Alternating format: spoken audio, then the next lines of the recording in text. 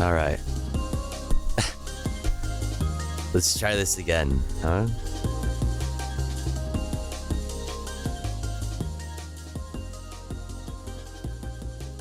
I don't know what the fuck happened.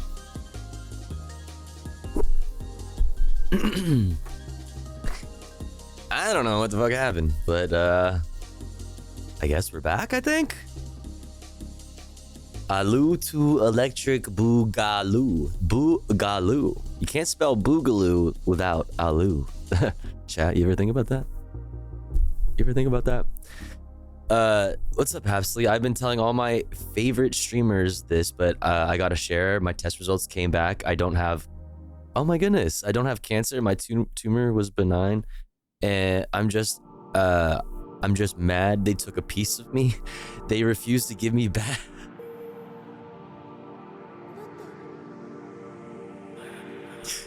They refused to give it back. I'm sorry.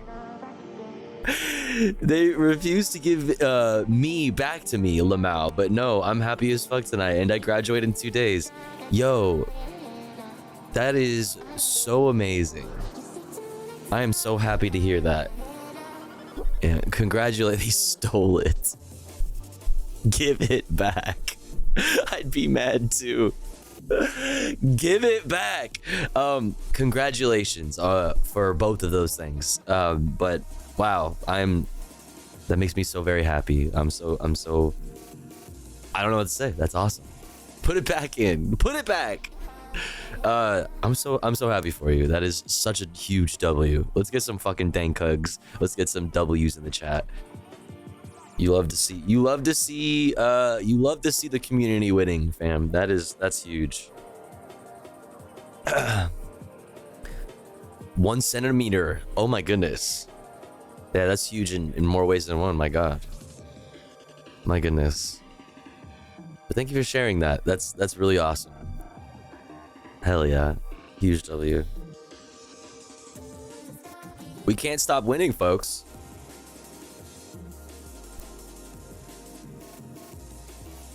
More like Wapsley. Got him. Got him. Got him. So you lost weight? Well, you didn't lose it. They stole it. So much winning.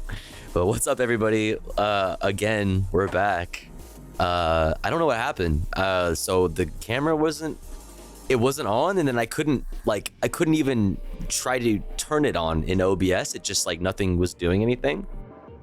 And so I had to pull the plug, dude. I had to make a more like Hap Slay. True. That's true. I had to make a fucking tough choice, dude. I had to pull the plug. You're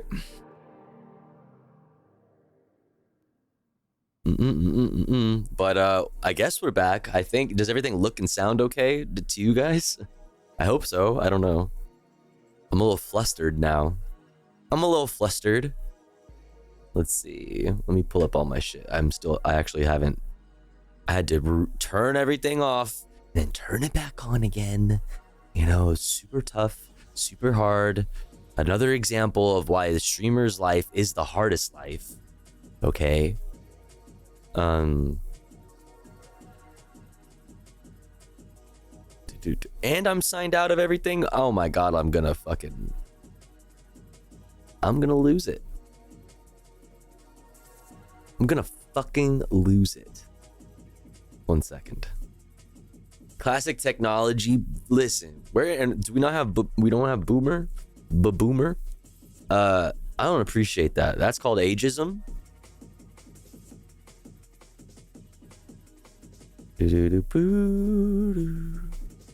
Gotta fucking two-factor authenticate these nuts in your mouth. You know what I mean? I got 2 factors for you that you should authenticate. Shut up.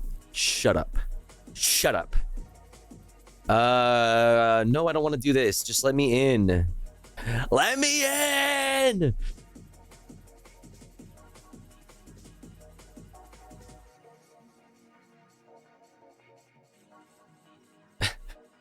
Eric Andre meme? Anybody? I've got a 6-digit chode for you.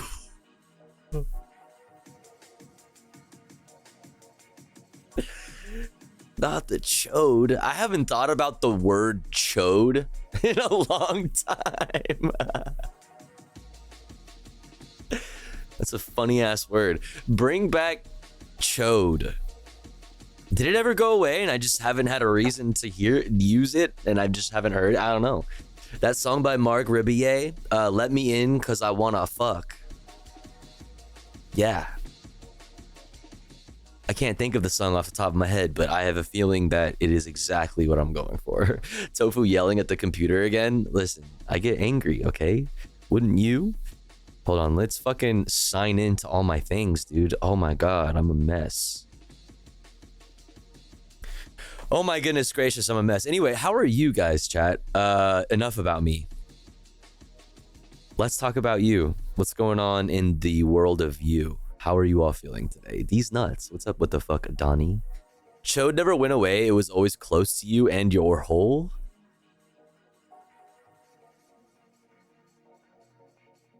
What?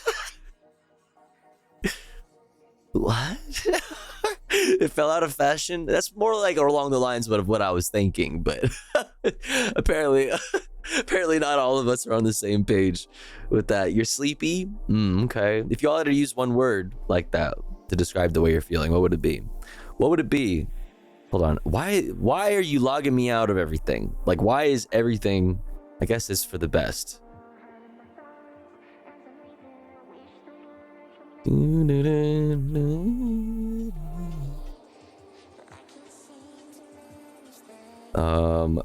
Yes.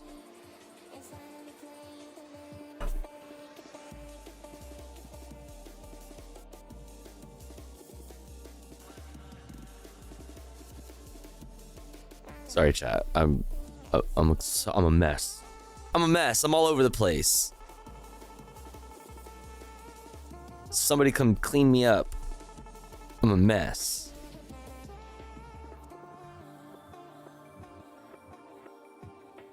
Yes, yes. Login alert. Yes. Yes, I know. Yes. Yes. Okay. Okay. Thirsty chatters, I am dead inside. Well, you're not dead in here to me, Swagger Dagger. It's good to have you here, but I know the feel. All over like an orc. I'm sorry, what? Mostly moist. That's 2 words. You can't. Well, I guess it's 1, but you use the whatever. 1 word. Warmth. Okay, I like that. Excelsior. Word. What is this? Tofu, stop rizzing us like that. Nobody is rizzing. The fuck is this? The fucking, is this Easter or some shit? Like I'm she is risen. Like the fuck is?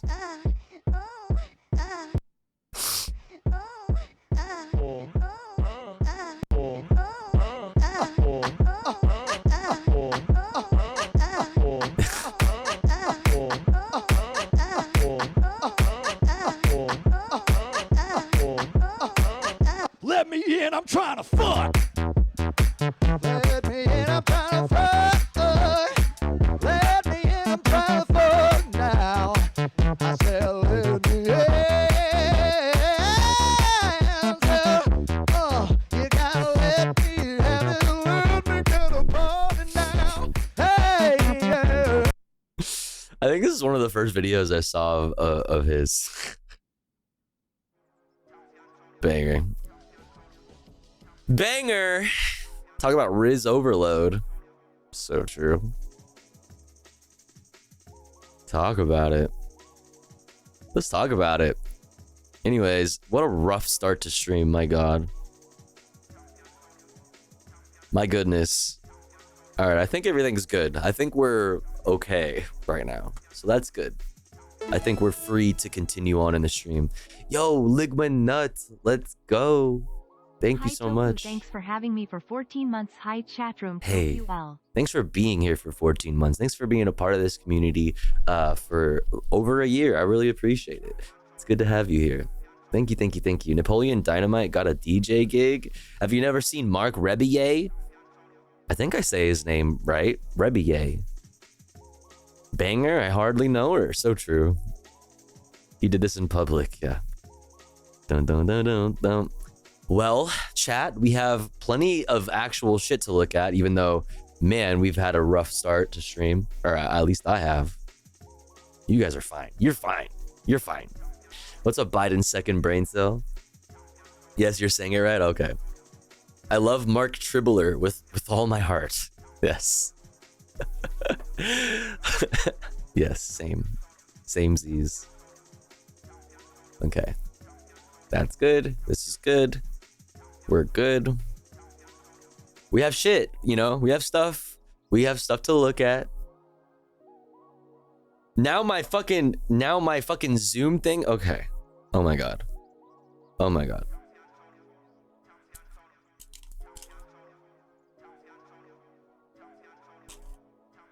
One moment.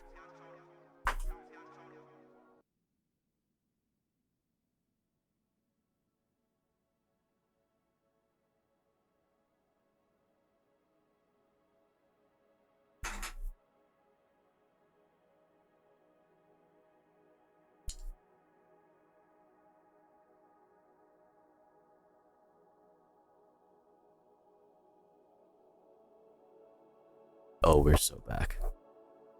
Oh, we're so fucking back, bro. What the fuck? We're back. This emote is so funny. The VO is so funny. VO fart. Oh, that's Neff fart. That's Neff VO? Wait, what?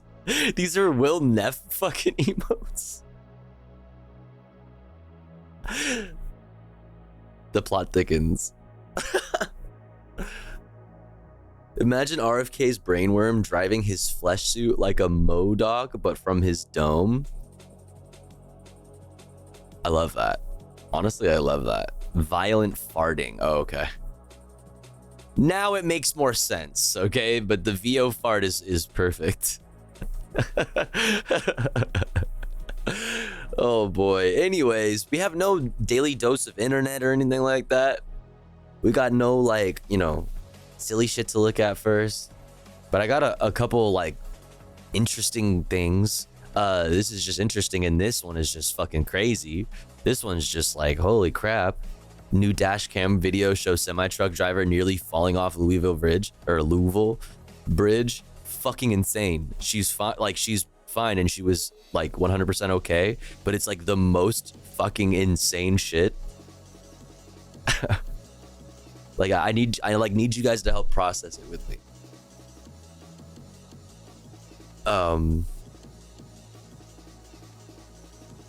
Why is everything all different right now? All my like little dashboard thingies are just like not doing their normal thing. No. Let's do it. Let's look at this.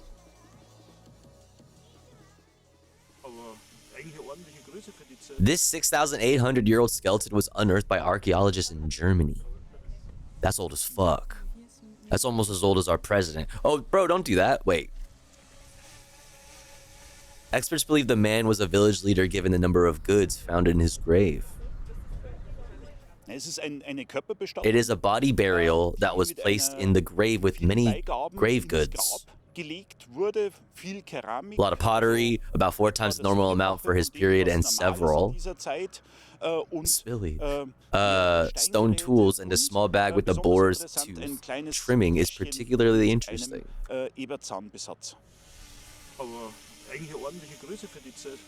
Is there a reason why they like dug this so perfectly? Like, is there like a reason for this, or they're just like they just felt like it? Like, why is it so perfect? I'm assuming that's like normal practice or some shit.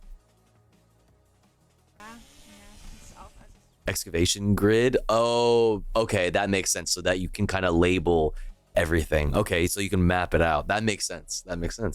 See, that makes sense. I just learned that today. All right, look at this fucking video. Okay, it's really scary, so you know, like, look away.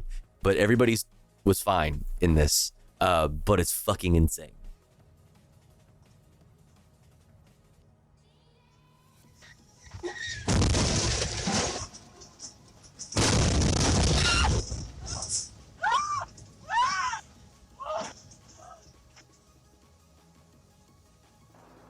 Bro, like, what the I can't even, I'm at a loss just trying to put myself in that fucking moment. Just like, oh my god, like that moment when everything stops and like you're like your seatbelt's like holding you in and shit. Holy fuck, all because some guy got impatient. Yeah, some dude just decided that he wanted to cut into opposing or oncoming traffic to get around somebody, and then cause this truck to swerve and lose control, and this fucking happened. Like, dude, that shit is, in 1 second you go from just being like chilling,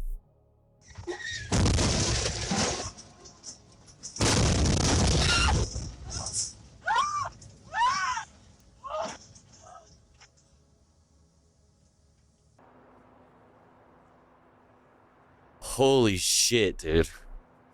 How long did she wait in the air? I have no idea, but they got her out. Like they rappelled down. Yeah, you can see it here.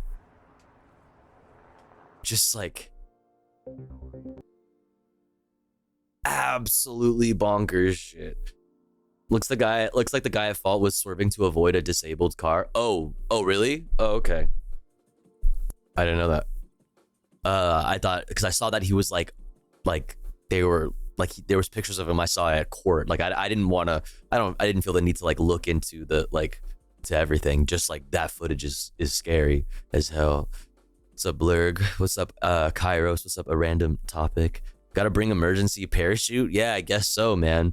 Bridges, bro? Like, Bridges are like not the spot to be hanging out. You know what I mean? Like, it's just not. Like, bridges and planes are just not where it's at right now. Being high up in the air is not with the business. Wouldn't have happened in a train. True. That's true.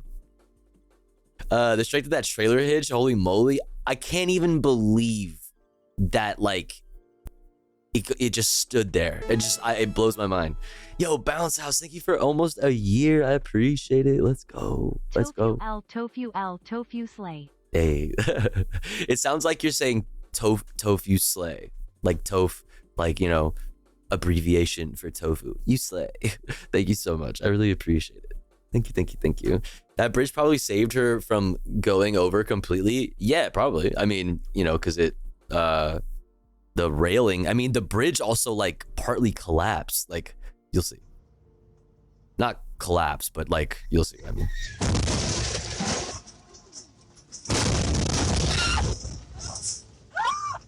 probably just because it hit the railing. But you can see how, like, right here, this shit is all like, this shit just is fucked.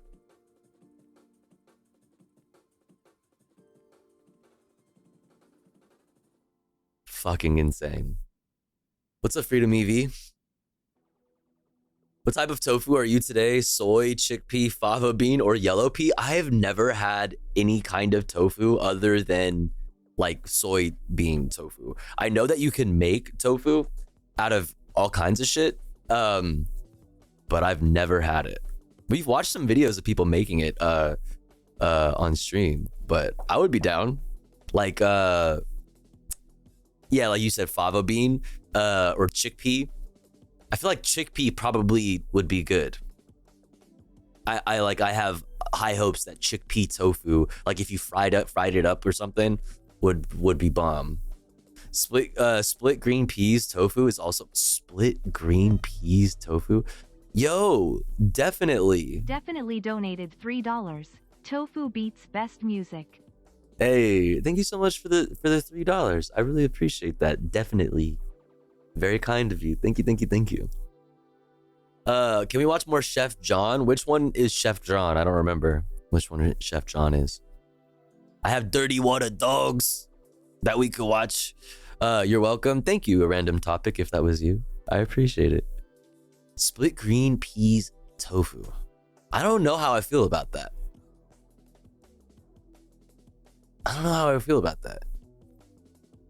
The guy with the weird cadence. Don't they all have weird cadences? I feel like you, in order to be a YouTuber, you really gotta have like a really specific voice, especially one that is like just weird enough in the right ways. You know what I mean? Where it's almost like something sour that you just like can't stop eating. I don't know. Dirty Water Dogs. Chef John, foodwishes.com, jingle, enjoy. Okay, I'm it's going right over my head. Pigeon pea? What is a pigeon pea? That's crazy. I mean, I guess it's just like bean things, like bean type things. Oh, what would be the word for that? Beans. They're not legumes, right? A legume is something different. I don't fucking know. But like that type of plant, you can like make a tofu type substance out of it pretty easily. Beans are legumes. Okay. Here's a fun one.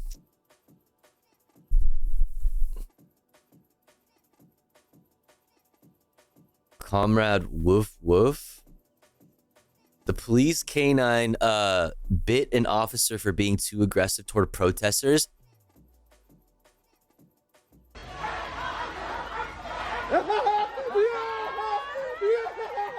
Get his ass!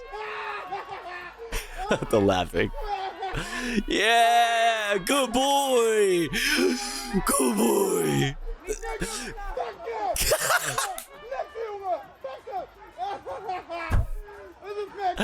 Good boy. Who's a good boy? Get his ass. Eat him. The dude laughing in the back makes it so good. He's having the best day of his life. Honestly, I'd be doing the same shit. Good boy. That's so awesome. That's so awesome. Comrade woof woof. Good chomper. Also, the fact that this was tweeted from We Rate Dogs. Wait, what? Wait, was... I didn't even notice that. It is. Oh my god. I just realized that. I just put that. Oh my god. That is actually awesome.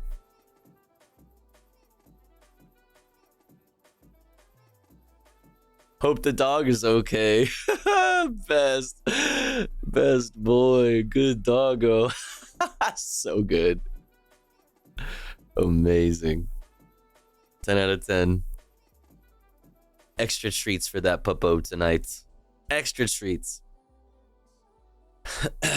Ugh, Tofu, is it fair to say I am getting tired of how the powers that be are treating our desire for peace with such neglect?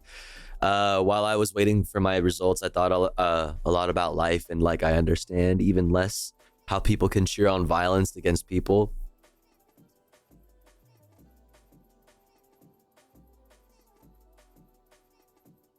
I really wish I had something thoughtful to say about that. I really wish I had something thoughtful to say. I mean, there are people who are they're people, but they're very disconnected from humanity. They're very disconnected from other people. And there's a lot of things happening there. That's for a lot of reasons, right? But it is that, like, some of us are more alienated than others in certain ways that, like, make you evil. Like, I really don't know what else to say about that. Yeah, some people are, dookie.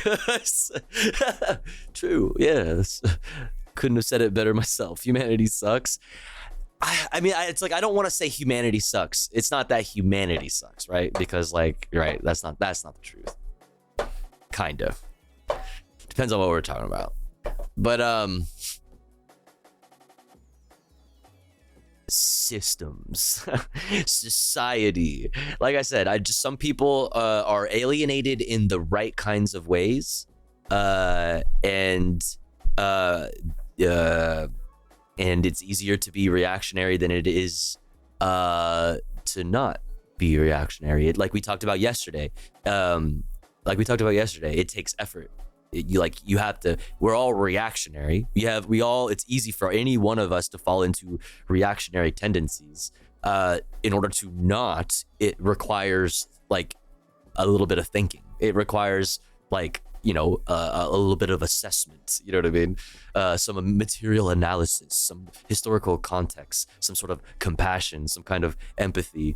It takes work to not be a reactionary, and then those of us who fall into that, and then maybe are born into positions of power or wealth and whatever, things like this. Yeah, I don't know.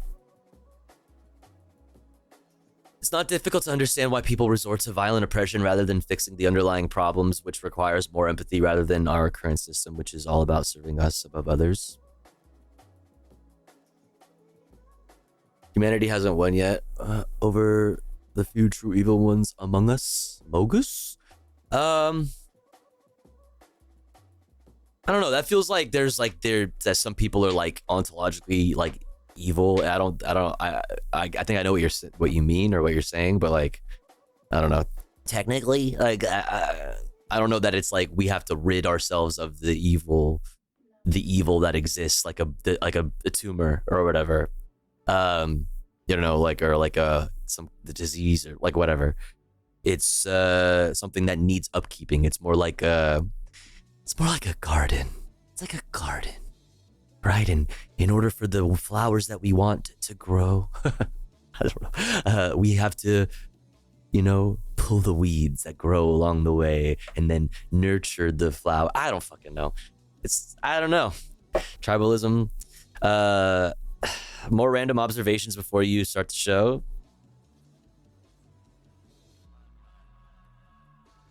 Bro, everything, I'm logged out across the board. Motherfuckers are trying to log me out, dude. My haters want me to log out, but I won't.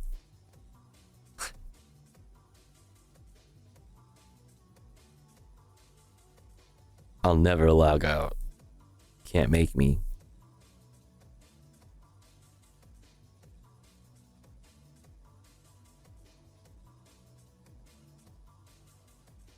You can't make me.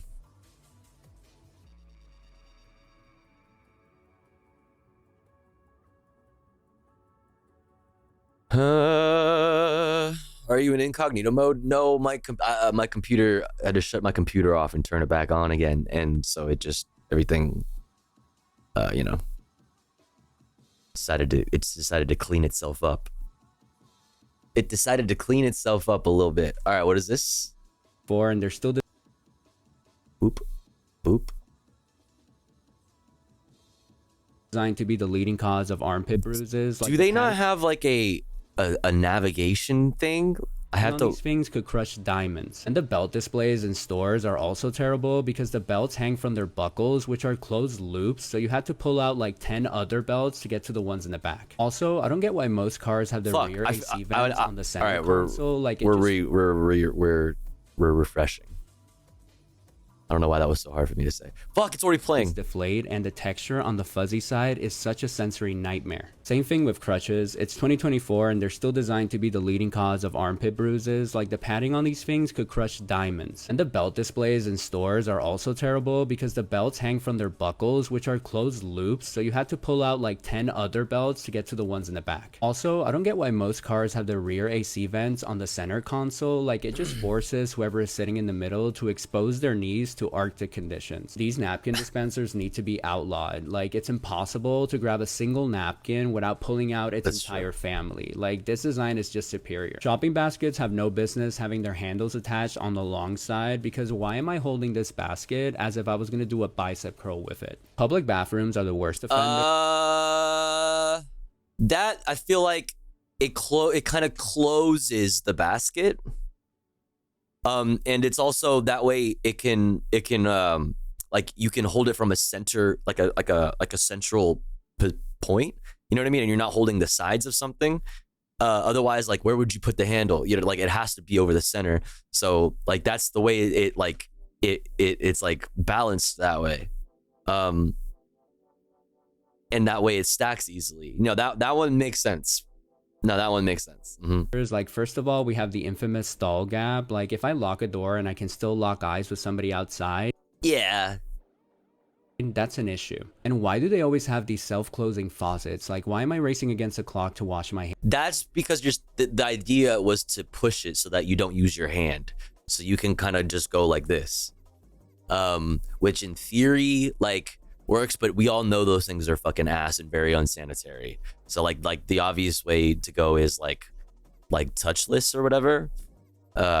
Hands, and the ones with motion sensors, like, do they ever work? Like, I swear if okay, yeah, but that, I mean, like, what, we're just complaining at this point. If you ever go to war with machines, I'm going after them first. There's one thing that's poorly designed in this world. It's air mattresses. Like, they always deflate, and the texture on the I've had good air mattresses. I mean, if you use it a lot. Yeah, I mean, if you use it, I mean, whatever's going on here, this one just needs to be inflated more. Like, it looks like this has been your bed for like maybe a solid half a year because you haven't gotten your bed yet or whatever. You know what I mean?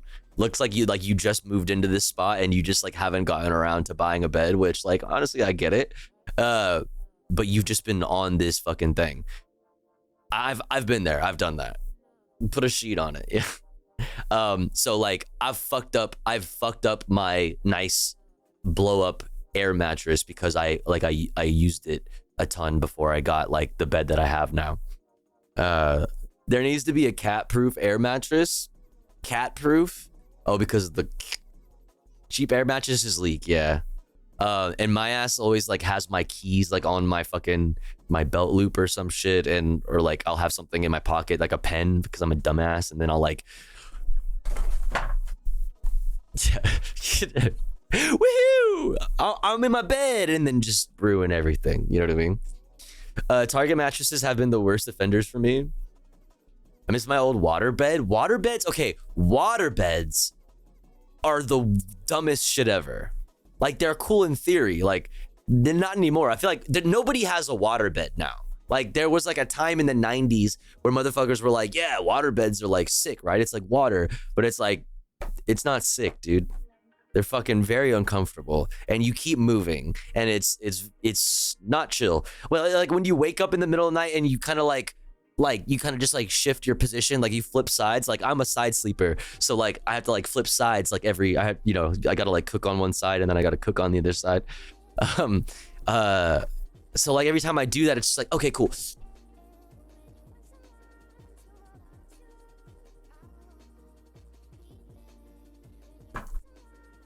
For fucking 30 minutes, and you're like, okay, I'm finally starting to stop moving. Like we're almost fucking there. I think I might be able to fall asleep sometime soon. It's so fucking annoying, dude. You think anyone tried to put fish in them? Oh, for sure. Wait, no, definitely. Absolutely people would put fish in them. Dude, the 90s. That was like absolute like fish tank, like in like your heels or like in a TV or like, you know what I mean? Like absolutely. Don't be drunk and be on a waterbed. Yeah.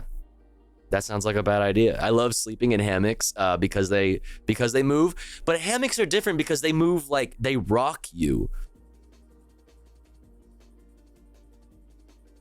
So if you're thinking of the 70s, am I thinking of the 70s? I mean, I feel like the 90s was such a hodgepodge. Like I could be thinking of both. You know what I mean? Just not the 80s. Hammocks are perfect for napping. Yeah, hammocks are perfect for napping. One, you're outside, right? Like it's like you're on a tree, like you're attached to a tree or something, or you're attached to something, which means that you probably are under shade, you know, so it's like really nice and it rocks you. Whereas the water is just like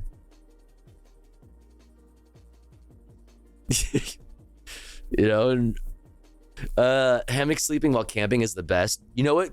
While camping is the best? Just fucking eating, period. Just like when you eat something outside, there's something like, not even just eat it outside. Like even actually, well, hold on. Let me step back a second. Just even eating something outside as opposed to inside, it's something like refreshing about it, you know? But when you cook it outside and you smell it and you're sitting out there and you've been walking around all day and like the sun has been beating down on you and you're like, you know what I mean? You're like, you're ready for some food. Oh my God. An outdoor glizzy hits. I'm always saying this. When you know, when the glizzy hits, it hits hardest when, you know, outside in public. Waterbeds are mid 80s to early 90s for Los Angeles. Midwest is a decade behind everything. Yeah, I feel like that. I mean, I don't know. I wasn't alive before the 90s, so I mean, you know, I guess that could have something to do with it. But I don't know. I just feel like you saw it in movies in the 90s all the time. You saw, like, I don't know, every time, I don't know. I feel like I would go to like a parent's friend's house and they have like water beds and like, I don't know, it's just like a thing. I don't know. Now they had waterbed still in the 90s. I mean, it was probably listen, okay, when was the waterbed invented? Now I need to know. It was probably invented a long ass time ago. Like the first time somebody ever slept on a pouch of water, you know what I mean? It was probably a fucking minute ago. But like, as far as when they became like highly commercialized or whatever, my high school ex had a waterbed. What's up, Lana? And your worst nightmare when one busted. Hey, yo. Waterbed, invented? No way.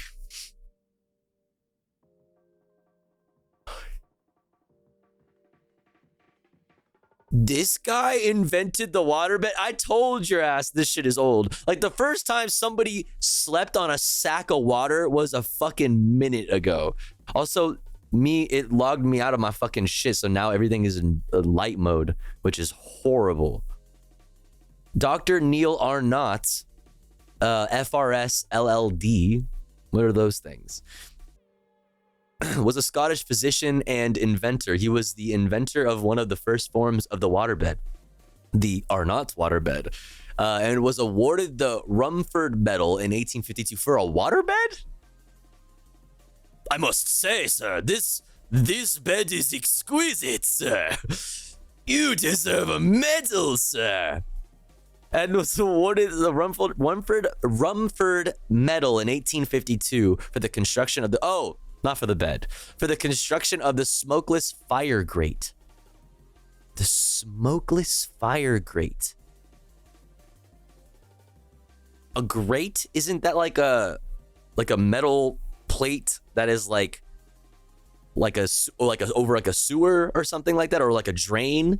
That's a grate, right? What the fuck is a smokeless fire grate? Yeah. As well as other improvements to ventilation and heating. Oh, he's an HVAC guy. He's an HVAC guy. Also, he invented the waterbed.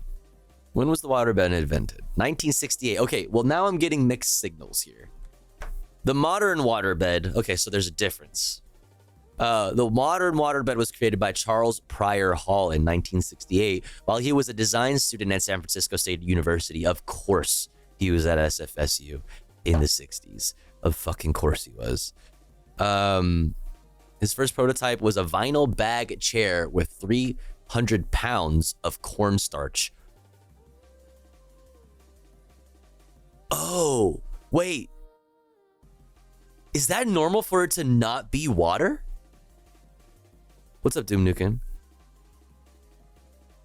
Wait. Has it always not been water? Cornstarch? I mean, that would make sense because it would move less. Or at least slower, or like whatever. Cornstarch. Why did waterbeds fail? There were many reasons the waterbed went out of style in the 1990s. Get fucked, everybody, including the weight of the beds. The process, the process of filling the beds up and the extensive maintenance waterbeds require. Though these problems have become lesser issues these days, some maintenance is still required. Can a cat pop a waterbed? Salted water? Vegan waterbed? As opposed to a non-vegan waterbed? Bro, what are you putting in your waterbed? The fuck?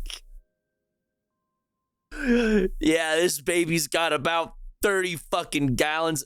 More than that, 60 something gallons of fucking milk. That's right, raw milk. Slaps it. This baby can fit so much damn milk in it. Ew. Non-ionized Andes salt. Lard bed. Ew.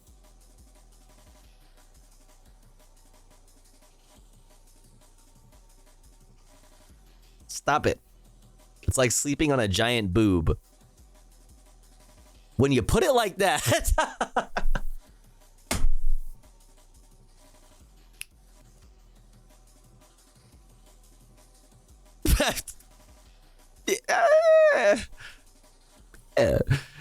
That milk is turning chunky in the summer, or butter. So what you're telling me is that it gets more comfortable with time. So it's genius. So yeah, you're basically you would literally be churning butter every day that you sleep, like slowly. You'd be churning it. Grocery shopping has never been easier. Yeah, bro. Yeah, you'll never have to get milk again. You just like go to the bowl. You just go to the waterbed and just like, let me just get some, you know? It leaks so well. So well. All right. Well, that was an interesting... That's an interesting... It's an interesting list unlock. 300 pounds of cottage cheese. Listen, somebody out there, you know what I mean? Somebody out there, you know, that's for someone. Someone out there would fuck with that. Sunlaw me good. You put in tofu water. I mean, tofu water is essentially just water. It's just got like a little bit of fucking soy in it. Just like me for real.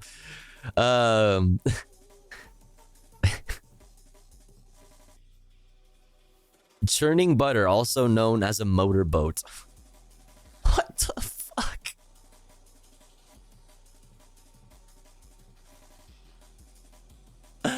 Holy. Did you see the bus hammock guy? The bus hammock guy. No. What's up, LWCN gamer? Welcome in. The bus hammock?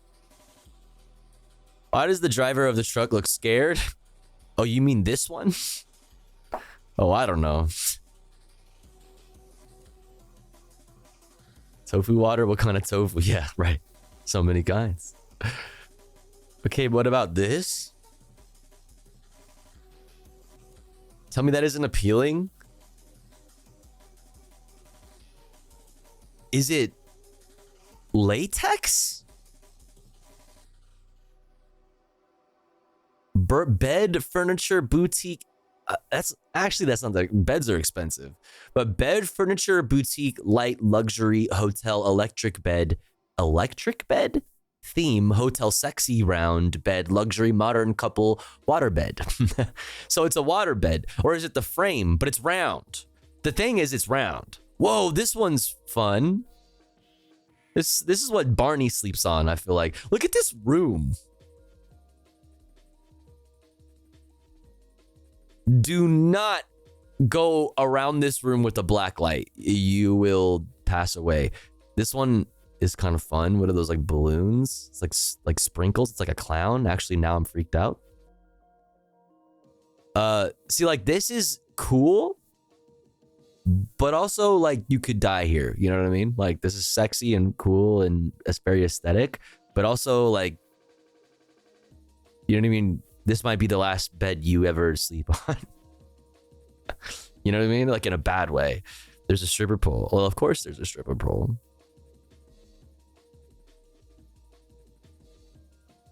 I mean, I gotta try it out, you know?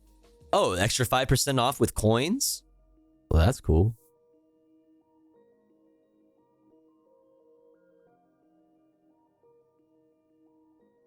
Okay, so this is it like in the wild. This is kind of interesting choice. I like the... Oh, it's a yoga ball. I thought that was like a pillow, but it's a yoga ball. The fuck was wrong with this era of sex couches? I mean, what era is this? Like, I feel like this is timeless, you know? I feel like this is timeless. Oh my god, everything being...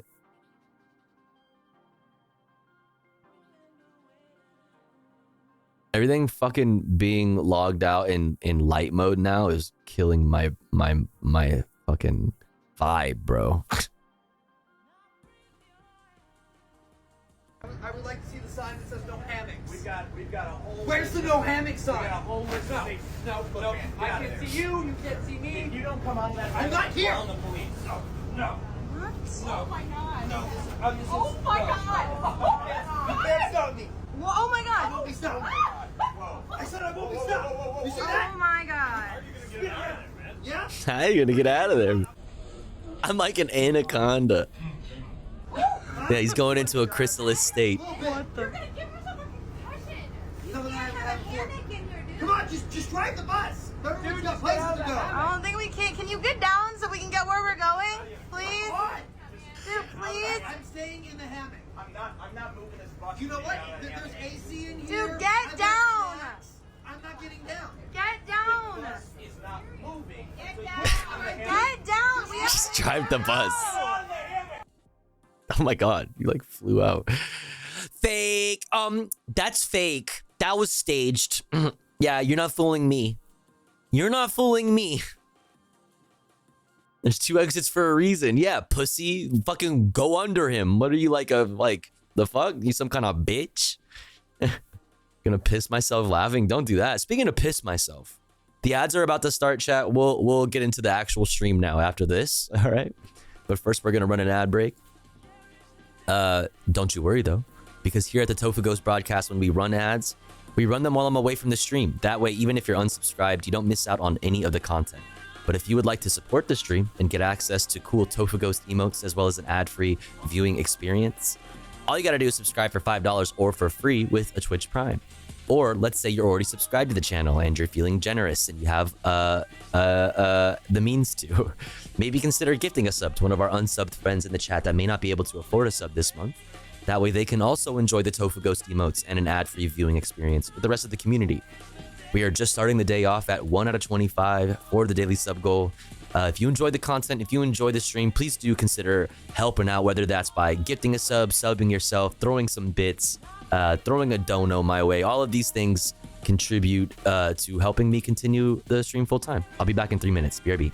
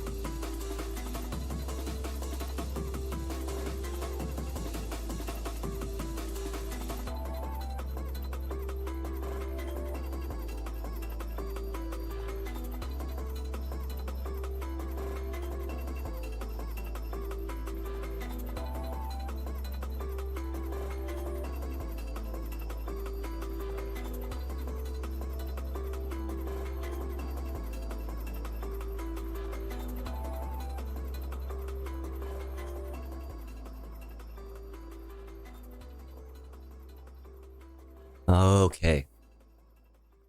We're back. Thanks for waiting. Thanks for hanging out. If you had to sit through the ads, thanks for sitting through them. I appreciate you. Because it does help out.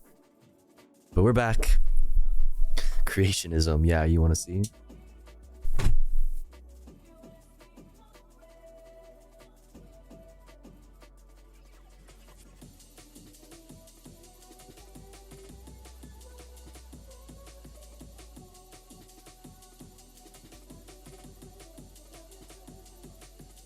It's like science,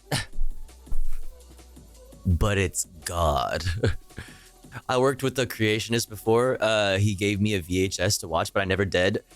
Oh my God. If you like had that still, do you understand how much gold that is? Like little old pieces of media like that. I mean, to me, that's like pure fucking gold. Okay, so this is a chud company, but this TikTok is heavily 90s. What? Saw this dude with a fanny pack shove a pack of jerky and 2 hoagies in his cargo pockets and heely away. Based? Whence? Yeah, good for him. Good for him. I hope he enjoyed it. I hope he enjoyed. All right, let's get into it, chat. Top 5 stories you need to know today from Reuters. Let's go. Number 1. Donald Trump and his allies lay the groundwork to contest a potential election loss in November. Even as opinion polls show the Republican presidential candidate leading in battleground states. Number 2. Xi Jinping and Vladimir Putin agree to deepen their strategic partnership, while condemning the US for a series of moves that they say threaten China and Russia.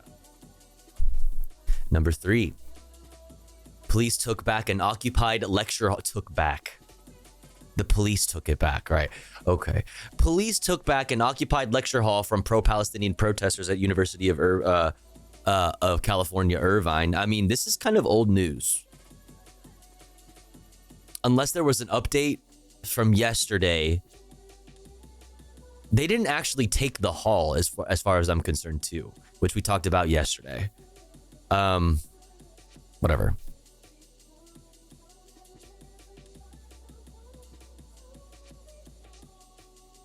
Cleared a student encampment that stood for more than 2 weeks.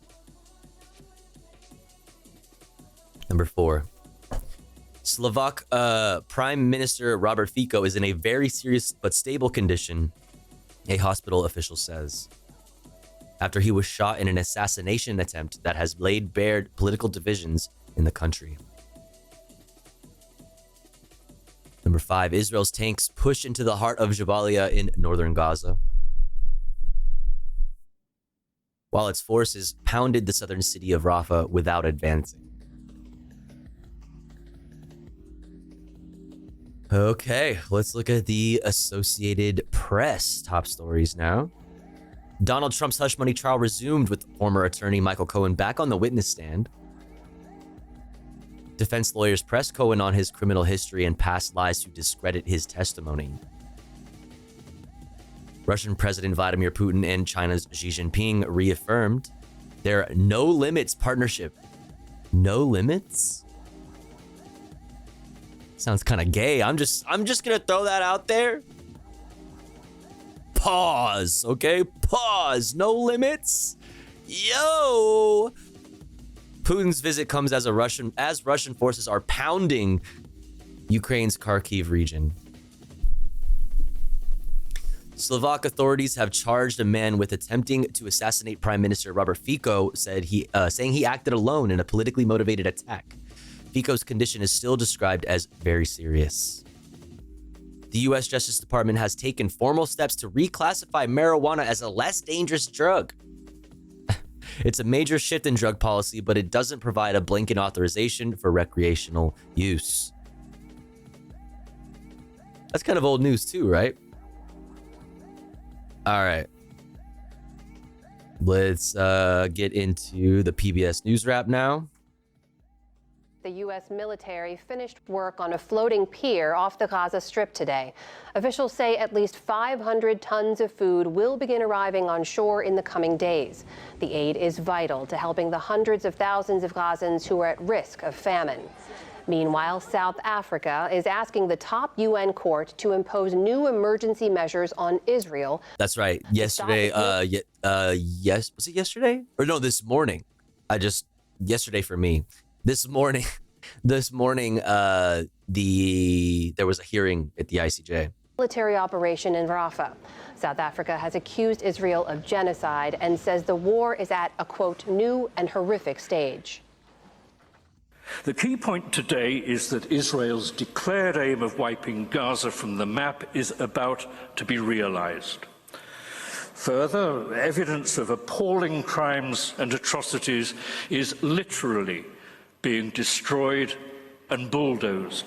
In response, Israel's foreign ministry said today that South Africa was presenting biased and false claims. Oh, come on. And called on the International Court of Justice. What is the bias? What is the bias? Like, what do you mean they're biased? Everybody's biased, of course. Everybody's biased, but what do you mean by that? Like, what is bias about it to you? It's like, they would say anti-Semitism, but like, come on, dude. I wouldn't trust any US-made infrastructure. Their record is not good lately. Xi saying Russia has no limits sounds a lot like Biden saying Israel has no limits to me. I mean, I get where you're coming from on that.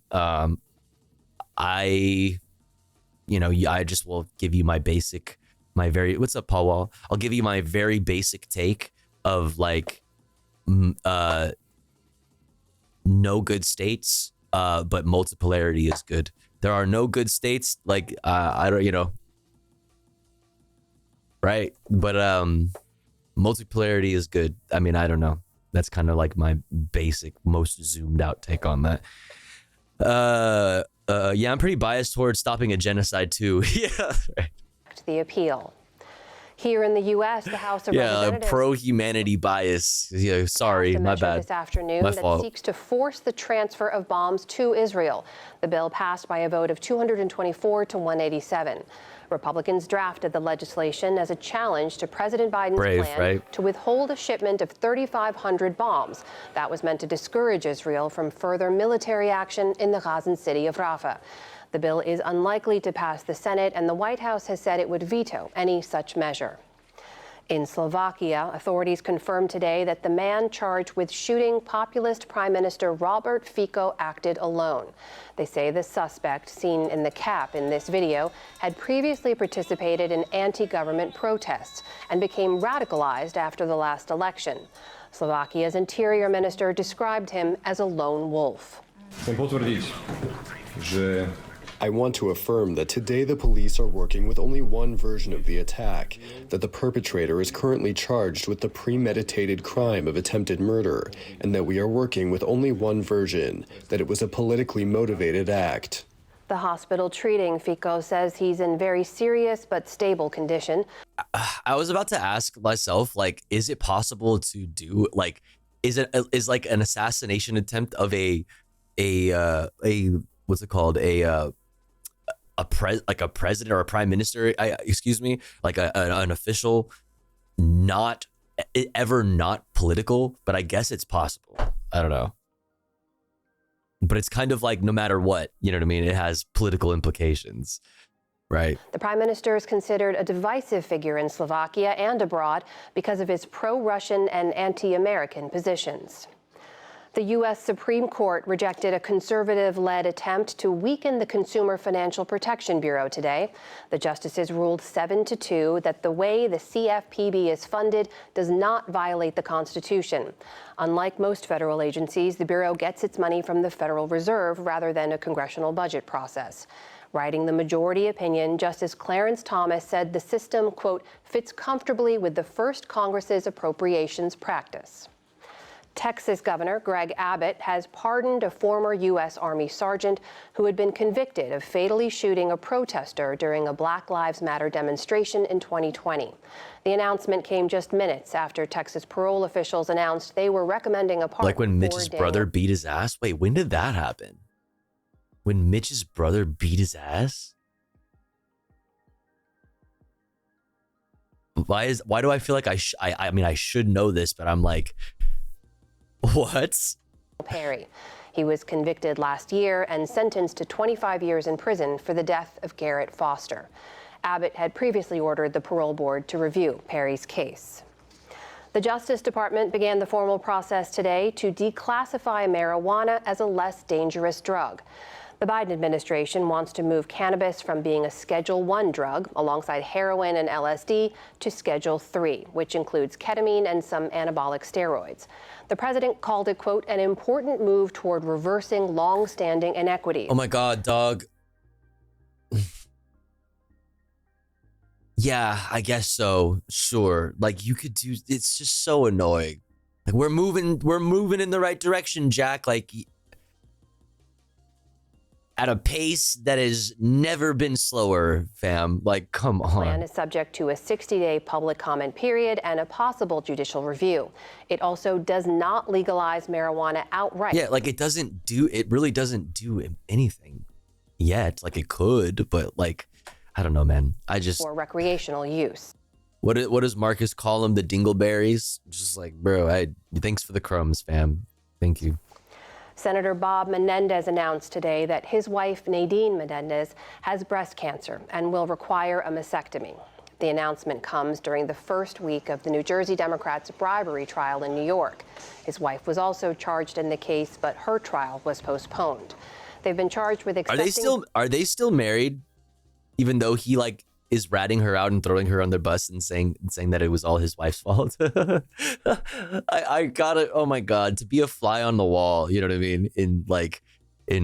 Behind closed doors, to hear these people like talk about what the fuck they got going on. Just fuck. Everyone and their dog is already getting high on Delta 8. Regardless, legalization is a no-brainer. Yeah, like it's so simple. It is so simple. Oh my God, because then you could be like jobs, Jack, and you know, jobs and economic stimulus and taxes and bribes in exchange for using his position to help foreign governments. Both have pleaded not... I demand Tofu Menendez impersonation. What do you mean? Bobby Gold Bars? You talking about old Bobby Gold Bars Menendez? You talking about the boss? Charges. That's old Bobby Gold Bars. Leaders of China and Russia reaffirmed their no-limits partnership in Beijing today. In Tiananmen Square, President Xi Jinping rolled out the red carpet for Vladimir Putin at the start of their two-day summit.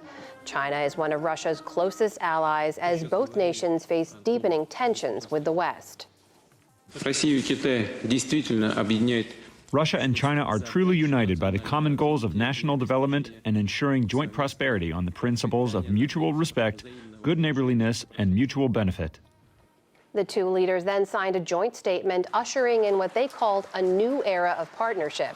That includes a shared opposition to the United States on a range of security issues. I mean, yeah, like obviously. You know? Mr. Putin also thanked his host for his proposals on ending the war in Ukraine. Kyiv and its Western allies have rejected those suggestions. They say Xi's stance largely follows the Kremlin line. On Wall Street today, the Dow Jones Industrial Average, the index had Nasdaq dropped 44. The late Reverend Billy Graham, one of the most powerful Christian evangelists in American history, now resides in the U.S. Capitol Statuary Hall. Prominent Republicans joined Graham's family. Wait. S&P 500 gave back 11. And a sculpture of the late Reverend Billy Graham, one of the most powerful Christian evangelists in American history, now resides in the U.S. Capitol Statuary Hall. Why? Why does he get a statue? Why did they give him a statue? Why? Prominent Republicans joined Graham's family today to unveil his bronze 7-foot-tall likeness. Graham died in 2018 at the age of 99. I mean, it's been a few years, but you know what I mean? Like...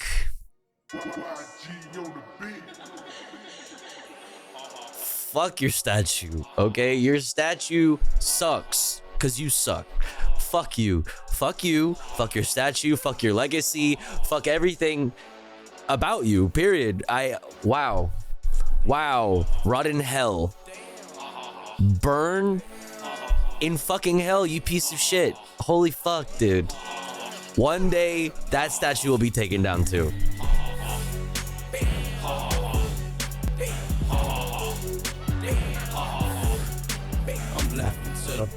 Like, fucking bitch. Bitch ass motherfucker. Why? It's so cringe. On the News Hour, a look at the lasting legacy of Brown versus Board of Education 70 years after the landmark Supreme Court decision. Lawmakers grill the chair of the FDIC after a report finds employees were harassed and mistreated at the agency. And an emergency room doctor discusses his new book on treating trauma and violence. Word. Okay, let's keep it moving. Democracy, right fucking this now. This news is funded by viewers like you. Like you. Please support our work at democracynow.org/give. Welcome to Democracy Now! Democracynow.org, the War and Peace Report. I'm Amy Goodman. The International Rescue Committee is warning the scale of the crisis in southern Gaza defies imagination as Israel intensifies its attack on Rafah while key border crossings remain shut down. More than 600,000 Palestinians have fled Rafah despite having no safe place to go. Another 100,000 have fled to the north. Overnight, Israel deployed an additional commando brigade to Rafah. This is a Palestinian woman in Rafah who's mourning after Israel killed her husband and her son.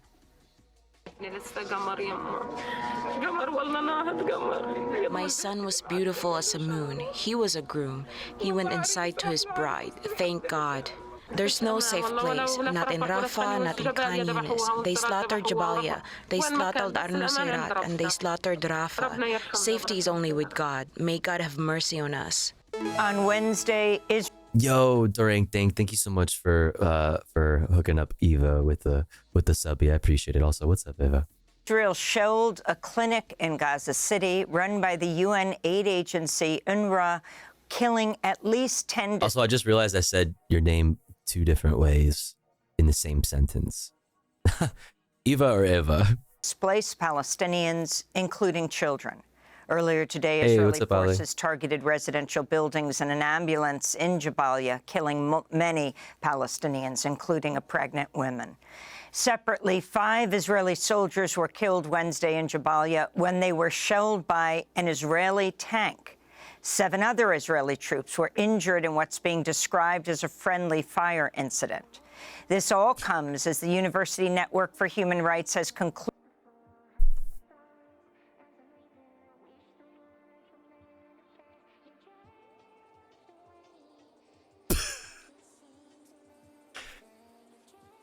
Dude, you guys suck. Dude, you suck. Pull the song back up.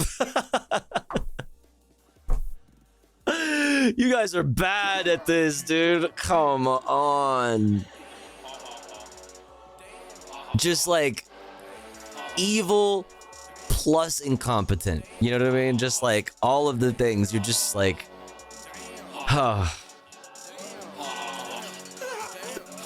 God damn, dude.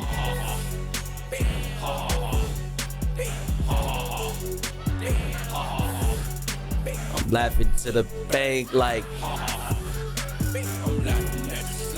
that's crazy, dude. You guys, Included in a major report, Israel's committing genocidal acts in Gaza. The report was like, if you need, here's some more evidence for you that a lot of fucking, civilians are being killed. You know what I mean? As if you even needed more. Like, yeah, of course the IDF shot down 3 Israeli hostages. You know what I mean? Of course they did. Bro, they fucking shoot each other. They don't know what the fuck's going on, dude. They're just like a bunch of conscripts. Like, Jesus Christ, bro. In partnership with law school human rights clinics at Boston University, Cornell, Yale, and the University of Pretoria in South Africa.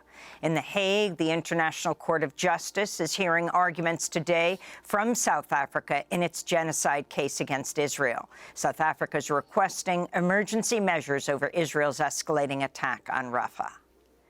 Israel's defense minister, Yoav Gallant, has publicly challenged Israeli Prime Minister Benjamin Netanyahu over Israel's future plans for Gaza.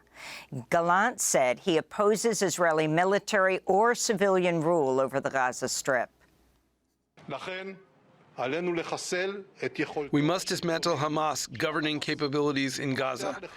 The key to this goal is military action and the establishment of a governing alternative in Gaza. In the absence of such an alternative, only two negative options remain: Hamas rule in Gaza or Israeli military rule in Gaza.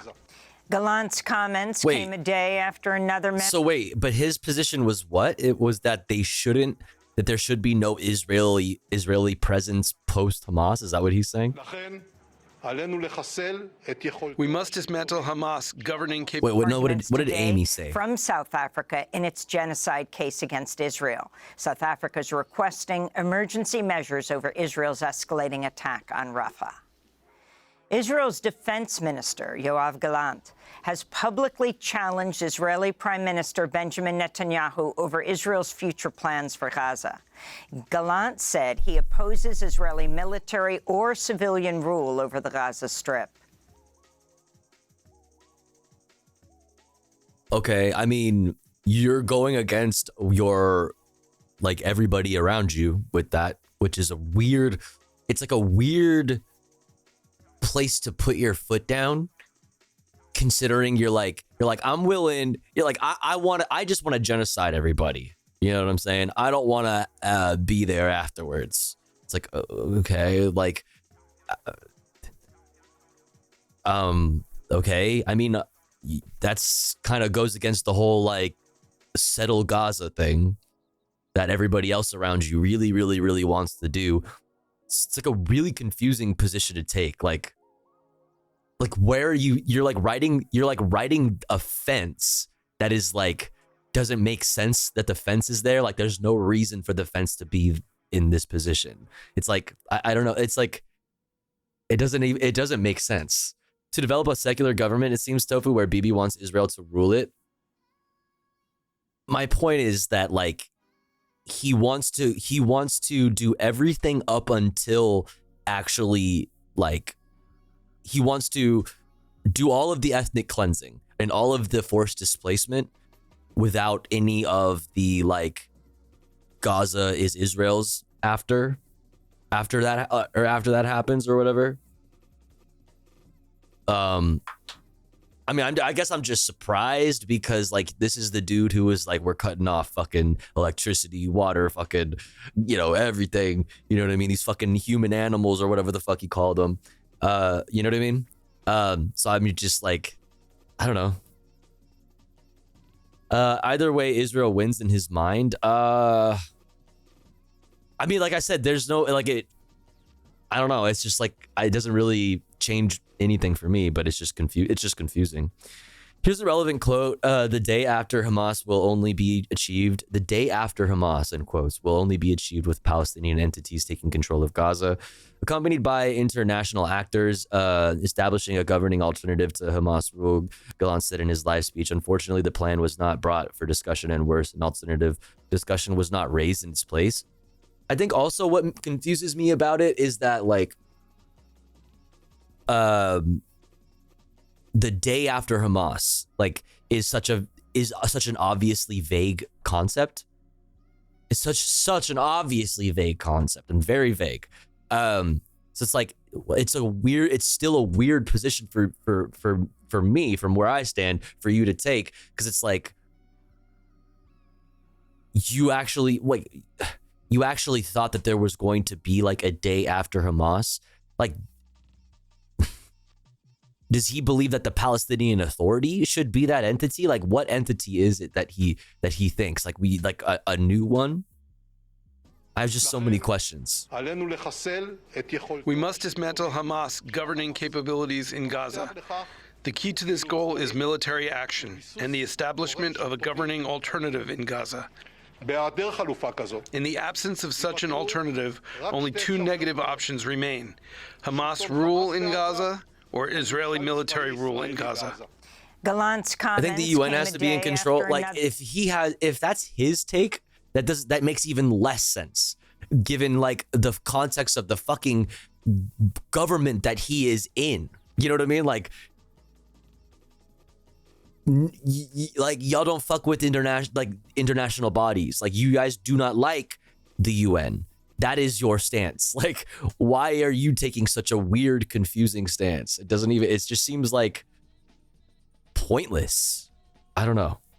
But like I'm also stupid. So what the fuck do I know? Day after Hamas would mean taking out Biden also.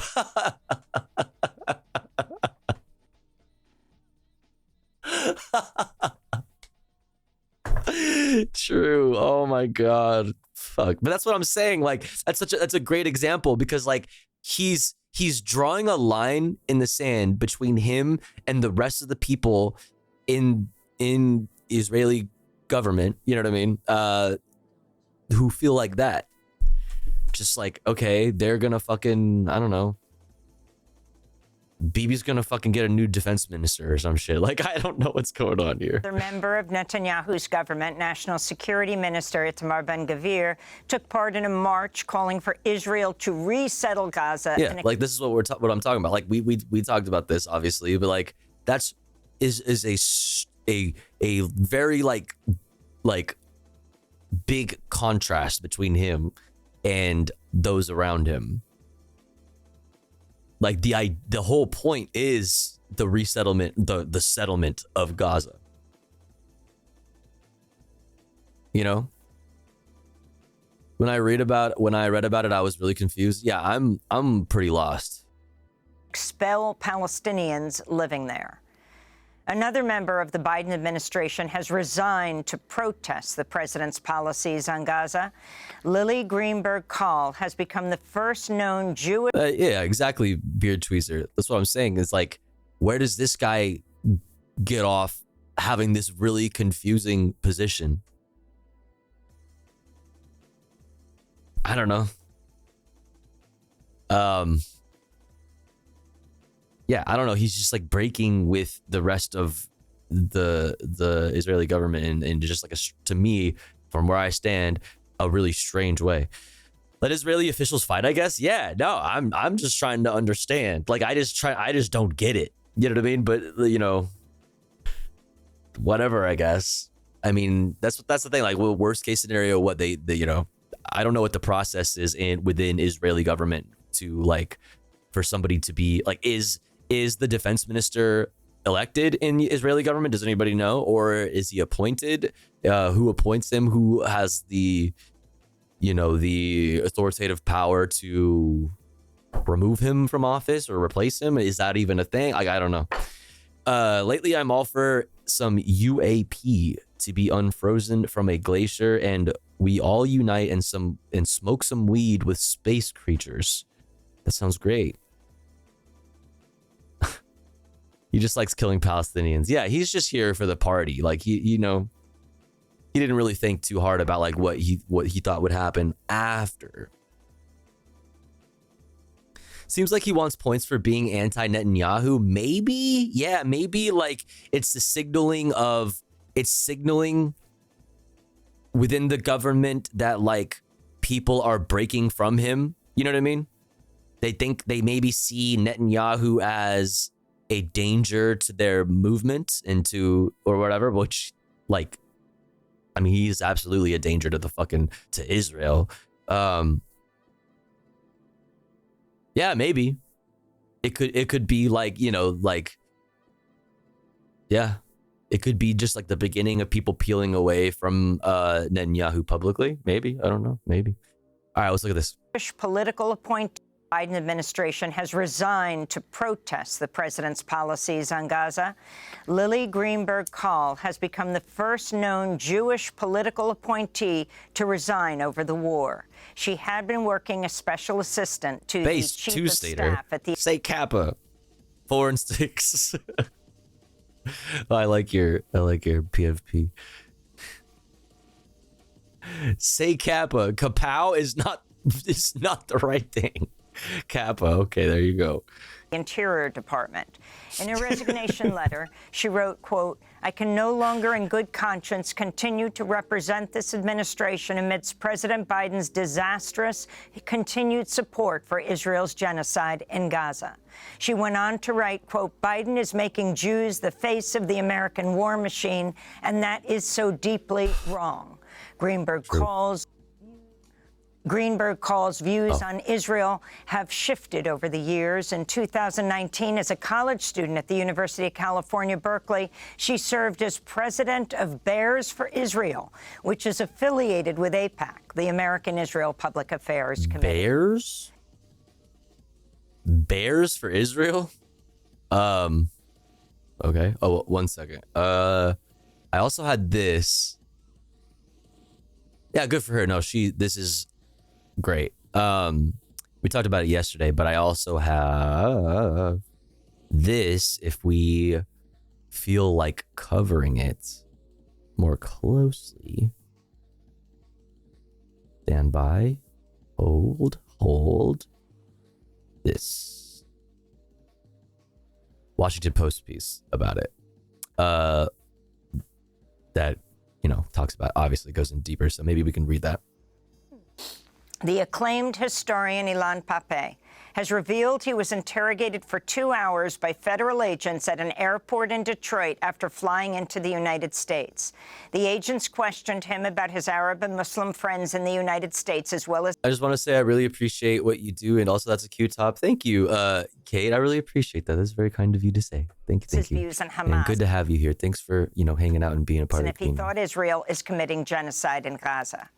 Professor Pappé said he was allowed to enter the U.S., but only after agents copied the contents of his phone. Meanwhile, in Europe, Germany's lifted a travel ban on the renowned British-Palestinian surgeon Ghassan Abu Sita, which had prevented him from traveling around Europe to talk about what he witnessed in Gaza. In April, Germany initially barred Abu Sita from attending a Palestinian Congress in Berlin that authorities later shut down. Student-led protests across the United States are continuing. Graduating students have highlighted the plight of students in Gaza as they deliver end-of-year... I also have a crop top on, an inspired one. Look at mine. Okay, so mine, it says Fort MacArthur, San Pedro, California. But on the back...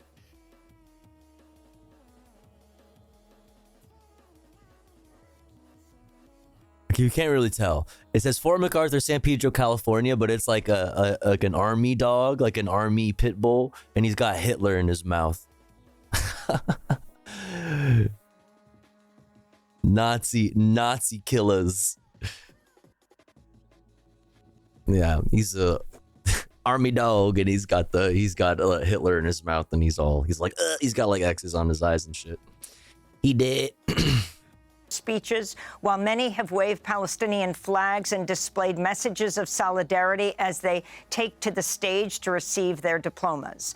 At Barnard College here in New York, students wore red poppies on their gowns, each with the name of a slain Palestinian child, and refused to shake the hand of President Laura Rosenberry. Meanwhile, prominent Israeli journalist Amira Haas addressed Columbia Journal. God, that's gotta be awkward for her, and I hope it hurt really bad. Everybody just walking past you and just like dancing around with Palestinian flags. Fucking based and get fucked. Like you should. I hope you feel really awkward. Yeah, I hope it was absolutely painful standing school there. Graduates Wednesday. The journalism that I chose to practice is based on the refusal to see injustice as normal, the refusal to normalize it to a point that we do not see it. This is exactly what the students here in Colombia and in so many other campuses in the US and now in Europe have been doing. refuse to accept hell as normal. New school students on Wednesday took over their university's Welcome Center, renaming it the Lema Center in honor of Lema Jammous, a 9-year-old famous in Gaza for her journalistic reports. In California, the president of Sonoma State University, Mike Lee, has been placed on leave after he announced the school had agreed to an academic boycott of Israel following talks with student protesters. They said nope. The chancellor of California State University has accused Lee of insubordination. Insubordination. They said nope. Nope. You're out of here. California, police raided an encampment at University of California, Irvine, arresting at least a dozen demonstrators. This comes as UC student workers voted Wednesday to authorize a strike in response to the use of force in dismantling the UCLA encampment earlier this month in violation of their labor rights. Meanwhile, the Harvard Graduate Students Union filed a federal complaint against Harvard for surveillance and retaliation against their protest. And a judge in Rhode Island has rejected trespassing charges against 41 Brown University protesters. The judge said, quote, "I think this is a reflection of what nonviolent and peaceful resistance, frankly, is supposed to look like." The Prime Minister of Slovakia has survived an assassination attempt. Robert Fico is reportedly in stable but serious condition after being shot 5 times Wednesday. A 71-year-old suspect has been detained in what authorities are describing as a lone wolf attack. Fico is a populist leader who's an ally of Hungary's Prime Minister Viktor Orban and Russian President Putin. Slovakia's President Zuzana Kaputova said the shooting was an attack on democracy. A physical attack on the Prime Minister is primarily an attack on a person, but it is also an attack on democracy. Any violence is unacceptable. The hateful rhetoric we witness in society leads to hateful acts. Please, let's stop it. The Netherlands is set to see its most far-right government in decades after the populist leader Geert Wilders announced his anti-immigrant Party for Freedom is forming a coalition with 3 other parties 6 months after the victory in parliamentary elections. But the Islamophobic Geert Wilders will not become the new prime minister after agreeing to forfeit the Someone tried to assassinate a fascist. Position as part of negotiations. He's still expected to wield significant power over Dutch politics. A crackdown on asylum seekers. 71-year-old suspect, was it Liam Neeson? Now in my head canon, it was Liam Neeson. Yeah. Is widely expected. You know, I could see Liam Neeson playing this guy in a movie. Geert, whatever his last name is again. I feel like they got similar vibes. Politics. A crackdown on asylum seekers is widely expected. Russian President Vladimir Putin and Chinese President Xi Jinping are meeting in Beijing as Russia wages a new offensive in northeast Ukraine. Last week, China put out a 12-point peace plan to end the war in Ukraine. Earlier today, Xi said China, quote, hopes for the early return of Europe to peace and stability, unquote. Xi and Putin also... Wait, is this them, like, together?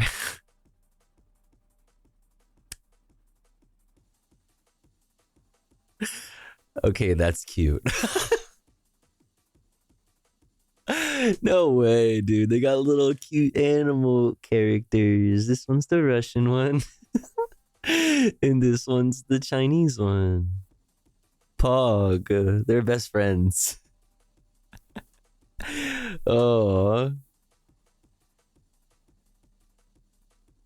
Seems like China wants peace. China does want peace, and I think that China. Well, here's what I think. At the very least, I think that it's in everybody's best interest, for there to not be, conflicts in the region, right? I think ultimately, well, maybe not everybody's best interest. You know what I mean? As far as these states go,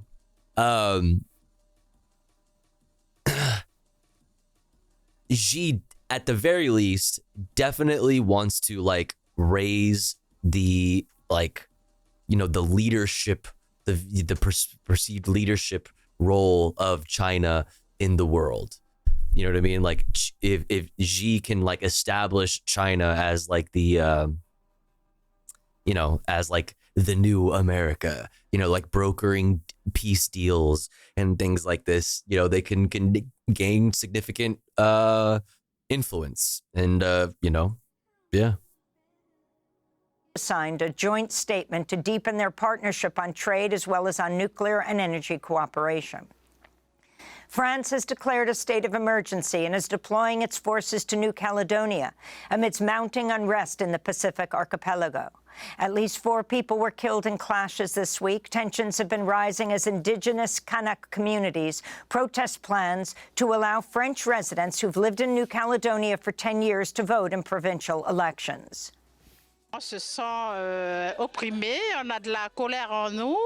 We feel oppressed. We are angry. Everything is taking place over there in France. And us, we are wondering, are we being heard, the Kanak people? Some 40% of the population of New Caledonia is Kanak, but the island remains under French rule since its colonization by France in the 19th century. Many young people seek full independence from France. In Argentina, LGBTQ and women's rights activists are accusing the government of far-right populist Javier Milei of fomenting violence and hate after a man set fire to 4 lesbians, killing 3 and seriously injuring the 4th. What? In one of his first acts as president, Milei shut down the government office that deals with hate crimes and banned the use of gender-inclusive language in the military. Jesus Human Rights Watch is Christ. hailing a monumental victory after a Swiss court convicted former Gambian Interior Minister Ousmane Sonko for crimes Holy fuck, man. against humanity committed under the dictatorship of Yahya Jammeh. Sonko was sentenced to 20 years in prison for his role in torture, illegal detentions, and unlawful killings between 2000 and 2016. He's the second ex-Gambian official convicted in Europe for international crimes committed in Gambia after a former death squad member received a life sentence in Germany last year. In U.S. election news, the Supreme Court has restored for now a Louisiana congressional voting map that includes 2 black majority districts. The ruling upholds a map drawn in January, which introduced the 2nd black district, and it overrules a federal court ruling that blocked that map in late April. Wednesday's Supreme Court decision comes as a major win for Democrats who are hoping to retake control of the House in November. And President Biden and Donald Trump have agreed to 2 presidential debates. The first debate will be hosted by CNN on June 27th without a live audience. The second debate is scheduled for September 10th, hosted by ABC. You know that was the Brandon administration's like request. You know it was, dude. They don't want people showing up and saying Free Palestine or something like that. There's going to be somebody, you know, there's like protests are happening like crazy. It's like a thing. They've been, you know, locking down their like public appearances and things like that and limiting who is able to attend. And yeah. News. Man. The campaign's opted They said it was Trump's request. Okay. All right. Arrange the debates directly with the networks instead of the Commission on Presidential Debates, which has set up every presidential debate since 1988. If the debates go ahead as planned, June's event would be the earliest ever presidential debate and come before either candidate is officially nominated. I feel like the crowd distracts. Yeah, I mean, I'm not mad at it. You know, if it means that they're going to be able to actually like, you know, sit there and talk for a while about policy. Yeah. Parties' conventions. And those are some of the headlines. This is Democracy Now! DemocracyNow.org, the War and Peace Report. I'm Amy Goodman. And this is Norman Sheik. Welcome to our listeners and viewers across the country and around the world. Democracy Now! Is funded by viewers like you. Please give today chat. At democracynow.org/give. /give. Okay, next up, chat. You know, where am I? Hello?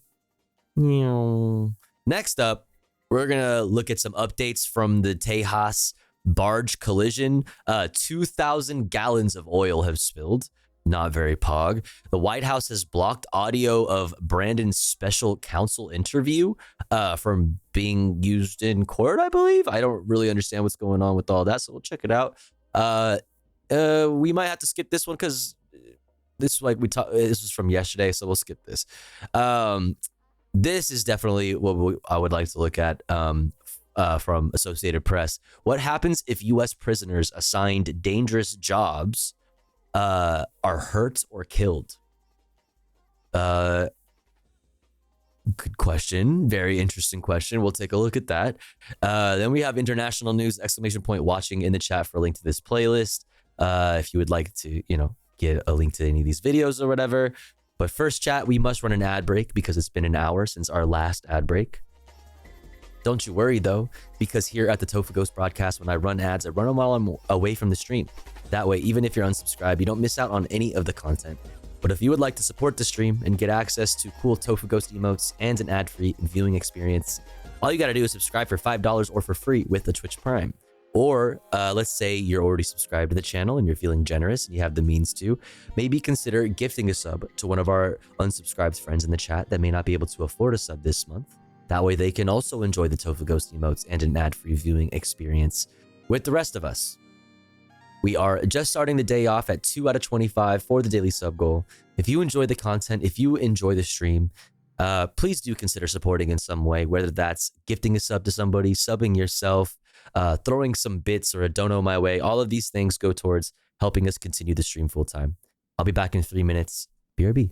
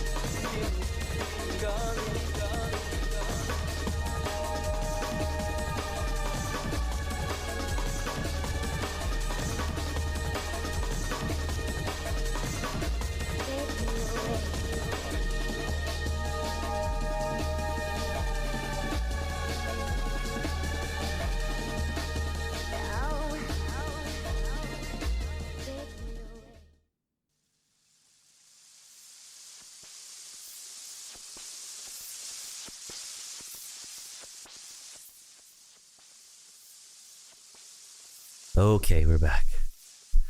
Thanks for hanging in there. Thanks for sitting through the ads. But we're back. Let's get into it. Okay. Dun-dun-dun-dun-dun. Where were we? Yes, right here. Let's check this out. Texas barge collision may have spilled up to 2,000 fucking gallons of oil. That's not At approximately seems 10 bad. a.m. on Wednesday, the barge MMLP 321 alighted with the Pelican Island Bridge due to a break in the coupling. The collision caused one of the cargo tanks to be compromised and the vacuum gas oil spilled to the water. The amount is still being determined, but the source has been contained.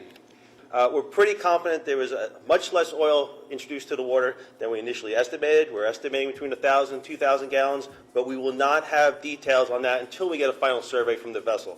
We've recovered over 605 gallons of oily water mixture from the environment, as well as an additional 5,640 gallons of oil product from the top of the barge that did not go into the water.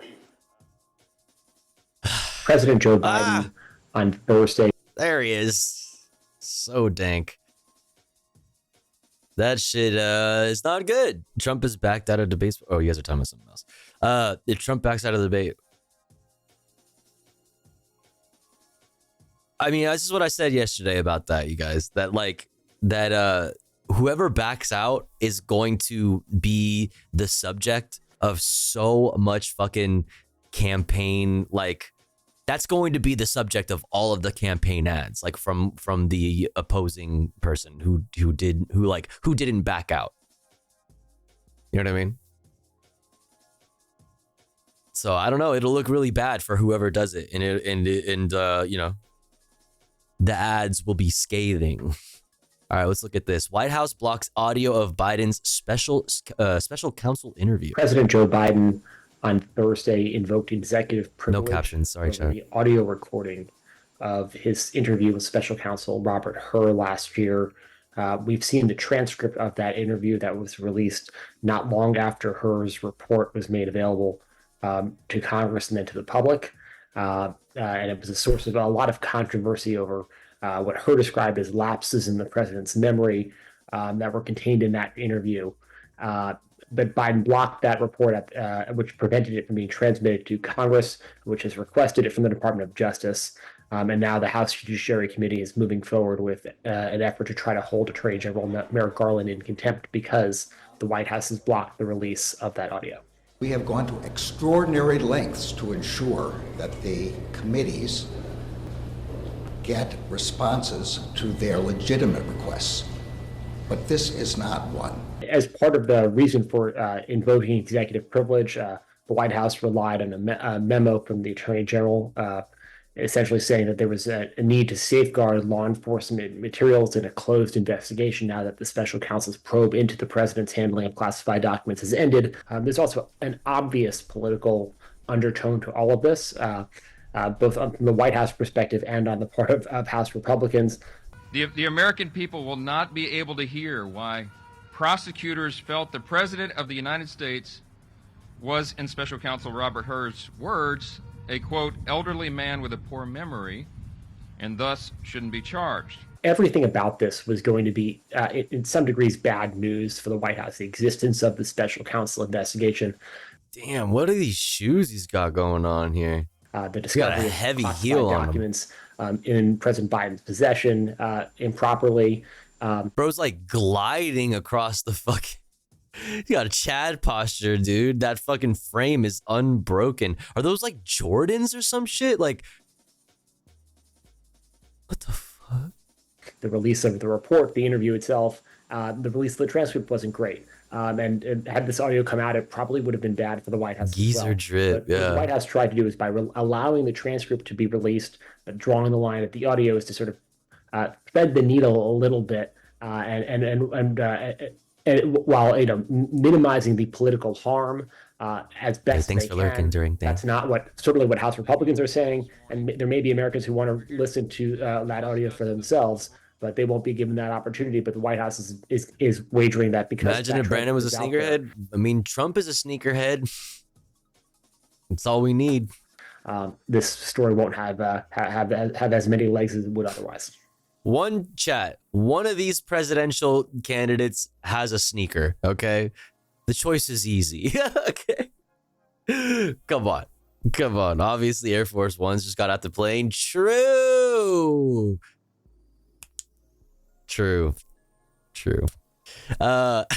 We need Biden to go after the sneakerhead demographic. That's right, dude. Imagine if Biden or Trump was conscious. I can't do that. I can't imagine that. What's up, Vision Man? All right, let's look at this. What happens if U.S. prisoners assigned dangerous jobs are hurt or killed? Okay. I haven't seen it yet, obviously, but like my first impression is like, I feel like you're asking at this point, you're asking the question too late. You know what I mean?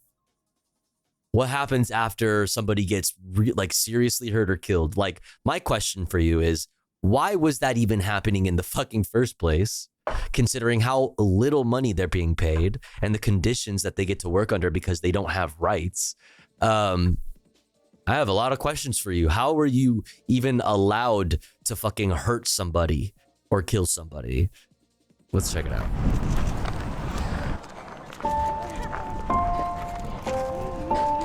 What's up, Sisyphus?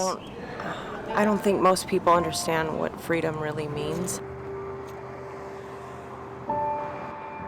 Inmates may not be... Yeah, they use them for firefighting in Cali. But when you look at the behaviors, when you look at the laws, when you look at the characteristics of those individuals who are doing these jobs, they're very similar. They feel that, yes, you are disposable, because you know what, if something happens to you, who cares? I mean, like... What does it matter? Okay, that on the human level, like, yes. Whether it's corrections officers, judges, the police who arrested you, like whatever, everybody along the way. Yes, they don't look at you. You're just like a fucking cattle going through the fucking ranch. You know what I mean? Going down the line on its way to get fucking, punctured in the fucking forehead or whatever. They don't see a human being with a story, with like a personality, with dreams, with hobbies, with family, friends. They don't see that. But that's on like on the human level. But that's the thing. Yes, What you did are she say disposable, before? because you know what? If something happens to you, You are disposable labor. You are the perfect thing. You're perfect because you are an animal in a fucking, in a processing plant, and they get to extract, goods out of you. They get to extract profit out of you. They get to make you do things for way less in worse conditions than anybody else would, because there are rules for other people, even if they are fucking terrible. Yeah. who cares? What does it matter?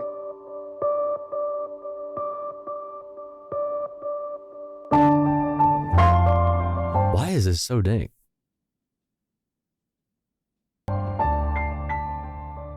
I had so much anxiety. Like the hidden cost, like I don't know. I'm just leftist brain as fuck, where I'm like, man, it's not even that the cost, like, oh, prison labor, that's normal, that's fine. It's just that there's a hidden cost that we didn't realize. Like, a lot of motherfuckers don't even realize to what extent prison labor is a thing. They don't know about the 13th Amendment. You know what I mean? They don't know these things. They don't know that motherfuckers get paid like 20 to 30 cents a day. You know what I mean? To do these kinds of jobs. They don't fucking know that. And a lot of the times, like, what they are paid in is a possibility of getting, like, good behavior, or like, if they're up for parole, they might look better. Like, these things, their freedom, their very freedom, the possibility, just the idea of maybe, me getting out of here someday is part of the fucking payment. I mean, out that gate, I thought I wasn't going to be able to breathe. Crystal Allen's son was just a boy when she was sentenced to prison in Arizona for nonviolent crimes. At the height of the pandemic, she was moved to a prison work camp set up at Hickman's family. Bro, prison work camp. I thought those things only happen in communist countries, chat. Like, farms. Their slap an American flag on it, and it's like, that's individualism. That's like, you know what I mean? That's the meritocracy. You slap anything other than an American flag on it, that's fucking communism. Like, end up in the supply chains of everyone from Albertsons to Target. The pitch work camp, not a labor camp, says Stealthy Fed Agent. Thank you. Thank you. from Hickman's was, we'll take care of you. We're going to help you get your life back together. Once released, we offer housing. We're all going and working at this farm because we're being promised all of these things, and we're being told, rehabilitate, do something different, go to work. Allen says the reality was far different. She says the prison workers were crammed together and some got hurt. What we're finding is that we're losing body parts. We can't breathe anymore. Our hands aren't functioning the same way because they're going numb. We're getting carpal tunnel. Our feet are getting messed up. The result of this for me is I'm permanently disfigured. From farms to factories, highways to forest fires, incarcerated workers offer a steady stream of labor for hard-to-fill jobs, sometimes with little to no training and little to no pay. A 2-year Associated Press investigation found prisoners nationwide have been seriously injured and sometimes killed on the job. Talking about America, it looks like your mayor got banned from Twitch. My mayor? Blas Sanchez. Oh, Rudy, America's mayor. I was like, Karen Bass is on Twitch? What the fuck? No, what happened? The mayor, what happened? Lost his leg in a farming accident in my Arizona. God. Braxton Moon was hit and killed by a tractor trailer while working on a road crew in Alabama. Like, are they going to tell us how much they were making? You know what I mean? Like, what the compensation was for this labor, this dangerous labor, and what the conditions were. Like, what are the rules specifically? What are the regulations around this type of thing? Shauna Lynn Jones died when a boulder fell on her while fighting a brush fire in California. There you go. That's what we were talking about, the fires in California. Yo, Skullshroom. Thank you. Thank you. I've only been back for a few weeks and I'm already trying to dodge TH Void. The Void? Out of Homozygotes stream. How do y'all cope? Oh. Scouts cry. Yeah, I hear ya. I feel that, that's... How do we cope? Well, you're looking at it like right here. We are able to, instead of just scrolling, if I wasn't a streamer, I would be sitting right here looking at the news all night by myself anyway. You know what I mean? Just like being a fucking nerd about this kind of shit. Alone, which is like very hard to cope, and it does not. If you have depression, it makes it worse. If you know what I mean, or it can fucking give you depression. Like it could contribute. It's how we cope is right here. Like you're not alone. Like, you know what I mean? You're not alone. But I feel you that it's like a lot of the stuff is really tough to fucking to think about all fucking day. Every day it's something else. I swear, like. And how many historical events have you like once in a lifetime events have you lived through in the past couple years? Like how many? Yeah, man, it's tough. It's tough trying to figure it out for myself too, but I do know that community makes it a lot easier to deal with. What's up, Poo Poo Sama? Capitalisms. Fires are started by capitalisms and unpaid prisoners fight fires. Alcohol helps. Yeah, I mean, I'm not gonna endorse that, but okay, fine, you are right. That's why I'm here. But yo, Skullshroom, I'm glad you're here. It's good to have you. I hope your day gets better if it's not a good day. Thank you for being here for 8 months, all the support, and for being a part of this community. All right, you're not alone in feeling that way. Like I feel that way. I bet you all 200 other people in this chat also feel that way. The darkness is there whether you look at it or not. There you go. Yeah. Whether you look at it or not, you can be aware of the fire, or you can try and shut it out and numb yourself. However, another option exists: hope and community. Focus on the rising consciousness. Focus on camaraderie. Focus on the future we are building to prevent our present expanding into tomorrow. There you go. Streamer, I love you. Love you too, Poo Poo Sama. I cope by getting libbed up. Go off. Go off. He found that workers often do not have basic workplace rights and have little recourse when things go wrong. All right, let's run that back right there. And Shauna Lynn Jones died when a boulder fell on her while fighting a brush fire in California.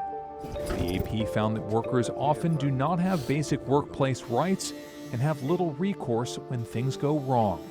So if you're incarcerated and who do you go to? You're fucking like, ow, I was hurt at work. Like, you go to the fucking police officer that is overseeing you, the lead, you know what I mean? The fucking dude on the horse with the shotgun overseeing the chain gang. Like, what the fuck?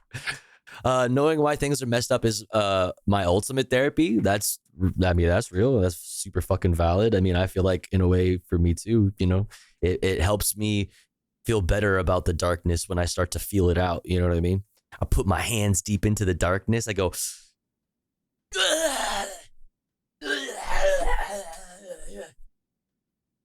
and I pull it back out and I'm like, and I feel a little bit better about it. You know what I mean? Just a little bit better. You're injured on the job. The normal protective laws, workers' compensation, the Occupational Safety Health Hazards Act, OSHA, those don't apply. That's because they often aren't considered employees. And with so many legal hurdles, it can be difficult for prisoners to sue. Like, you thought it was bad being a contracted worker, which it is bad, which is horrible being like a Uberized fucking worker, think lower, you know what I'm saying? Think worse, much, much worse. I felt something like kind of unjar and come at my head. And it was sharp and it was heavy. Candy Fueling was working at a Colorado saw. Her name is Candy Fueling? That's awesome. You checking the news?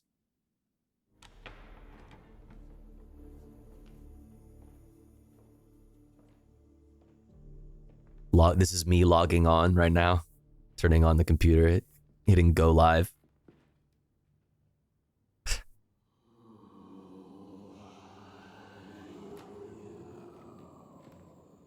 The voices are you guys. Defiance in the eyes, like his father. Leave us. Okay, we want this part, I think.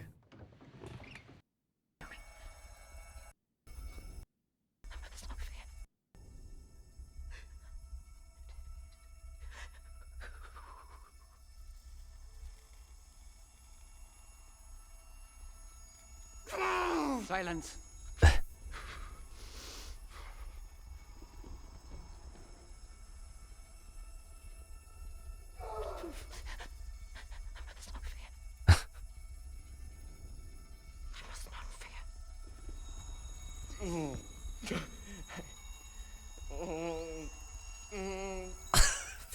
All up in that shit. It's the little death that brings obliteration. I need to rewatch this movie and I need to see the second one.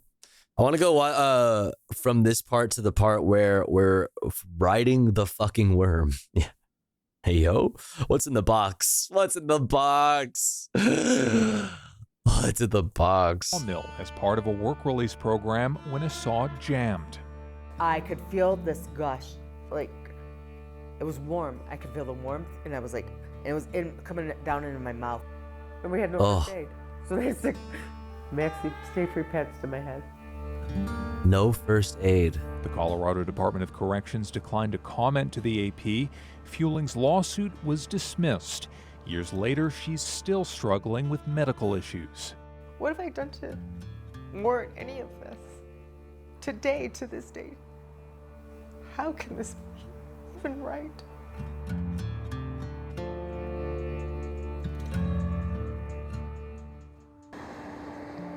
It's impossible to know how many incarcerated workers are hurt or killed each year. 420? Nuh-uh. Look at the top left of the screen. It's clearly 120. Privacy laws, and because prisoners often don't report injuries, fearing retaliation or losing privileges.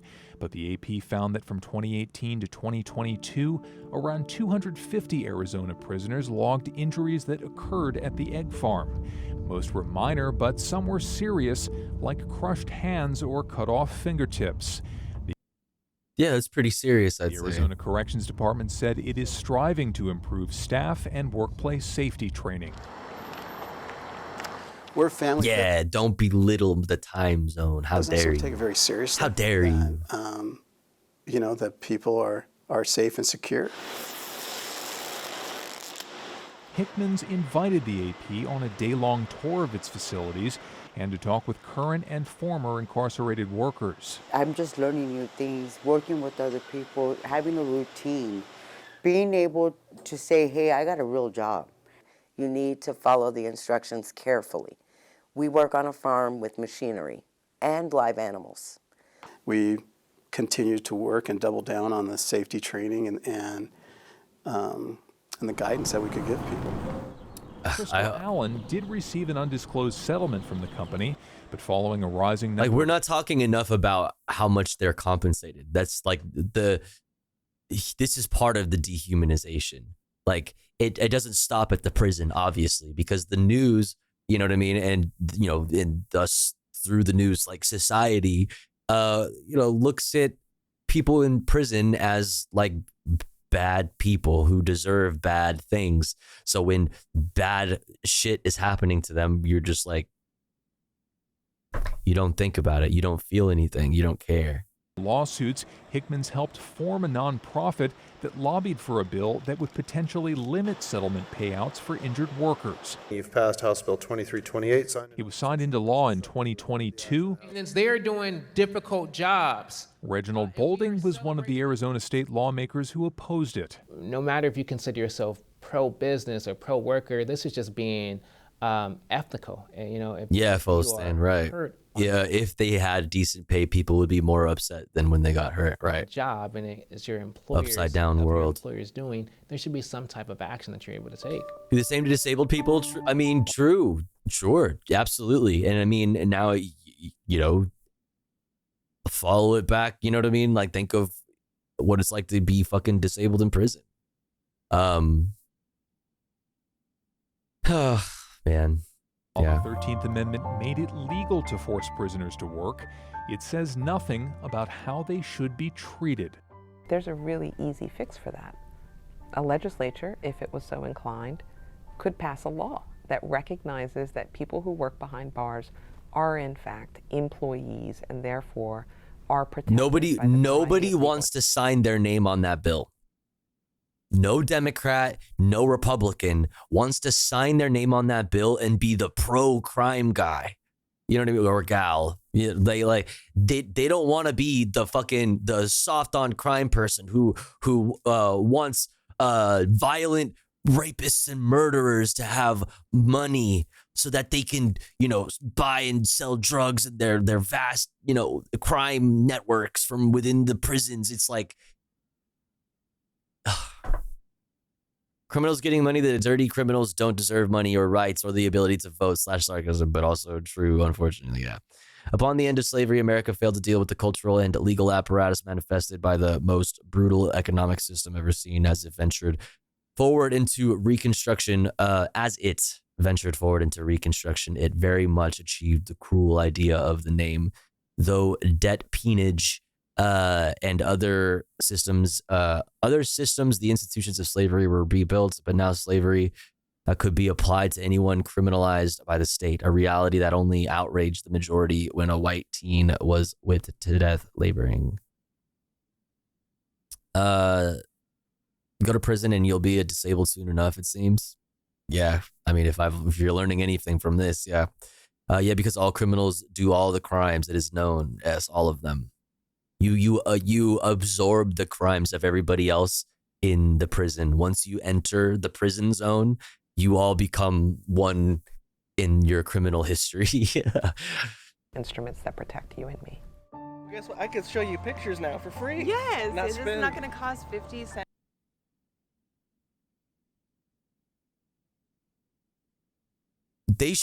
You're just gonna slip that in there at the end of this. We're 22 seconds away from the end of this video.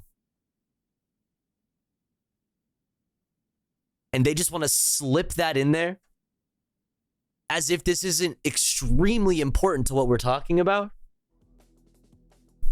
How much are they compensated for this dangerous work that we've spent so much time just talking about? How much are they compensated? Thus, how much of that are they how much of their compensation are they spending on things like this? Guess what? I could show you pictures now for free. Yes, it's not going to cost 50 cents to $1. Every time 50 cents to $1 to show pictures, like to call your loved ones on the phone, to even we talked about how like the price of fans in prisons that don't have AC are so high, they're so ridiculously marked up that it would require you to work months, full-time months to be able to afford one single fucking fan. It's disgusting. Yeah, an overpriced ramen. You go to the grocery store and you get your eggs. I just think it would be smart to think about what another human being had to go through in order to put food on your table. Like, oh my God, this is such a horrible thing. What a horrible fucking thing. I don't even know what to say. That last part, I mean, I don't know. People don't even think about that, like, when it comes to people who are not incarcerated. Like the agricultural worker who picked, you know, your avocados, or the person who put the eggs, you know, in the fucking little container. Like, nobody, like, whether you're, like, even if you're not incarcerated, is what I'm saying, is that they don't fucking think about you. Nobody does. It seems like, you know what I mean? Like, everybody is just like waiting in line to have their 15 minutes to play oppressor. You know what I mean? Whether it's like the airline attendants or the person at the DMV, you know, your Uber driver, your DoorDasher, the person doing over the phone support for your fucking internet company. Like, we all just like, we're all just so clouded and isolated and alienated from each other that, like, you're just like, you're secretly deep inside dying for that moment to be able to yell at a lowly worker who's supposed to be serving you. My mommy that tells me it's bedtime and I can't have ice cream for breakfast. People are very disconnected from their food process. Yeah. We used to be a medieval village. Those avocados didn't fall from the coconut tree. Yep, our governor is getting away with murder blatantly. Our governor.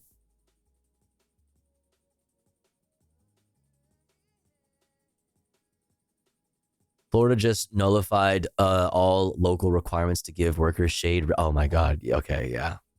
We saw this in Texas, and then...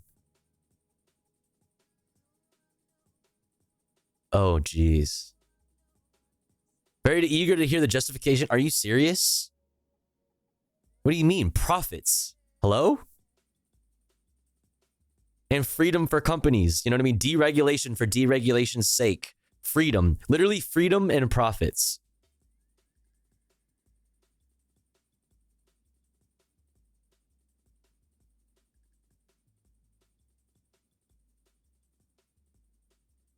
Oh my goodness. Tova, what are you saying? You think our criminals should have air conditioning in rooms like some kind of socialist Nordic country that has the lowest recidivism rate in the world? By the way, people not signing that bill, this ad is why no one wants to be soft on crime. Oh, I know the one. Yeah, I mean, exactly. Nobody wants to be this person. Yeah. Nobody wants to be this person because there's nothing more powerful than the fear that local news pumps into your fucking stupid face every day. You know, just, yeah. Bush and Dukakis on crime. Dukakis. Bush supports the death penalty for first-degree murderers. Dukakis not only opposes the death penalty, he allowed first-degree murderers to have weekend passes from prison. One was Willie Horton, who murdered a boy in a robbery, stabbing him 19 times. Despite a life sentence, Horton received 10 weekend passes from prison. Horton fled, kidnapped a young couple, stabbing the man and repeatedly raping his girlfriend. Weekend prison passes. Dukakis on crime. Like, dude, that's the thing, is like, it's so... Campaign ads are actually so powerful still that there are so many like Gen X and older that like still are glued to their televisions. You know what I mean? I mean, we have, you know, ads thrown at us like constantly as well, but like I feel like this type of ad is a little bit different, but they're so powerful, dude. They're so powerful for somebody who is just sitting and watching television. You know what I mean? And that's where they get their information, a lot of their information from. When you get hit with ad after ad like this, just straight into the point, like bad on crime. This person allowed a person out that ended up raping and murdering people. Like that is like fucking imprinted in the average person's fucking brain. Yeah, China bad, whatever. But yeah, exactly though. Nobody wants to be that guy. Nobody wants to fucking to put their name on that bill. All right, let's keep it moving. What do you fucking say? Ronald Reagan left Japan for the first time in 9 years. What? Ronald Reagan, you say? How come none of these have captions today? Is YouTube just like fucking up? The U.S. Navy flagship carrier USS Ronald Reagan leaves Japan, the home port, for the first time in nearly 9 years.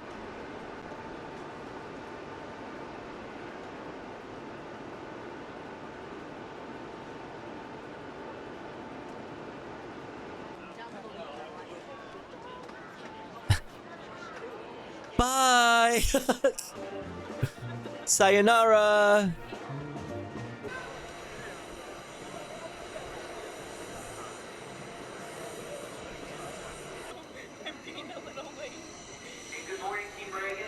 All those that are trying to do,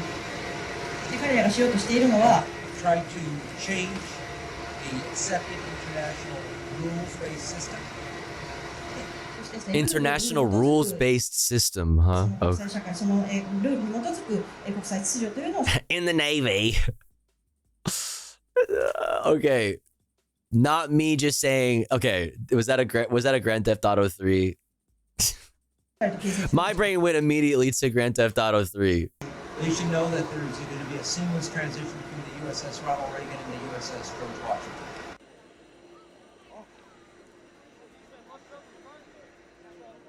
Damn, it looks slippery, fam. U.S. Navy Strike Group's flagship aircraft carrier left its home port in Japan on Thursday after nearly 9 years of deployment in the Indo-Pacific. The ship served a key role in the U.S. effort to bolster defense ties with Japan and other partners in the region. Where's it going, though?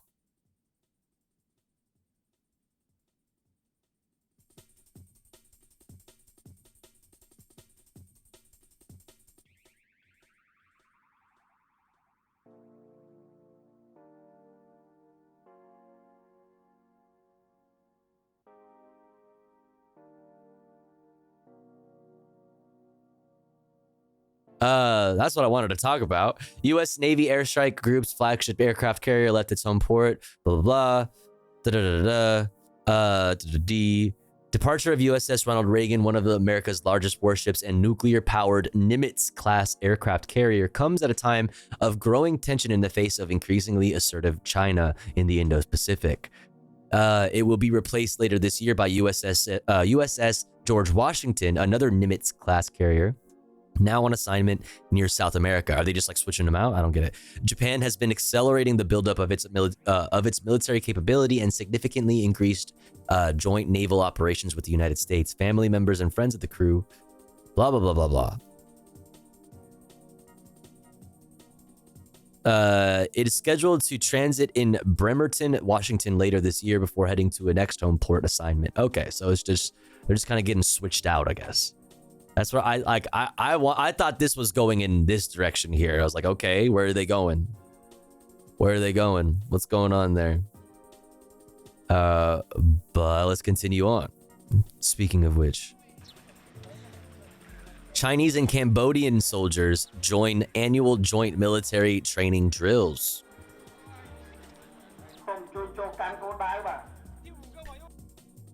Bullpup, what kind of, where are these? Are these the China? Are these the China rifles? Where's Jaina Splinters? Are these Chinese rifles? Does anybody know? Probably. Seeing the high spirits of the participating soldiers, I believe the joint exercise will be safe, smooth, and complete success. Oh my God, dude.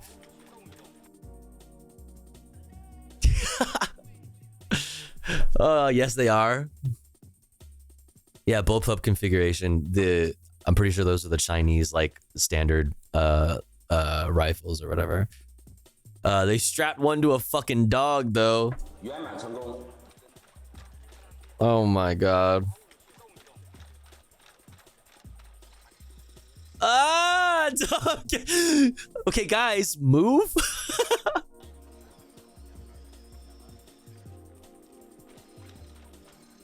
That's so scary, dog. That is so fucking scary. That shit freaks me out. I hate the way those things move, man. Oh, they got the pixelated camo on there. They got the Minecraft camo.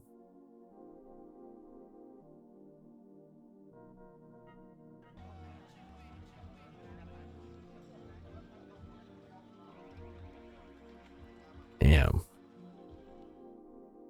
This news. Scary dog is actually what they call it. No, it isn't. No, it isn't. That female soldier do be cute though. This motherfucker simping. Simping.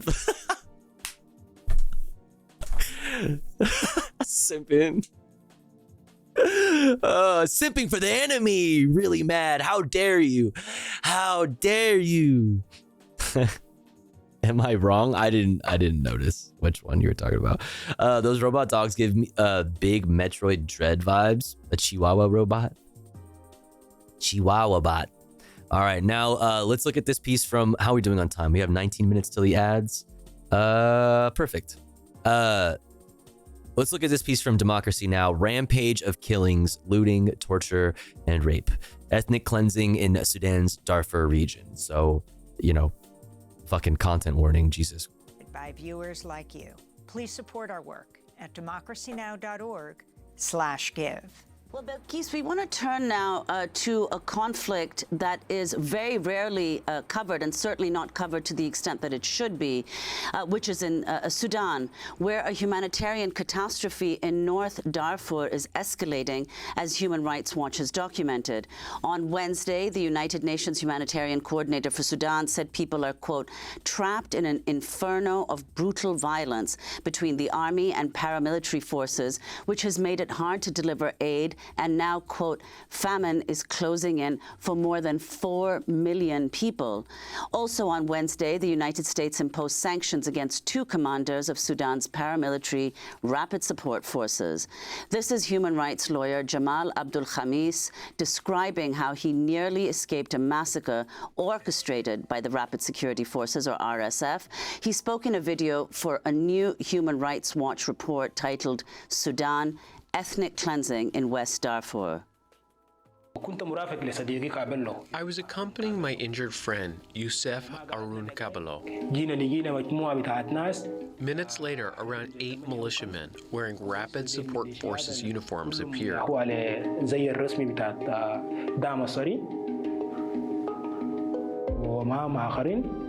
There were others with them from these well-known Arab militias. They were arguing with people. They stopped the cars. They opened fire on us. They shot at the chests of children, women, old and young men. It was a harrowing scene. We thought about how to escape. But we needed a way to escape. How are we going to escape? They started chasing people down the valley and firing on people who were in the water.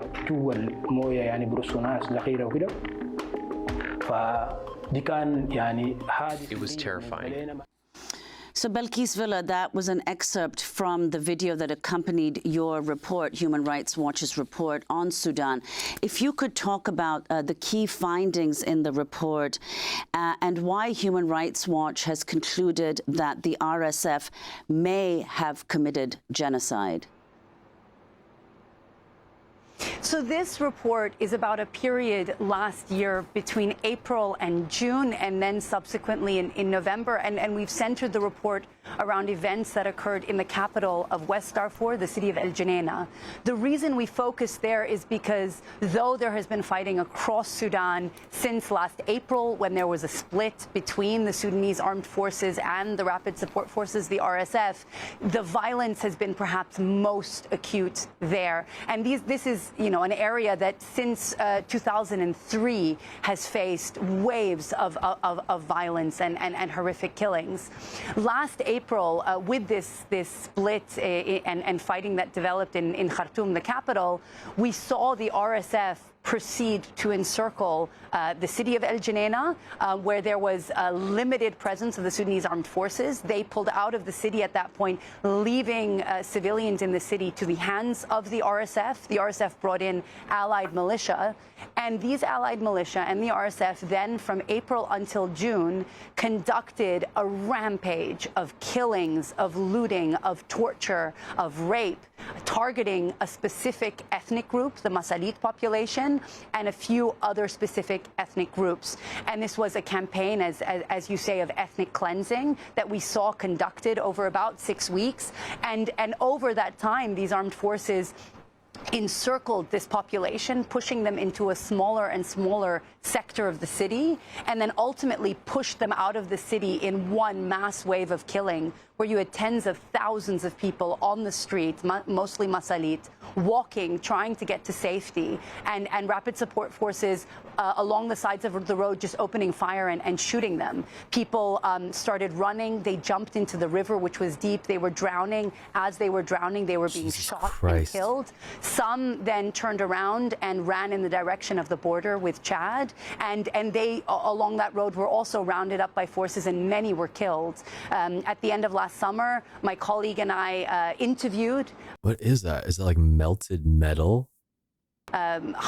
Dozens of survivors of this violence. We ended up interviewing 200 or so, and they shared with us horrific details about these killings. And it's really important that states focus on the acuteness of this violence and focus on examining whether indeed there was intent to commit genocide by the RSF, and whether there should be prosecutions for genocide. And Belkis Villa, if you can explain who is arming both sides. I mean, we've just passed the first anniversary of this conflict between the Sudanese military and the RSF, who were together before this, and explain who the leaders are and the countries on both sides. Unfortunately, this is an incredibly murky picture. We have different governments providing arms to either side of these groups. We ourselves have been trying to track some of these arms transfers because, of course, the more that weapons continue to get poured into this conflict, the more the fighting will continue and the more civilians will pay the price. I think what's perhaps the most notable, though, is actually the lack of action to protect civilians, whether that's by the UN Security Council or by the African Union. You know, there was a UN mission of peacekeepers that was based in Sudan, and their mission ended in 2020. A new mission was created by the UN that had no peacekeeping or protection of civilian mandate. It was only a political negotiations mission, but even that closed at the end of last year, last November. So at the moment in Sudan, there is absolutely no entity that is focused on the protection of civilians.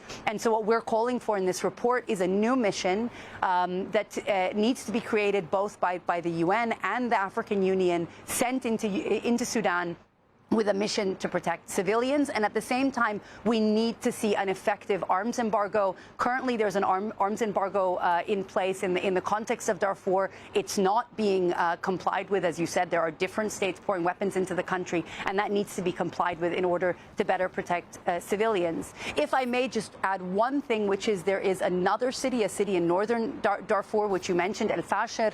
That city, as of this morning, is in flames in the eastern part of the city. We saw satellite imagery from 2 days ago showing that the RSF has encircled the city and that there are fires developing in civilian neighborhoods. And this is a city that's been housing tens of thousands of people who've been displaced from fighting in other parts of Darfur.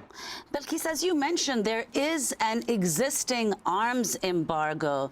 So if you could say, I mean, how is an arms embargo normally enforced, and why hasn't it been enforced in this case? And what are the countries that are violating the arms embargo consistently?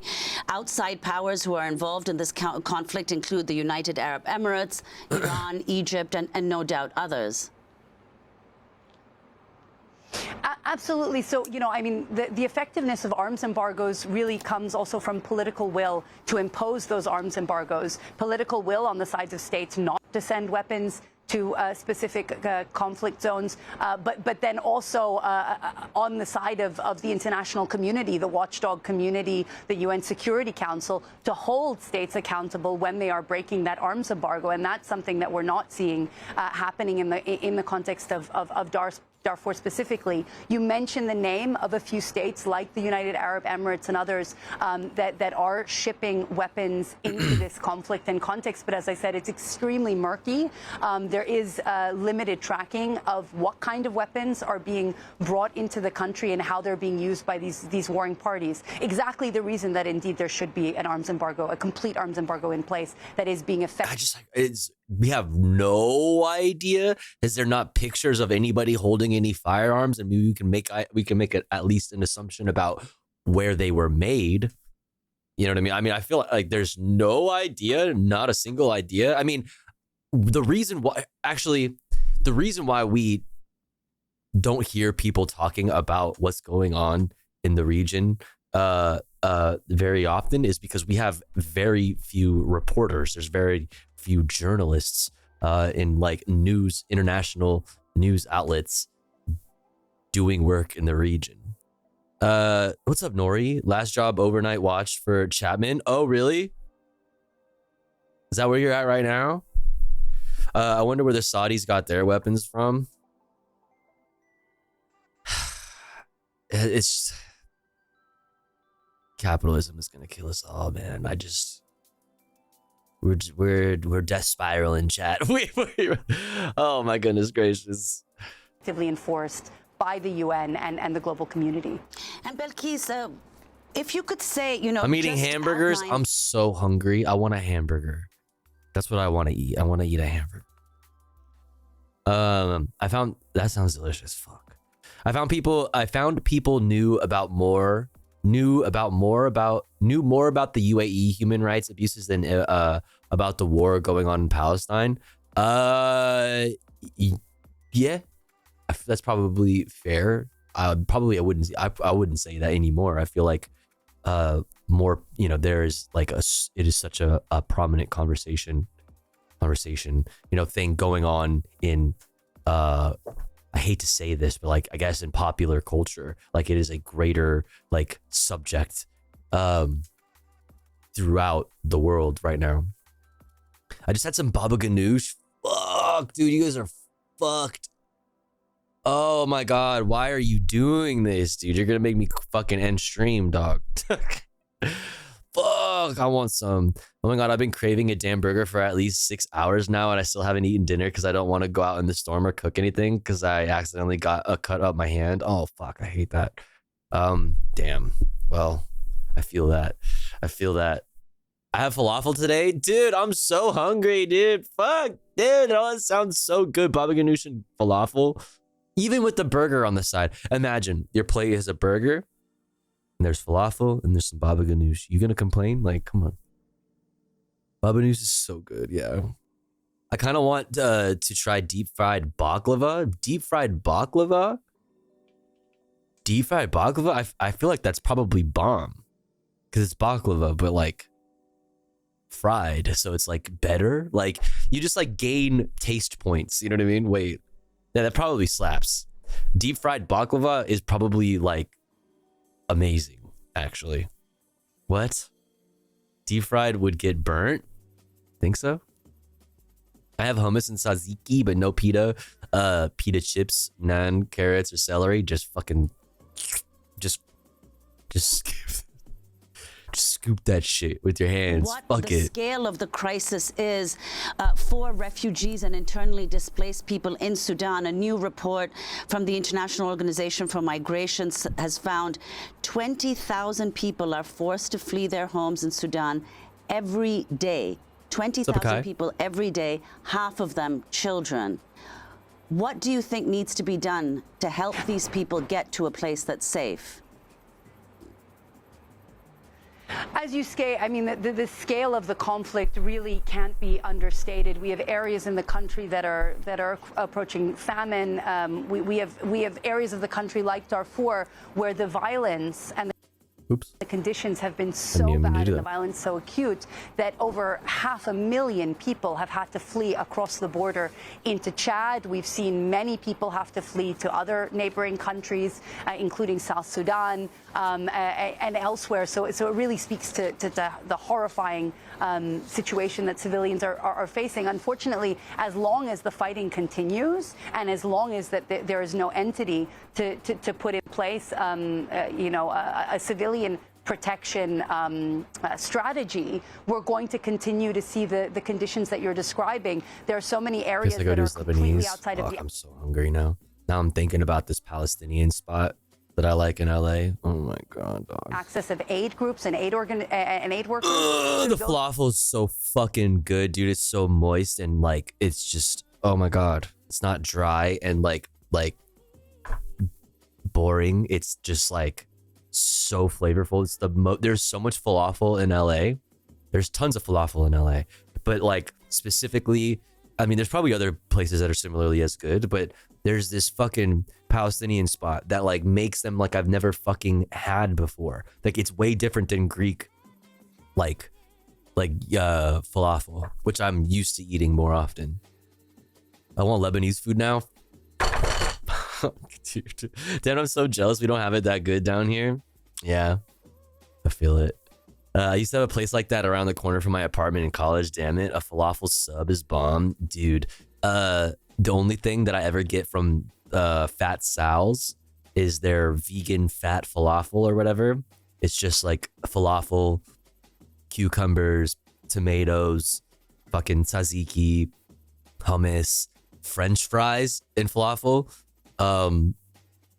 Fuck, dude, I'm so hungry. This sucks, dude. Oh no. There are areas where there's no way to bring food or medicine or water in, and that's because of the warring parties, the RSF. And SoCal's way better Middle Eastern food than up here in NorCal, really? The Sudanese armed forces are blocking access for aid workers into these areas. They're blocking civilians from fleeing from certain areas, and that's really the context of the conditions you described. Belkis Villa, we want to thank you so much for being with us. Tofu not feeding us her fine MENA food. Real Lebanese are screwed. You're so stupid for that one. Lebanese are Crisis, screwed. Conflict and Arms Division at Human Rights Watch, speaking to us from the capital of Ukraine, from Kyiv. And speaking of international human rights, the International Court of Justice today is hearing from South Africa their request over the Israeli assault on Gaza's southern city of Rafah. We'll have more on that tomorrow. I'm Amy Goodman with Nermeen Sheikh for another edition of Democracy Now! Love you. Democracy Now! She even when she messes up, she's still graceful. You know what I mean? She's still like, she still glides effortlessly across, you know, the water. Tofu is Lebanese. I am not Lebanese. Celtic is just making a funny. I'm Filipino and white. So there's that. It's 3:54 a.m. under a tornado warning and flooding. Oh shit, dude. Fuck, dude. Stay safe. My God. Slay and base. True. That's also that's true. All right, chat. Next up, Swagapino. That's right. That's right. Next up, we're gonna get into some Israel-Palestine updates. The American doctor that we talked about yesterday, American doctor stuck in Gaza, describes the dire state of medical care. At least I'm pretty sure it's the same doctor that we talked about yesterday. And then more from the Human Rights Watch person who we just heard from. Israeli forces attack known aid worker locations in Gaza. And then more Democracy Now! Israeli human rights lawyer attacked while documenting a settler raid on Gaza aid convoy. If we have time, we'll take a peek at the Washington Post article on the Jewish staffer, the Biden appointee that resigned over Gaza and said that the president has blood on his hands. We could take a quick look at that. Oh my God, Nori, you can't say that. For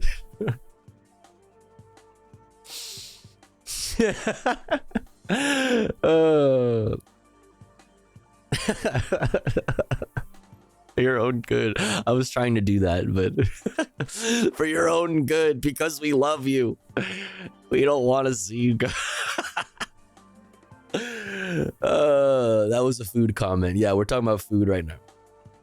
Triscuits and things like this. These are food items. I got the C-Pass. We love food items, chat. We do love us some food items. We've also been sitting on this Fantanos. Maybe we'll watch the Fantanos. But also, fucking rejoice, chat. We have new Steve Wallace. Finally, the king is back with a banger for us. DIY bike trailer camping. Let's fucking go, dude. I for one am very glad and happy to see that he's okay and he's doing well. But also we have more fucking content. Let's fucking go. You ever see this? Revolution Today? No, I've not watched this. Is this just like a history? Revolution Today, the Philippines National Democratic Revolution. Hakeem, very interesting video on sadly frequently forgotten topic.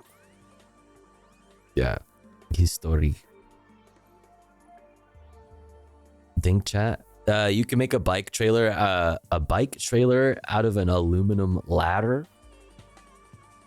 Bike trailer out of an aluminum ladder. Did you see the Jasmine AOC MTG scuffle today? Jasmine?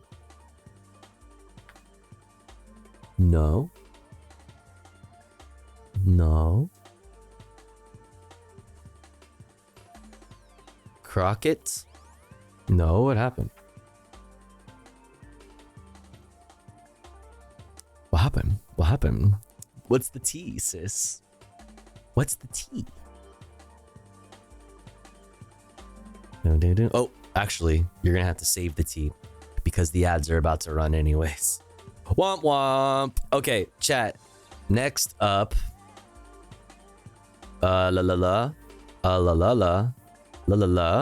Next up, we are going to, like I said, we're going to finish up our news with some Israel-Palestine updates. Oh, did I click away from that article? Whatever, who cares? I can pull it up if I need it. And then we're going to get into some fun shit, okay? Finally, on time. On time. But first, we have to run an ad break because it's been about an hour since our last ad break. Don't you worry, because here at the Tofu Ghost broadcast, when we run ads, we run them while I'm away from the stream. That way, even if you're unsubscribed to the channel, you don't miss out on any of the content.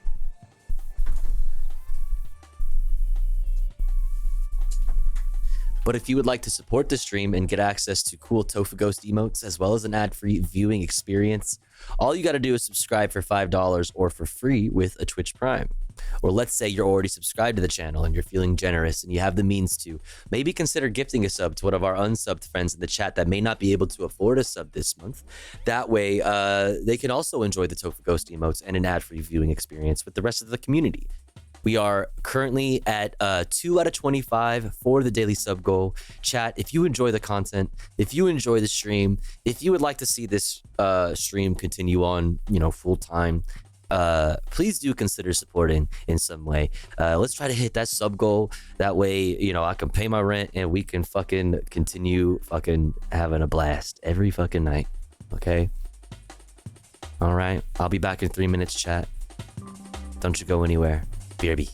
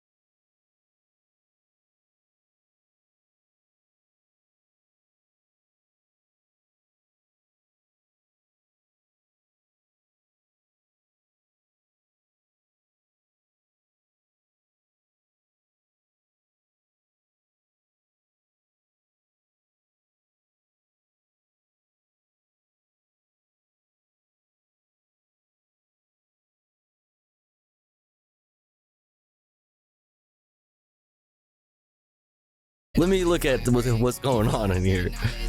Oh, you need to practice. Yo, Salvage, what the fuck? Wait, another one? How many is that? Salvage, thank you for the 1, 2, 3, 4, 13 subs. Thank you so much. Thank you. That's so kind of you. Thank you. Also, Mixed Secular, thank you so much for the 5 bomb. Thank you for the 5 gifties. If you got a gifty from Mixed Secular or for Salvage, from Salvage or Midnight Dime, thank them. It's very kind. Jamaica, swear you need to see this shit. We should take like all of it. Thank you so much, you guys. I really appreciate it. For that AK, like a Soviet. Like I'm opiate. Sometimes I feel like Carl Yo, Midnight Dime, thank you for another gifty to Al. Thank you. Thank you, Midnight Dime. Thank you for the 2 gifties, I believe. Thank you so much. Oh, also Forlorn, thank you for the biddies. I appreciate it, you guys. Thank you. And Salvage, thank you again for all those gifties. And Mixed Secular as well. Thank you for the 5 mom. Never. Never. You'll never catch me lacking, okay? Never be caught lacking without a sub badge in the Tofu Ghost broadcast, okay? Can't have it. Not allowed. Not allowed. Thanks so much, everybody. I really appreciate it. We're only 3 away from the daily sub goal now. Just like that. What were we at? Like 2? And now we're already there? Thank you, chat. Thank you. You guys are the best. The bestest ever. I appreciate it. We could keep jamming if you want. You know, up to you. If you guys wanted to hit the, get up there to the fucking, 3 more in there or some shit, like whatever, we could. But in the meantime, we're gonna get back into it so that we can knock it out. But it's up to you. It's up to you. Thank you so much, chat. I'm Adam Hamoy. I'm a plastic surgeon from Princeton, New Jersey. I am here in... So this is an American doctor that is stuck in Gaza. Oh my goodness gracious. Okay, listen. All right, listen. Okay, listen. Okay. This is for you, Salvage. You absolute legend. You legit Salvage. Thank you. What an edge. Thank you so much. Very kind of you. This egg dog is for you.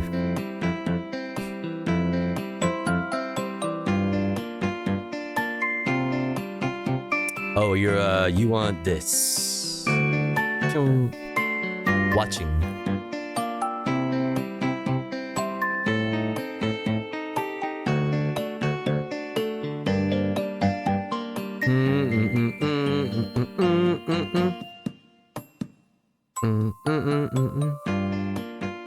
Huge W. Huge W. Thank you so much, you guys. Thank you. Salvage for the 3 more gift subs, hitting the sub goal. Just like that. It's all gone now. It's all over. I really appreciate it. Thank you for the support, you guys. You guys are the best. You guys are the best. Thank you. Check Whispers. Okay. I don't think I accept. I don't think I actually accept Whispers. I don't think you'll be able to whisper me, actually. But if you're in the Discord, you could post something in the Discord, if you'd like.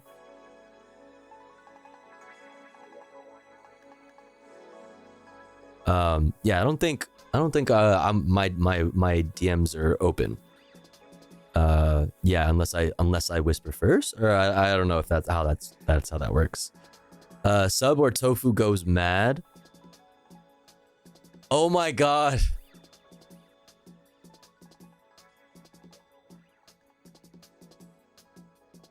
No way you made it.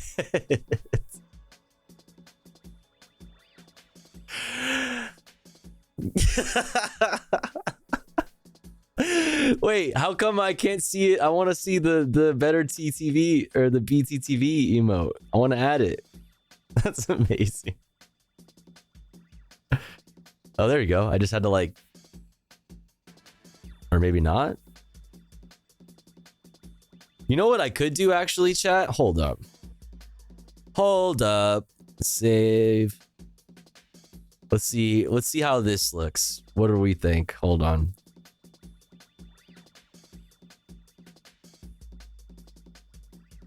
Stand by.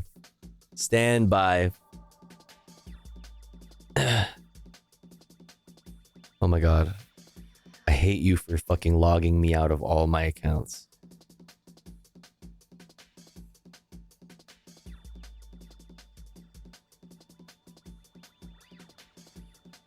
I hate you for this. All right, where is it? I'm searching. I'm in the settings. I'm in the thing. Where is viewer rewards?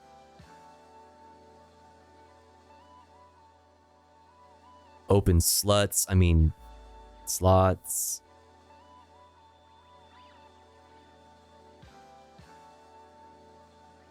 Did I not do it right?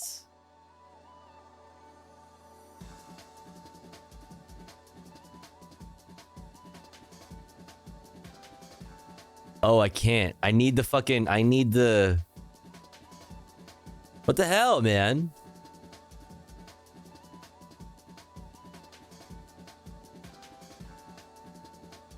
Do. Send the link again. Send the link again.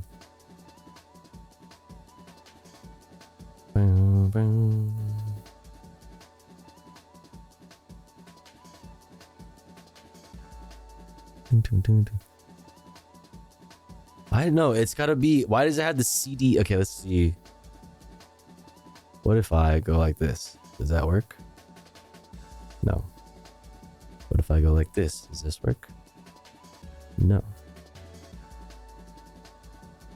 What is it called? I uploaded the GIF on emotes. Oh, you did? Oh, you did. Oh, you did. You legend. Thank you, Doom.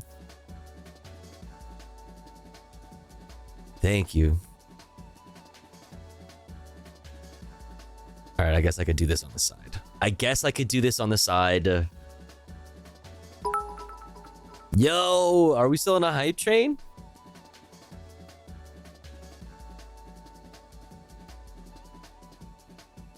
I don't think so, but thank you so much. But for the 500 bits, Forlorn, I really appreciate it. The little foxes. Thank you so much. Thank you, thank you, thank you. Discord, why are you so slow? My God, bro. Okay.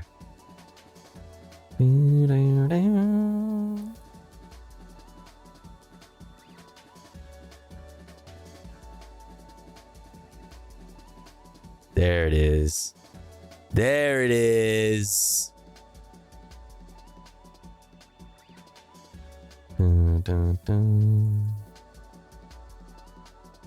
Okay. We're almost there, chat. Oh my God, it's gonna be glorious. You watch. You're gonna be so happy.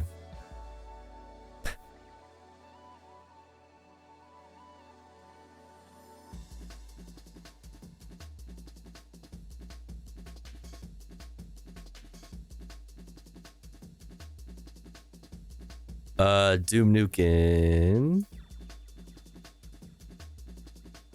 Oh, it doesn't want the at. What does your thing look like? Is this you? Yeah, that's you. Auto approve? We're so in. Okay, refresh your emotes, chat. Reload channel emotes. And let them fly.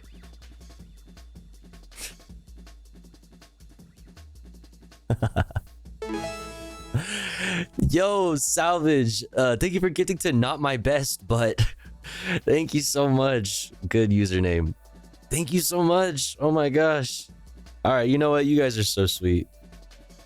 You guys are so nice. Let me give you a little one of these. The OG, the original. Okay, what started it all. Thank you so much, chat.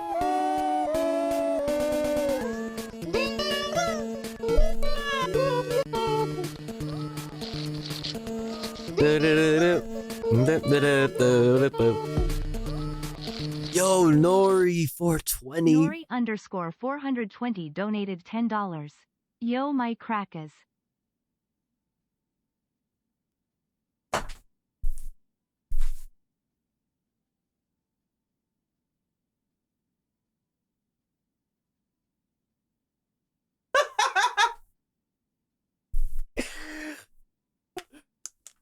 I didn't say it. I didn't say it. That wasn't me. You can't. That was. I didn't say that. Okay.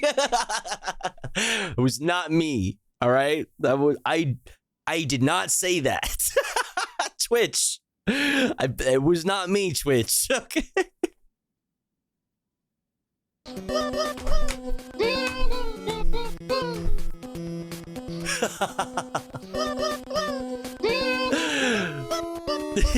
On that note, wiggle it up, Wiggle the bad vibes away. Wiggle it up. You're hanging with Tofu Ghost today. Let's go. Last stream, dude. Let's go. Thank you so much, you guys. Thank you, Salvage, for the gifties. Thank you, Nori, for the dono. I really appreciate it. Forlorn for the biddies. McSecular, Midnight Dime. You guys are such legends. I really appreciate it. Thank you for all the support. Thank you. Gaza. All right, let's get through this shit so we can fucking watch Steve Wallace, okay? The European hospital in Gaza in Khan Yunis, which is really right on the border of Rafah. How come no video has had captions available? Like, is it me? Am I fucking it up somehow? Medicines, we have limited wound care supplies, limited surgical equipment, and so, as healthcare physicians, we are unable to provide the full level of expertise that we can because of those limitations. We all want to go home. We all miss our families. This is a small thing compared to what the people we've been caring for the last few weeks are going through. Our biggest distress is that we're here, we can't leave, and yet we can't provide that level of care because we've run out of, many of the things that we came in with, the supplies that we brought, and we're not getting anything back. So we want to leave, and we want people to come in that are fresh, ready to help, ready to work, and with supplies to really provide care. And, until that happens, we're going to do the best we can. I feel as safe as I can be in this situation. We hear airstrikes all night long, but I know that being in the hospital is probably the safest place, okay? It's not 100% safe, as we've seen during this war, that hospitals also have. What is this lawsuit? Pro-Palestinian protesters are starting a chain reaction that is going to short-circuit the whole power structure. The people of the West have an existential crisis. They're questioning now everything that they ever took for granted to be reality. Who is this? Everything that they ever took for granted. Geopolitical analysis creator of the Middle Nation channel on YouTube. Middle Nation.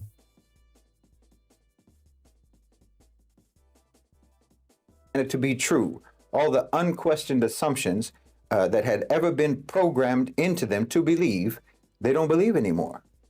It started with boycotting Starbucks and McDonald's. And once they did that, it broke a pattern. It broke a habit. Not only a consumer habit, but a habit of thinking. You realized, I don't really need to spend $5 for a mediocre coffee. In fact, I don't really agree anymore that there's some kind of lifestyle status or class status that's displayed by walking around and taking selfies, pictures of myself carrying a Starbucks. I mean, I would also say that the labor movement, in at least if we're talking about, because he said the West, but like if we're talking about America, you know what I mean? Like a labor awakening, I think also is a huge part of that.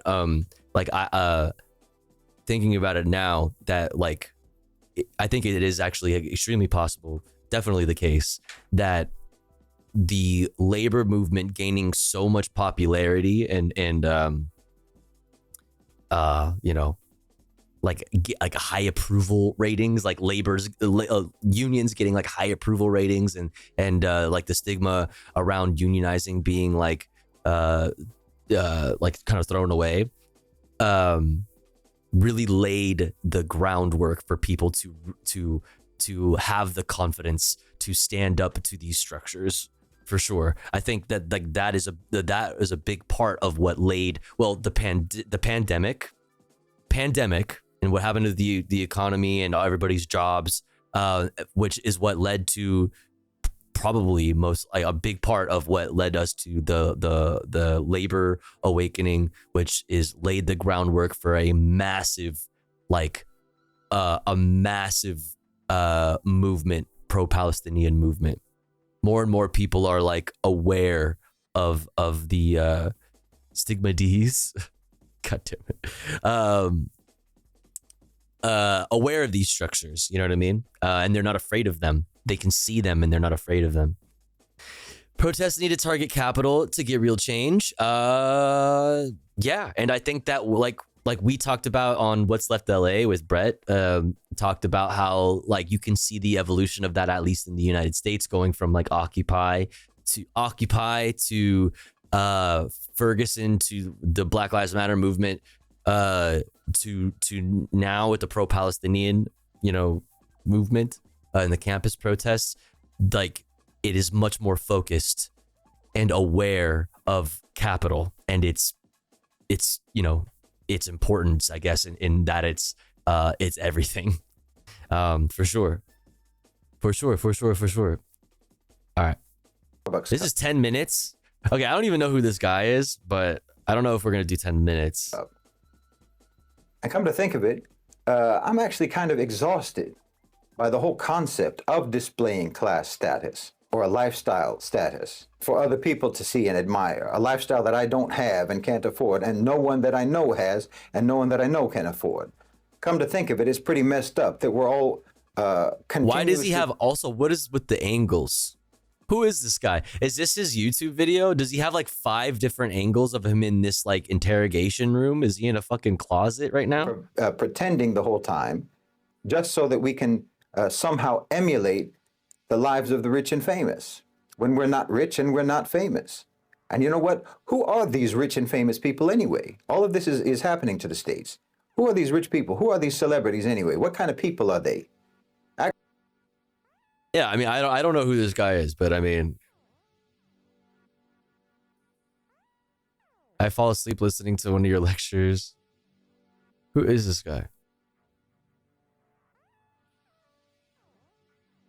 This is where it comes in handy to follow everybody, chat.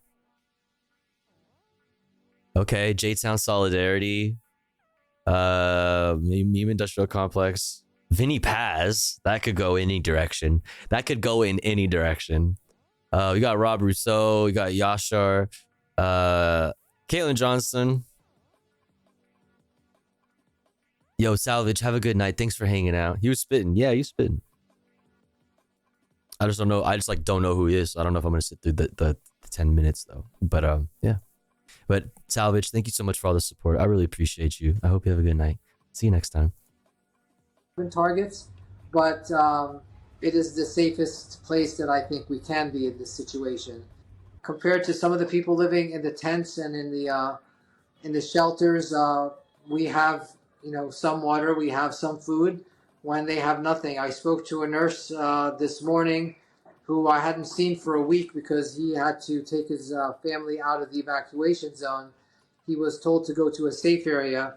So he took his wife and his 2 daughters, a 2-year-old and a 3-month-old, into an area that was basically just desert.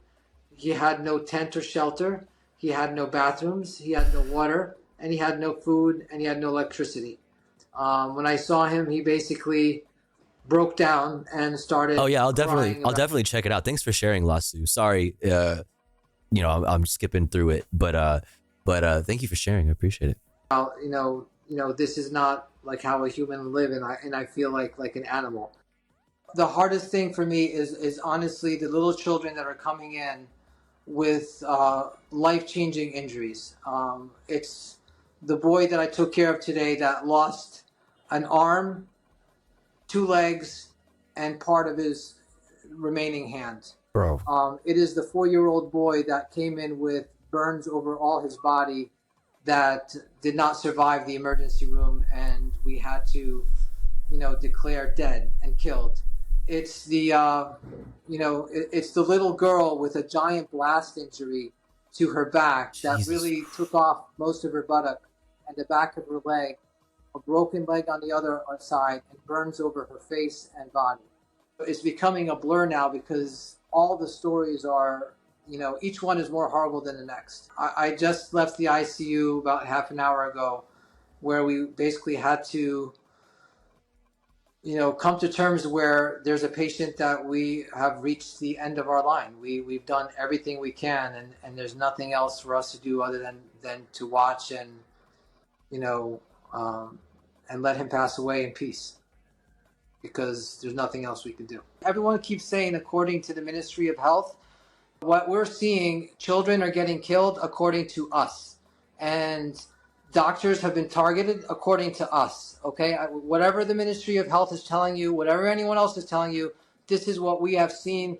This is our eyewitness accounts. These are the people that we talk to. Yeah, like this isn't Hamas, because like that's this he. It's important for him to say this and make this distinction. Like, I am an American. I am not Hamas. Like, this isn't the Hamas, the Hamas run health ministry. This is me, an American doctor stuck in fucking Gaza, telling you this right now. According to UNICEF, more than 1,000 children in Gaza have had one or both legs amputated since the start of the war between Israel and Hamas in October 2023.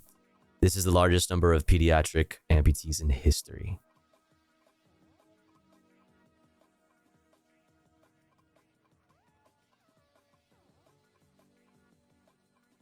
I've seen this image.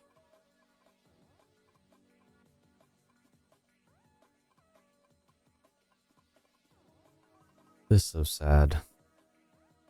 This is kind of a long one. I'd be interested in reading this, but when is this from? March 21st. I'd be interested in reading this. I'm gonna save this, but yeah. I haven't read the article myself. Okay. Yeah, I'll probably read it later, but oh yeah. And from our perspective, that is actually happening. It is true. You could take it from us. There's nothing that justifies the continued If killing. I'm not mistaken, that number that you're mentioning, Foreign Sticks, is probably higher by now, because like talking about 1,000 children that have been maimed. I mean, I think we can hold on.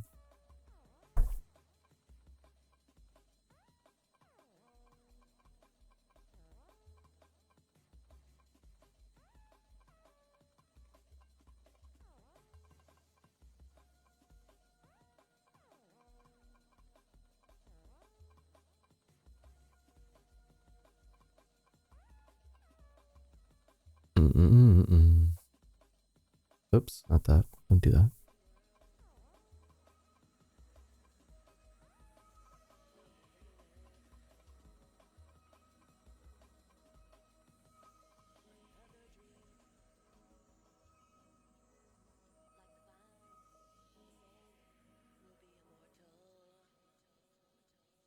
Five-year-old from Gaza is learning to live with one leg, untold loss.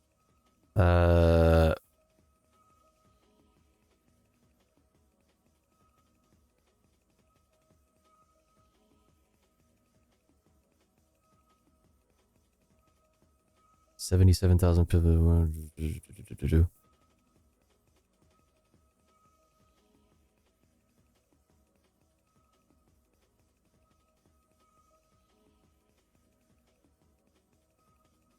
I mean, there's at least 1,500 in this place, so yeah, I don't know. I'm just scanning the article for looking for the numbers on that. It probably would have been earlier on while it was listing all of those other numbers.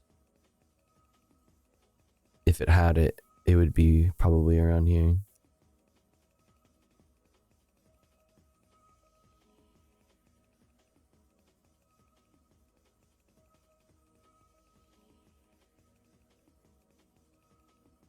What a fucking abysmal fucking situation. It was Caroline Kwan that mentioned it. Yeah. Oh my god. Of innocent civilians. There's nothing that justifies the absolute cutoff of any kind of humanitarian aid, which includes food, water, medical supplies, basic necessities of life. I took care of military, both, U.S. military, Iraqi military. I took care of contractors. I took care of civilians that were injured in the fight, but the degree and the level of casualties that are innocent civilians Most of my patients have been young children, women, and elderly people that are in their 60s and 70s. Because disproportionately, that is that is disproportionately the population, because we know why. Because men are targeted by AI and otherwise on mass scales, because, you know, military aged male. This is not war. This is a systematic elimination of an entire population and leaving a level of destruction that leaves them nothing to come home to. Holy fuck. Okay, for an American doctor stuck in Gaza to say this on PBS, yeah, they turned those comments off quick. Like, yeah, they definitely turned those comments off.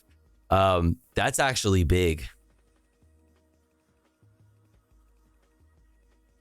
Damn. All right, let's get through the last of this so we can do fun stuff. Let's look at these Democracy Now! Pieces. This news is funded by viewers like you. Please support our work at democracynow.org/give. Give. Is Democracy Now!, democracynow.org, The War and Peace Report. I'm Amy Goodman. I'm Amy Goodman.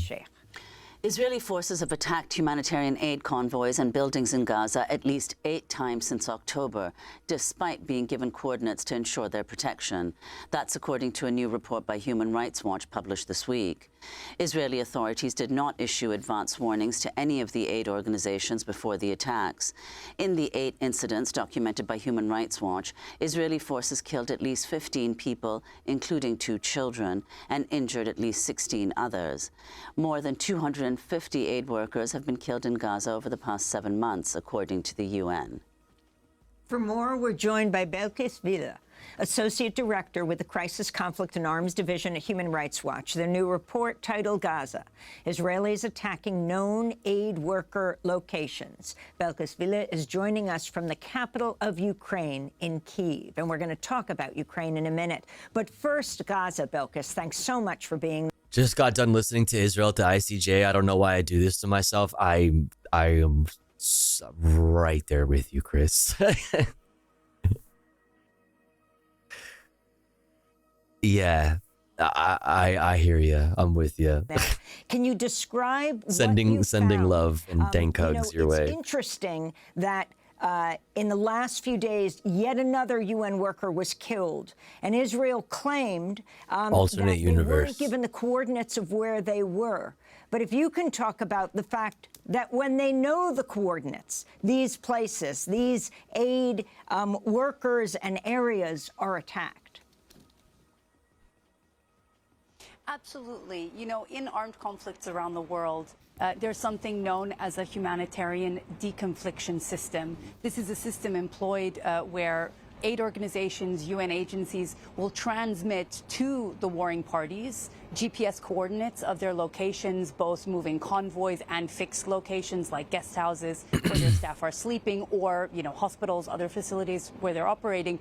And the intention of transmitting those coordinates is to ensure that those locations do not come under attack, because this is where aid activities are being carried out. And what's really striking in the context of Gaza and these military operations is how many times we've seen attacks on aid workers, whether it's in their guest houses or, again, as they're moving in convoy, where those attacks come exactly at the locations that the Israeli authorities know about. In some cases, these were convoys that actually took the routes that the Israeli military told them to take, and they were still bombed, with some people being killed along those routes with no prior warning.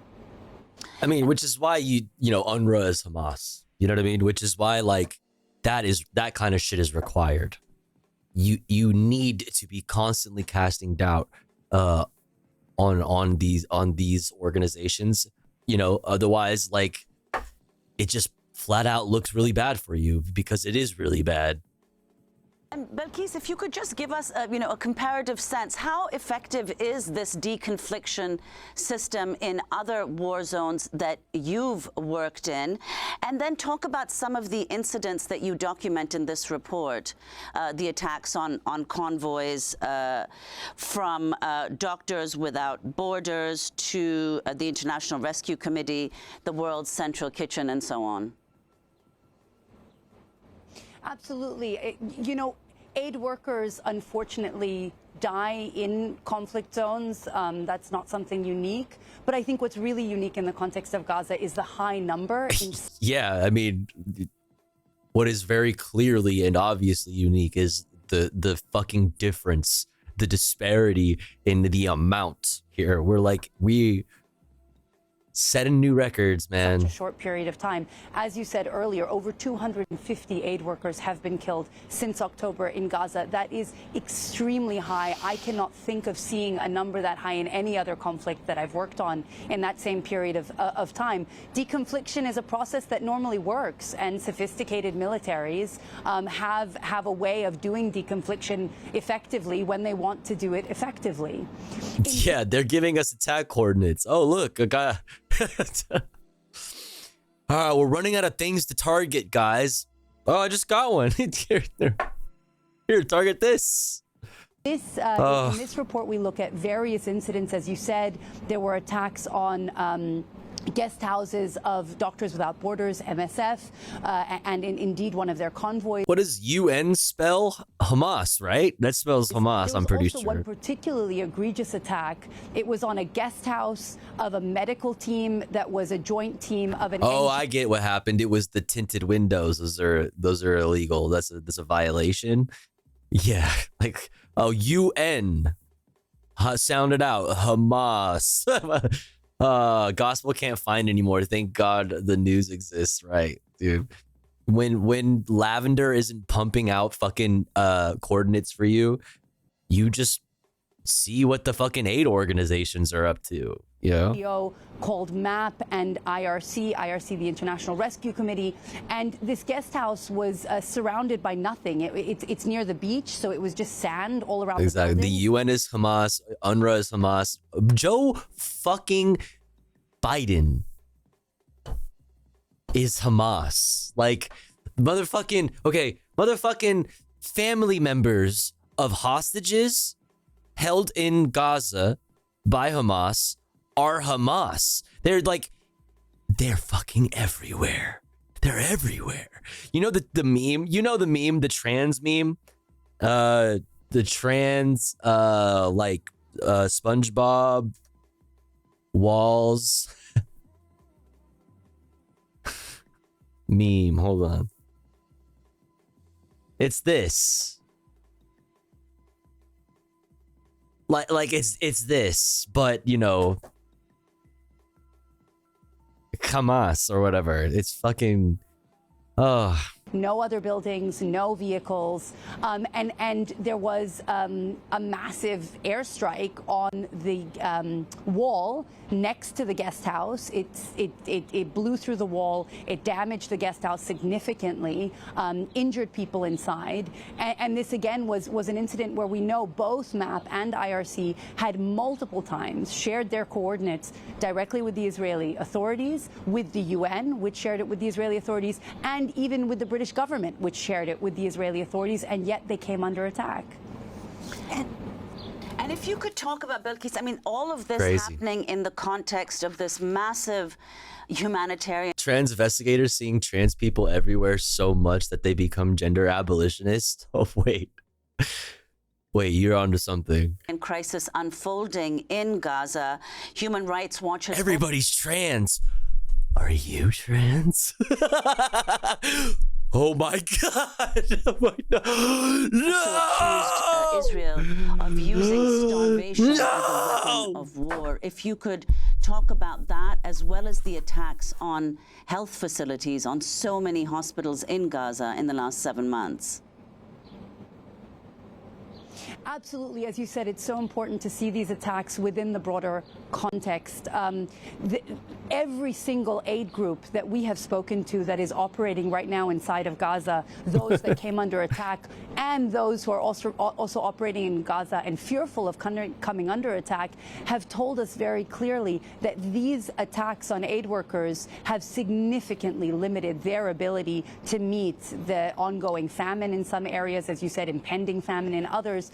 they're so worried about their own staff being killed that they're actually having to decide to send less people into Gaza, knowing that they're opening them up to the risk of being killed, and when inside Gaza, severely limiting their movements and minimizing Joe. their aid footprint.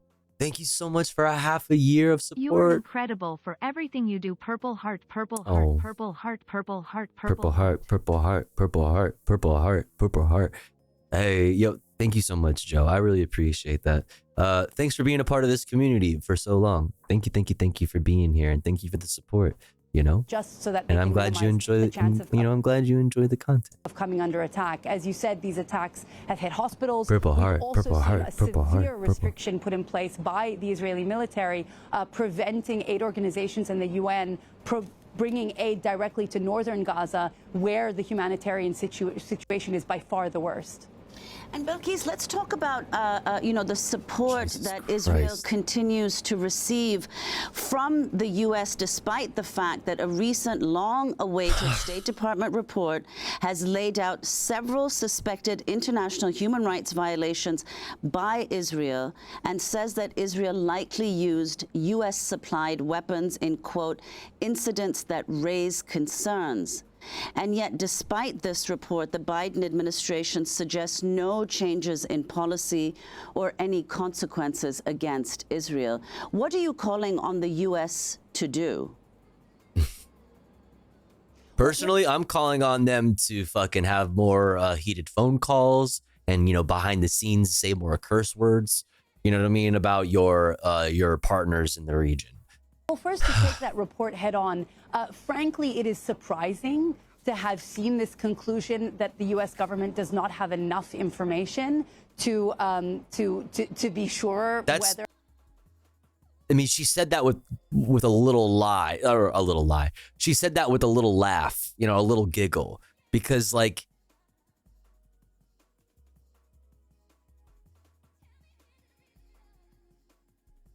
Come on, you know what I mean? We know, come on. What is this? Why is it all big? Oh, I have it zoomed in for some reason. That's weird. The hottest streamer, it's me. You know me as chatter, but I'ma need you to see. I'm a complex beyond your screen. I'ma need you to stop banning me.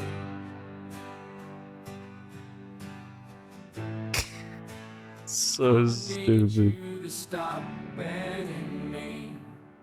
I'm on my 16th account since June. I'ma make a new one soon, 'cause streamer, you can't keep banning me. I know I interrupted Halo to discuss the laws of war, and I linked a jerky recipe that went a little too far. And you do have a no cannibal, so I guess that's fair.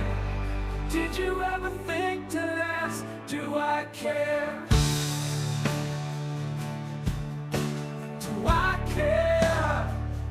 Whoa, got spicy there. On my 16th account since June. I'ma make a new one soon. I'ma make a new. That's a bar. That's a good bar. And I praise the views espoused by fascists in your chat, but that shit's just about where it's at. Streamer, please unban me. Please. Please, streamer. 1 less 2 is 2. 1 less 3 was 3. 1 less 4 was 4. 1 less 5 is 5. 1 less 6 is 6. 1 less 7 is 7. Is it auto playing somebody else's song? What the fuck? This part right here though.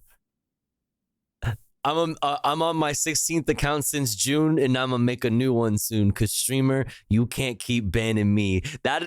This is a bar right here. That one is a bar.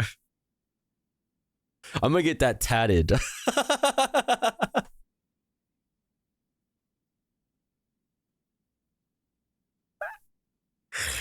Like on the like I'll like in like some fucking in like some font, like some Pinterest ass font, and get it like, yeah, like script like right here, you know, on the side. I'm on my 16th account since June, and I'm gonna make a new one soon, cause streamer, you can't keep banning me. So true. Maybe not the streamer, but Ahmad. Well, Ahmad sure as fuck can. Well, yeah.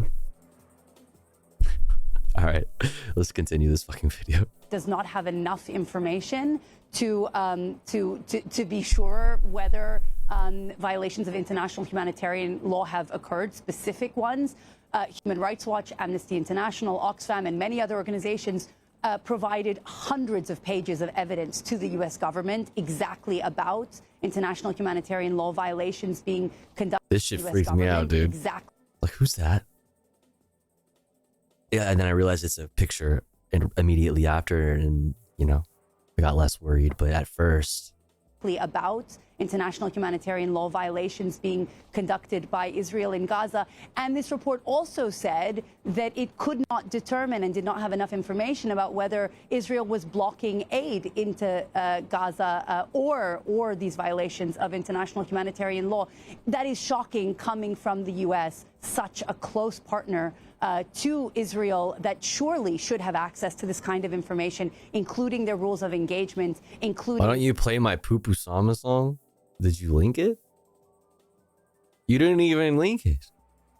The obstacles being put in place on aid coming in and out of the country. As you said, the United States absolutely has to start doing more to limit military assistance to Israel. We're calling on an arms embargo on all warring parties because of the violations being carried out, and it needs to do far more to protect civilians more broadly. How about it just stops? You know what I mean? How about they just don't? You know? Is Jover Brandon?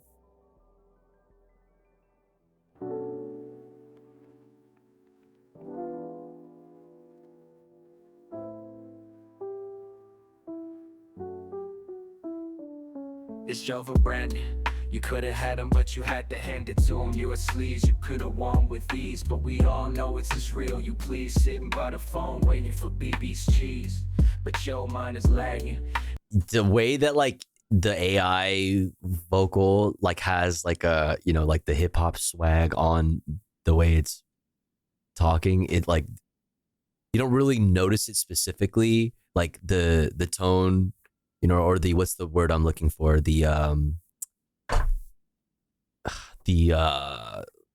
I don't know the ways, the specific way that voice, there's a word for it, I'm blanking on it. Not the timbre, but like the cadence flow, no, the syncopation, no, timbre, maybe it's timbre, I don't know, whatever. Just like the accent, no, like there's a word when you kind of stylize the way you say something when you're singing it, like there's a word for that specifically. God.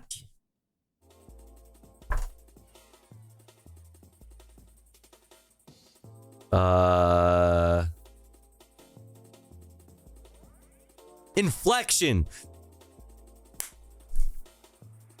Fucking Sweet Agony coming in fucking clutch. Inflection. Yes.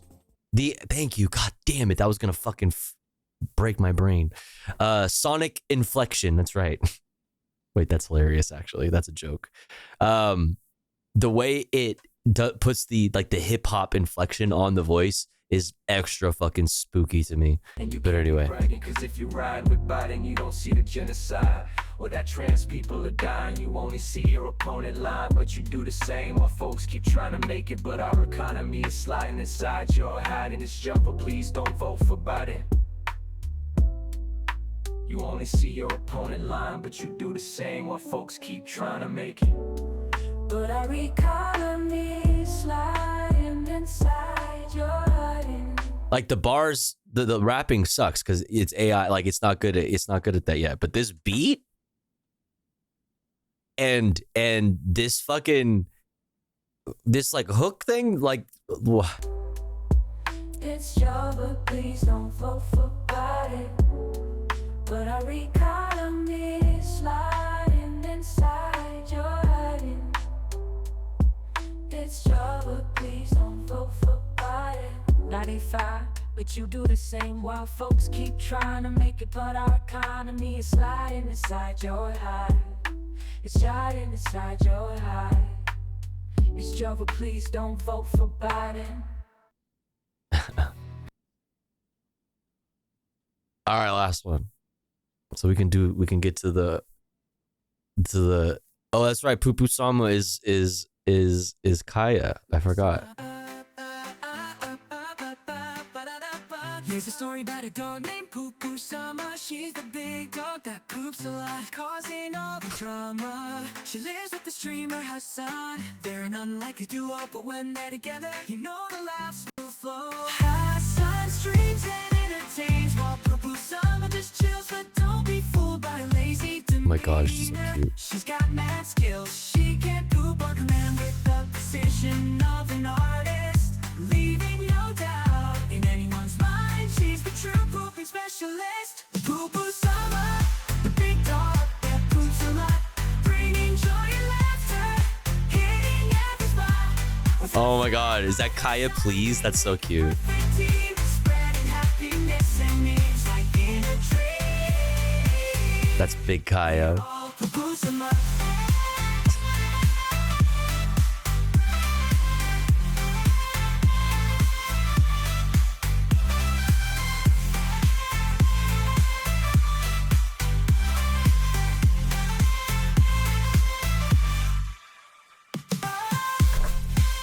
Oh, so fluffy. Oh my god. Reminds me of my Chow. Oh.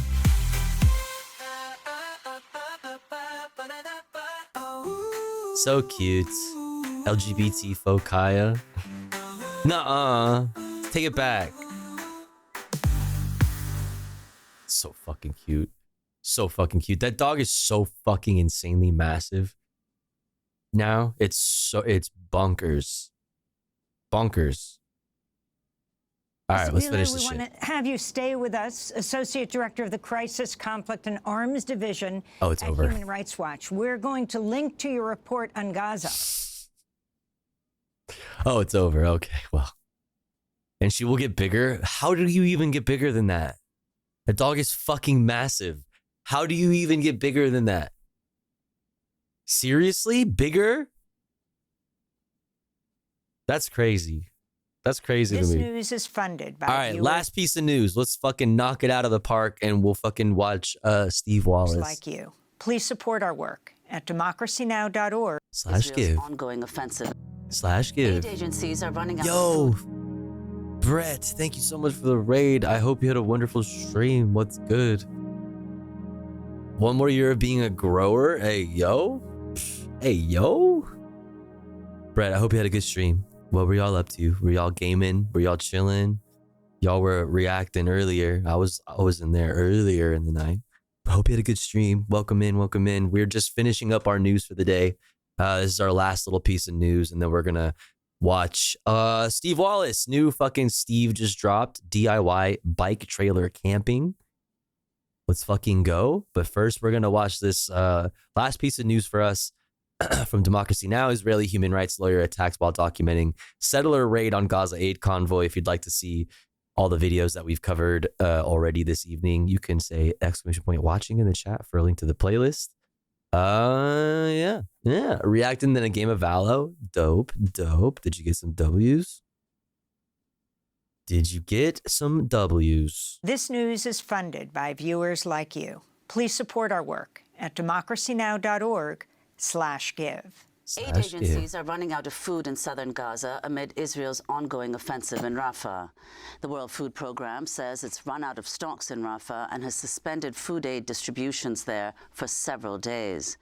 No food has entered the two main border crossings in southern Gaza for more than a week since the Israeli assault on Rafah began, and Israeli forces seized control of and closed the border crossing with Egypt. Some 1.1 million Palestinians are on the brink of starvation, according to the UN, while a full-blown famine is taking place in the north. The UN Office for the Coordination of Humanitarian Affairs said today, quote, "The impact is devastating for over 2 million people." This comes just days after Israeli settlers blocked aid trucks headed to Gaza through the occupied West Bank from Jordan. Footage of the incident shows settlers raiding the aid trucks, throwing food into the road and setting fire to vehicles at the Tarkumia checkpoint near Hebron in the occupied West Bank. Palestinian truck drivers say they fear for their lives after the attack. Yeah, and there was a lot of reporting, a lot of interviews with those drivers. Of course, it was fucking terrifying. Of course, they feared for their lives. I'm surprised nobody was fucking hurt or killed as far as the truck drivers goes. But I mean, we've covered this for the past few days, and still it doesn't. Whenever I see it, it infuriates me. Seeing all these fucking big bad tough guys pouring out Hamas flour all over the fucking pavement. It's just, wow, you're really doing something there, bud. And after the check, Look at you go. To see settlers on the roundabout of the checkpoint. They damaged the cars, they tore the tires off the trucks, they threw the contents of the truck on the ground. We gathered some of the products and sent some of those products onto a bulldozer and sent them to the sheep farms. Around 15 trucks were damaged. Their hull was damaged. Windows of the trucks were broken. Some drivers were beaten. Some of the products were thrown away. And the whole loss for Hebron is around $2 million. At a White House. There are absolutely no set of circumstances in the universe that could lead me to treating other human beings like that. Well, you said a very key thing there. Well, first of all, that's because you have empathy and compassion for a fellow human being. You might be a leftist and your worldview may be based on things like empathy, but I would also point to the last part of what you said there. That could lead me to treating other human beings like that. The human beings part. The human beings part, you know? Press briefing Monday, U.S. National. That's why the dehumanization is in everything, is everywhere. To be fair to Israelis, they don't see Palestinians as humans. Exactly my point. There you go. Thank you for saying the joke for me. Just saying it. $2 million, but not important people. Not important people dollars. Not important people. Oh, I see what you're saying. Not important people dollars, so no matter. Yeah. National Security Advisor Jake Sullivan was asked by reporters about the attack on the aid convoy. It is a total outrage that there are people who are attacking and looting these convoys coming from Jordan, going to Gaza to deliver humanitarian assistance. I mean, it could have been Bloom. I mean, Medea is everywhere. I mean, at least on the Hill for sure in DC. But the UN, the ICE, were they in New York for that hearing? Was that hearing in New York, or was it not? In The Hague? We are looking at the tools that we have to respond to this, and we are also raising our concerns at the highest level of the Israeli government, and it's something that we make no bones about. This is completely and utterly unacceptable behavior. The attack on the aid convoy was the culmination of weeks of Israeli settlers attempting to block aid trucks from reaching Gaza. For more, we're going to Tel Aviv. Like, are they going to speak on, high-ranking military official or government officials like Itamar Ben-Gvir marching with these settlers, like in a march to Gaza to call for the expulsion of Palestinians? To speak with Sapir Slutzker-Amran, an Israeli human rights lawyer and peace activist who documented the attack on the aid convoy right near Hebron. She's the co-director of Breaking Walls, an Yo, intersectional Colts. feminist group. Thank you so much for 16 months. Let's Free go. Palestine. Free Palestine. Thank you so much for the 16 months of support. I really appreciate it. Hope you're Grassroots doing good. movement. Oh, also everybody go follow Cult of Ice too. Welcome to Democracy Now!, Sapir. It's so good to have you with us. If you can describe exactly what took place, how you ended up there when the Israeli settlers attacked the aid convoy, and what exactly they did to the convoy and to you. Hey, so thank you so much for having me. Before we get into details, just to say from Tel Aviv that we are calling for ceasefire and safe return of the hostages, and hope to see this war ending as soon as possible and not seeing another one. So I came on Monday. It was after a few months when they were organizing those kinds of actions, those looting actions, settlers and their supporters. They are organizing in those WhatsApp groups, getting notifications from inside information, actually, to know where the trucks are going and coming from, and then trying to block them or to loot and destroy the entire food on the trucks. And when I came on Monday, it was to... I wasn't sure. It was trying to document. It was after seeing those footages, those videos that they published a few months now, trying to organize groups, but people were afraid. And Like they just destroyed it. Like they didn't even steal it. You know what I mean? Like take it, you know what I mean, for themselves. Like they just like destroyed it. Nobody gets to have it. We're gonna cover the whole fucking street in fucking in rocks, and then if you get past the rocks, we're just gonna fucking attack you, and then under the cover of night, set fire to the trucks. Like they shouldn't be afraid because they're sick, coming with awesome. guns and knives and axes even. They didn't even keep the food for themselves because they don't need it. Right.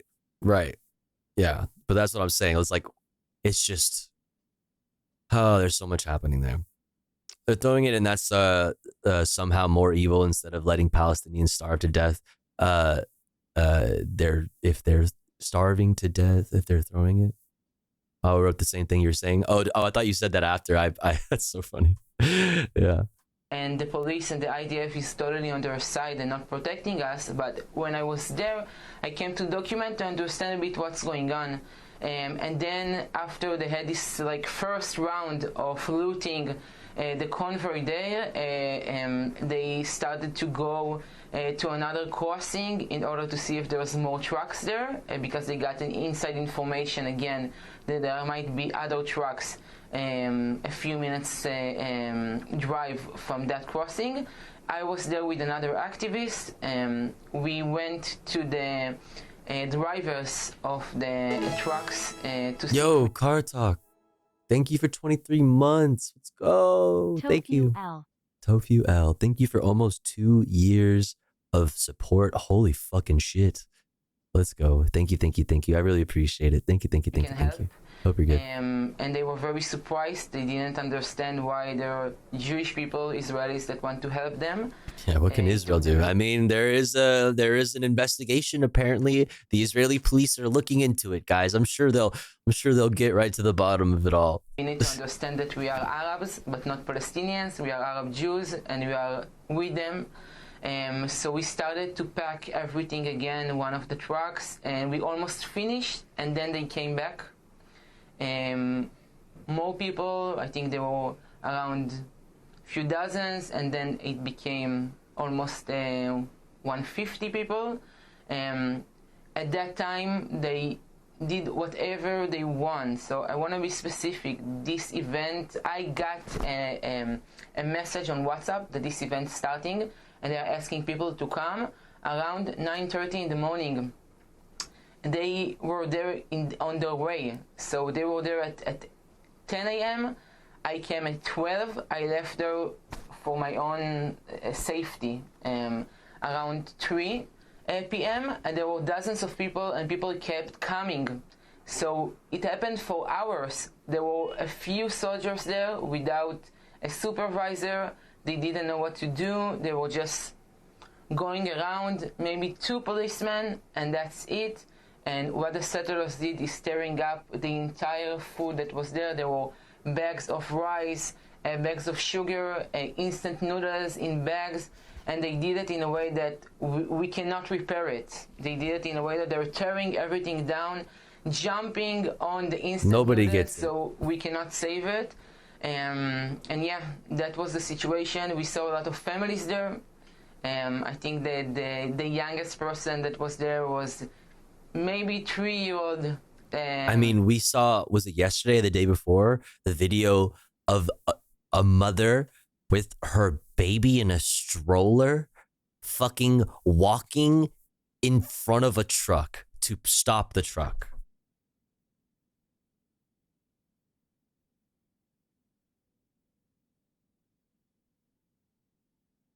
Like, talk about fucking human shields and shit.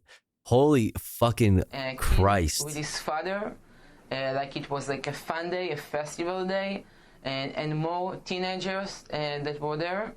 And they did whatever they want. They laughed, they enjoyed, and they said it was the best action that we had till now. It was in Takumia Crossing. And I think many came because it's in the area of the settlers, so it was very easy for them just to be fast and to hold those trucks. So Sapir, could you talk about what the settlers did specifically to you, what happened to you, and then explain who the settlers are and what their justification is for doing. I'm so sick of them using the hostages like this. They don't give an absolute single fuck about them at all. It's so disingenuous to me for anyone to be crying about the hostages at this point. They are all dead already by these people's hands. Every single hostage has either been bombed, shot, drowned, or starved to death. Yeah, I mean, absolutely. I mean, there has been some like recent videos like released by like Hamas or whatever, show like proving that certain hostages are alive. But the point, your overall point, is still is still correct. Nobody gives a shit about those hostages. Certainly the IDF doesn't give a shit about those hostages. Certainly the Israeli government does not give a shit about those fucking hostages. Certainly they don't. Which is why even like, people who are probably Zionists, Israelis, the family members and friends of the people who are still held in Gaza, are calling on their government to agree to Hamas's, Hamas's demands, agree to what Hamas wants, like make a deal with Hamas. Which is why I made the statement earlier that like not only has Joe Biden become Hamas, but also the family members of hostages held by Hamas are also Hamas.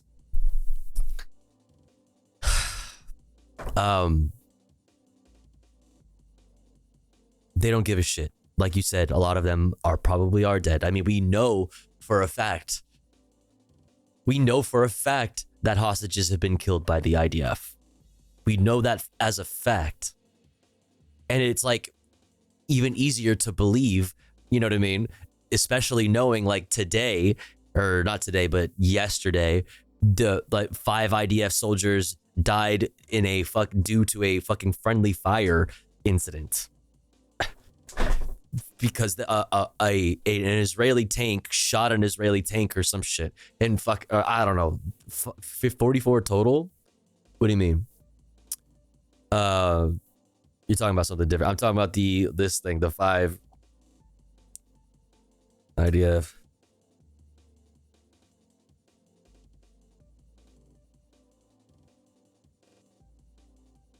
Israeli military says 5 IDF soldiers, 5 soldiers killed by friendly fire in northern Gaza. Friendly fire incident in northern Gaza.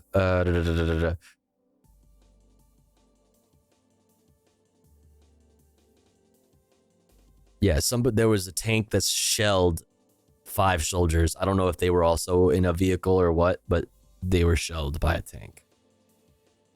Just like they're so on top of all of the fucking evil and hatred that like that inspires people to move to Israel and join the IDF, like that fucking piece of shit kid who, you know what I mean? That piece of shit kid who was, you know, attacking protesters at UCLA who his parents were super proud of. And his parents said that they can't wait for him to grow up and go to Israel and join the IDF. Not only are they fueled by that kind of fucking hatred, that kind of fucking just disgusting fascism, but they're also like incompetent. They're also like really bad because you have a bunch of fucking people joining, you know, conscripted into the military that are not soldiers.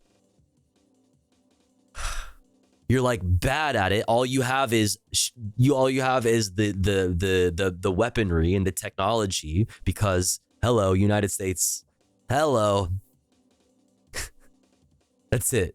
You just have like that's why you haven't seen like ground incursion. That's why like you don't see IDF soldiers, you know, battling it out with Hamas fighters. You just see bombs getting dropped, fucking cruise missiles, just 2,000-pound bunker busting bombs. That's all you fucking see is just like airstrike. Whenever you see a video in Gaza, all you hear is the buzzing of drones, constantly the buzzing of drones. You don't see fucking, you know, mass fucking like battalions of IDF soldiers like going at it with Hamas fighters. That's not how this works. Exclusive footage of IDF in action. Exclusive footage, you say?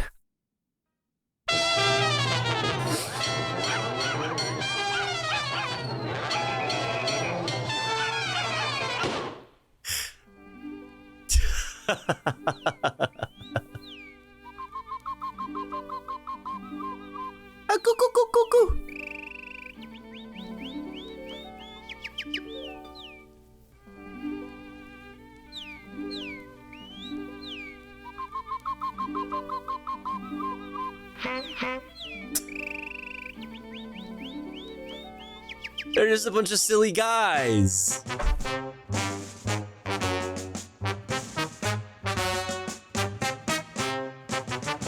Dude, that fucking soul patch is crazy, dog. That soul patch is like 4 inches by 4 inches. Oh! Whoops! Help, police. Look at that. Is that a soul? What is that? Ew. For riot calls? There's a riot.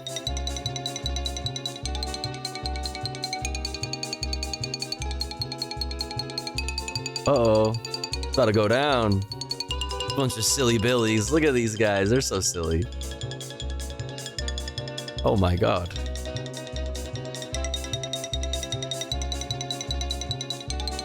Oh, whoa.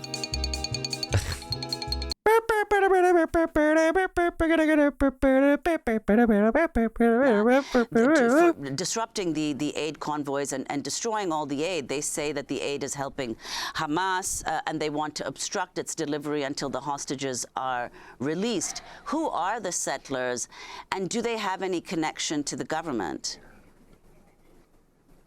Yeah, so I think...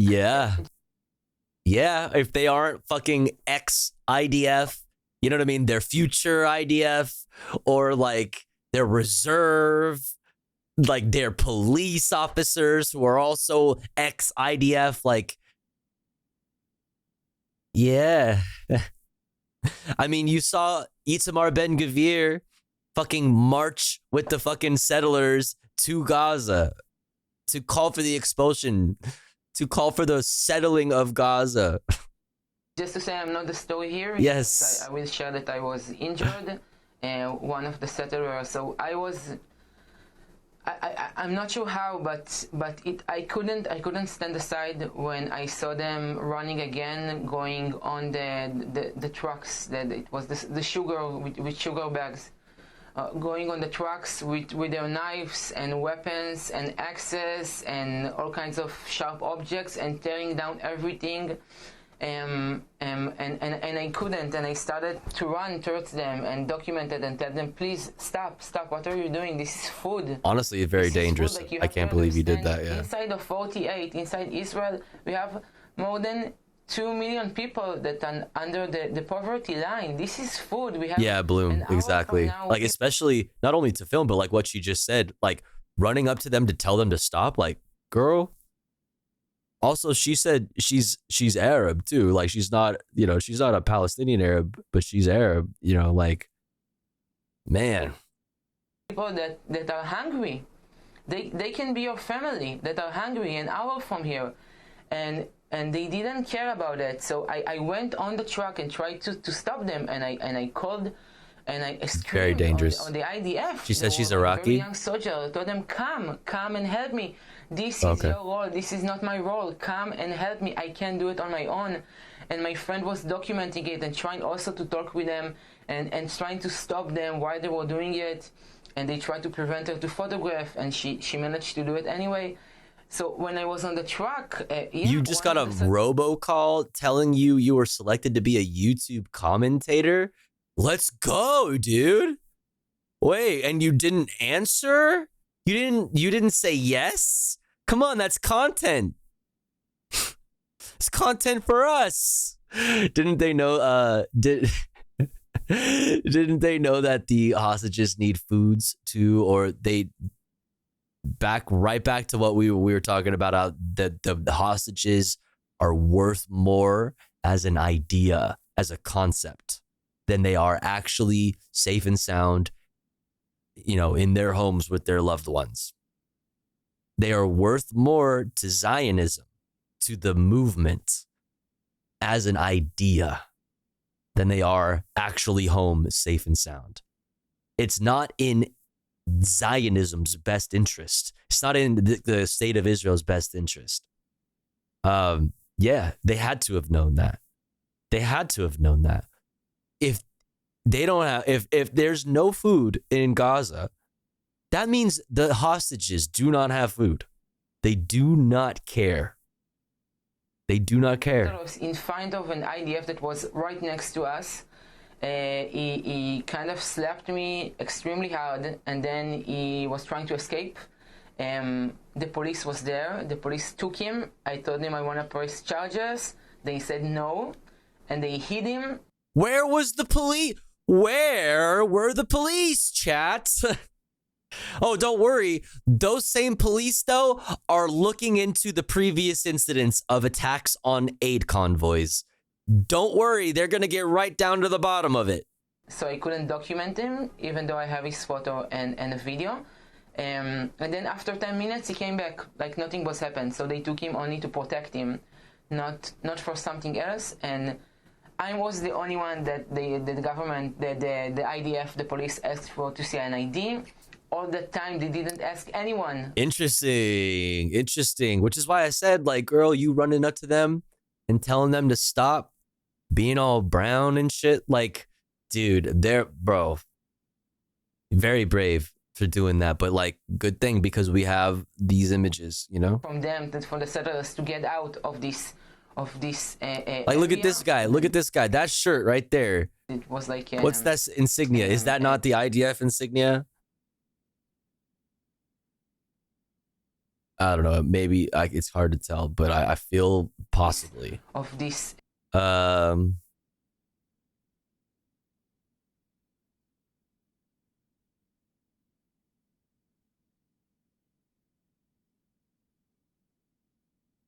Yeah, it probably was because this, right?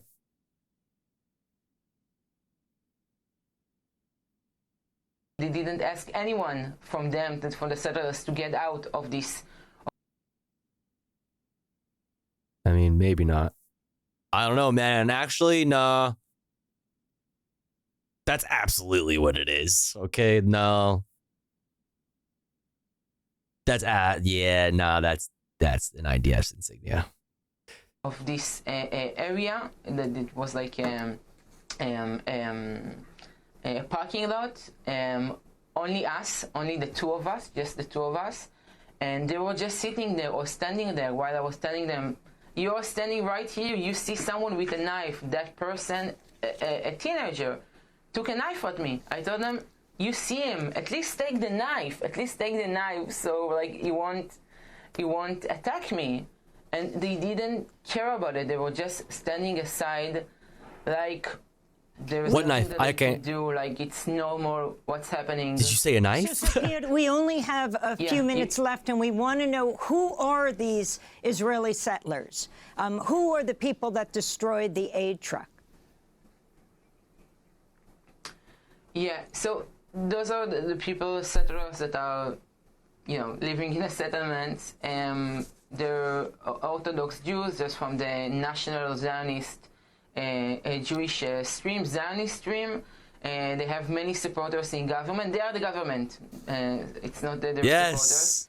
And we know that there's the fucking this march here. I want to say something like that. Right now, I can show you, I can add you right now, Amy, to a WhatsApp group, because they're organizing right now to do it again. So they have this information. No one is trying to stop them. I think maybe it's not clear that nothing has changed from Monday. They are still doing it. I don't know what is showing on the international media, what the Israeli government is publishing, but they are doing it right now with their names, with their numbers. And they don't care about presenting even themselves and documenting the stuff, because they know that nothing is going to happen for them. No circumstances, no objects, and nothing will happen at all. So they are That's right. connected to Okama Henry. Yeah, he arms them. He runs defense for them in the West Bank. He runs security, for attacks in the West Bank and in things like that. He marches alongside them. He does speeches, telling them saying exactly what they want to do. Like the whole world, God, it just feels like I'm like dreaming. You know what I mean? It feels like it's almost like that feeling, where like you're in a dream and you want to scream, but you can't scream. It's like, or like, you're trying to explain something to somebody and they're just like, it's not registering and they're just blank faced. You're like, please help me. Or like in your dream or something, and they're just staring at you or like laughing at you even. Like I feel a similar, like a feeling where it's just like, everybody else is just looking at me and they don't care, and they know what I'm saying, but they don't care. And it's like not like it's me screaming into the void, but like as far as for all of us, it feels like we're in an alternate reality. I don't know, man. It feels unreal. Yeah, it doesn't feel real. the government. We know that some of them are working with the government. Like Chris the Nerd was saying earlier, like watching the ICJ, watching Israel testify at the ICJ, and Chris the Nerd saying like, if it feels like an alternate reality. It's exactly just like there's nothing I can say to somebody who's like that. There's nothing you can say to somebody like that. It doesn't. What you say doesn't matter. Words do not matter. We know that some of them, I won't be surprised if they're funded from the government. We have MKs, members of the parliament, the Israeli parliament, that are supporting it and coming to those actions. We have someone that is a CEO of a right-wing organization that just got, a few months ago, he has a photo with one of the MKs, having so much fun of the Knesset, giving him a diploma to thank him for his service to Israel. Okay, so last week it was the mayor of one of the big cities in the south of Israel. They are the blood and they are part of it. What you are doing.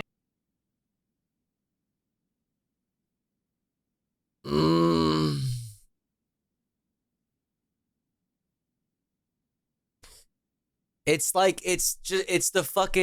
just like the fucking brown shirts at UCLA telling the police as they stand there in line doing fucking nothing. Like, we love you. Thank you, LAPD. Thank you, LASD, for keeping us safe. We love you. They don't love you. We love America. They don't love America. It's like, oh. I think it's just, we can call it privatization of the violence. Please, sir. Please, sir, will you place your boot deep into my fucking throat, please? Let me know.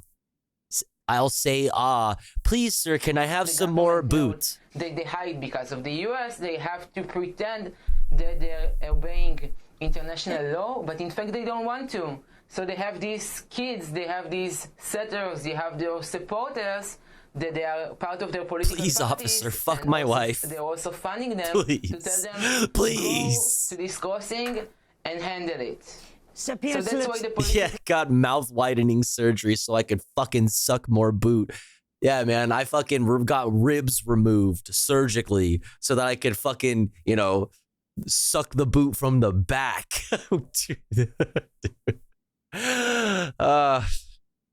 Not intervening because the police... Oh no, the ads are running? Oh, belongs fuck. to Ben-Gvir and those kinds of people, so... So, let's go. Amran, I want to thank you so much for being with us, Israeli. I kept fucking hitting the rights lawyer and the peace snooze activist button who on it. went to the Let me give it the old gluck gluck, dude. Your boot is dirty, sir. Sir, I noticed that there is a bit of dust on your boot, sir. Please. Please. Please, can I fucking suck on it? Please. I need it. Anyway. All right, chat. We got to run an ad break. The ads are running right now. If you're watching, you're already subbed, okay? But we're going to do the thing. When I come back, however, we're going to do some fun shit, okay? We're going to fucking watch the brand new Steve Wallace fucking stealth camping back in a big way. But like I said, first we're gonna run an ad break. Don't you worry though, because here at the Tofu Ghost broadcast, we run ads while I'm away from the stream. That way, even if you're unsubscribed, you don't miss out on any of the content. But if you would like to support the stream and get access to cool Tofu Ghost emotes, as well as an ad-free viewing experience, all you gotta do is subscribe for $5 or for free with the Twitch Prime. Or let's say you're already subscribed to the channel and you're feeling generous and you have the means to, maybe consider gifting a sub to one of our unsubbed friends in the chat that may not be able to afford a sub this month. That way they can also enjoy the Tofu Ghost emotes and an ad-free viewing experience. Consider doing it if you enjoy the content. You can throw some subs, you can sub yourself, you can throw some bits or a dono my way. All of these things help. I'll be back in a few minutes.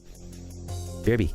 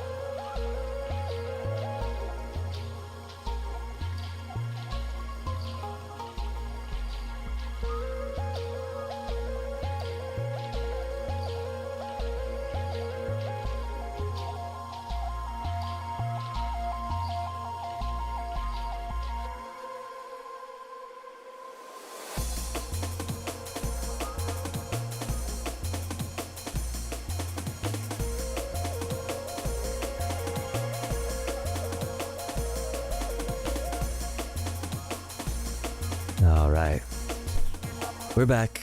Thanks for waiting. Thanks for hanging in there. If you had to sit through some ads, I appreciate you for sitting through those ads. It's a good way to help out the stream, even if you don't have any cash to throw my way, so I appreciate you. But we're back. Oh, also, Darank Dank. Thank you so much for gifting to Sleepy XO. Thank you. Thank you so much, Darank Dank. That's very kind. Thank you for gifting to Sleepy.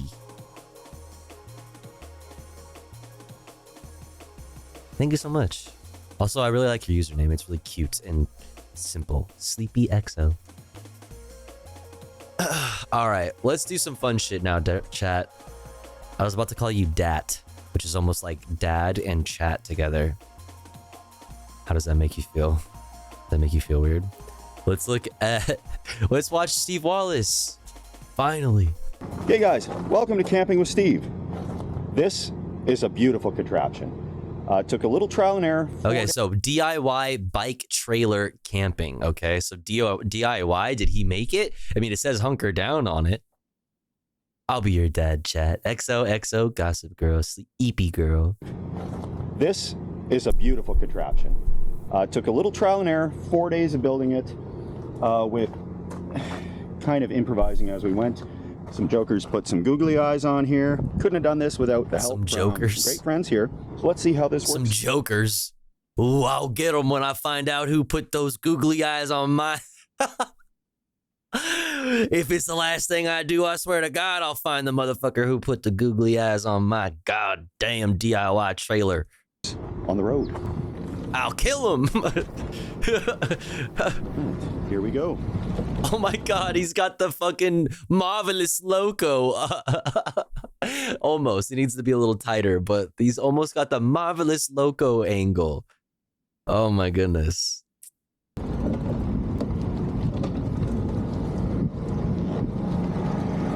What the fuck? It's so tiny.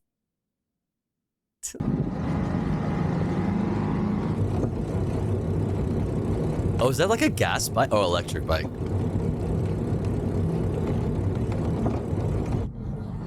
Nice. Bad to the bone. Okay.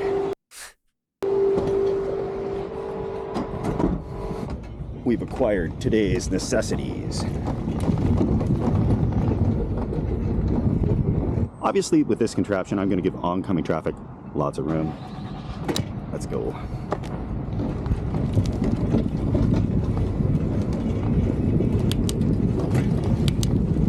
I think you're going to have to get some iced tea or lemonade from this lemonade stand because I am thirsty. Yeah, I'm thirsty. What do you got for sale today? Iced tea, lemonade, and Gatorade. Oh, I think a Gatorade. I hit it at the wrong time. I hit it at the... For me. Yeah, thank you. Thanks. And how much are these guys? $3.50. Take that, and I don't need any change from you. Thank you. Have yourself a good day.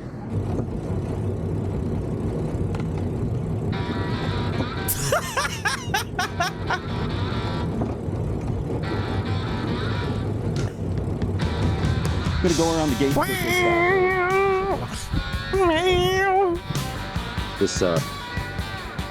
This e-bike has like a walk feature, so I can take that down. And if I hold this down, it'll power the. It'll power this. So stupid, dude.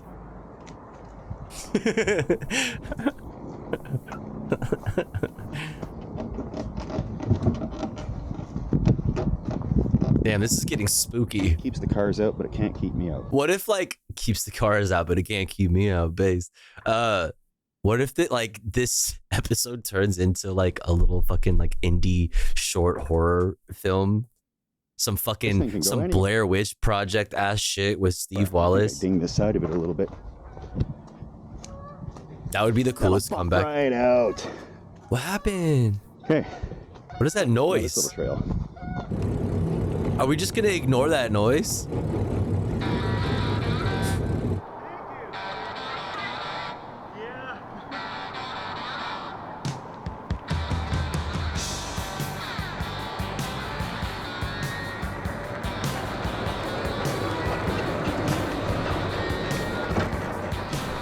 I got a site and I got a cool sticker here. So I asked for a site that's not up a big hill. And I think we've achieved that. So gonna put the sticker on and we'll head off to our sites. We love stickers. Fuck yeah, good spot, dude. Good choice. I would have chose the probably the window, maybe. Bottom left.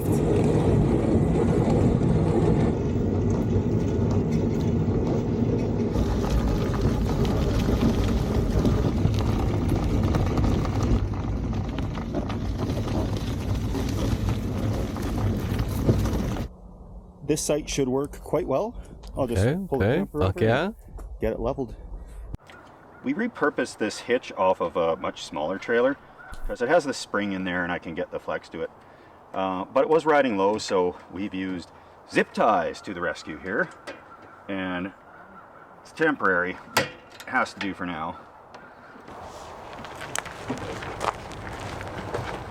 Dude, it's really very just light. Reminds me of the video of UCI encampment, the cops cutting zip ties, plastic zip ties with full-on fucking saws to fucking take down the fucking, like, hardly an encampment. It was like zip tied fucking like plastic fences, and they were like, I gotta demolish it.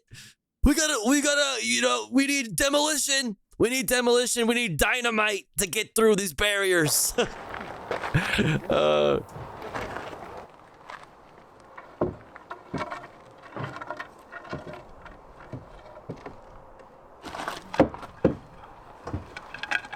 Yeah, I'd say we need a breach charge. This is an area where white men excel. He is in his element. So true. Even better, it's Canada. If you didn't know. And I'm feeling thirsty. So true. These little clips hold the door open here. Run that back. What did he say?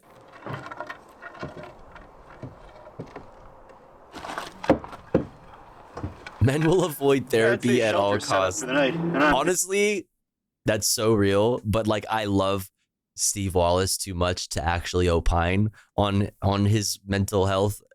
You know what I mean? To actually maybe speak on that. But I don't, you know what I mean? He is just a YouTuber I enjoy. So let me not be parasocial, right? Oh, Feel thirsty. Got these little clips hold the door open here.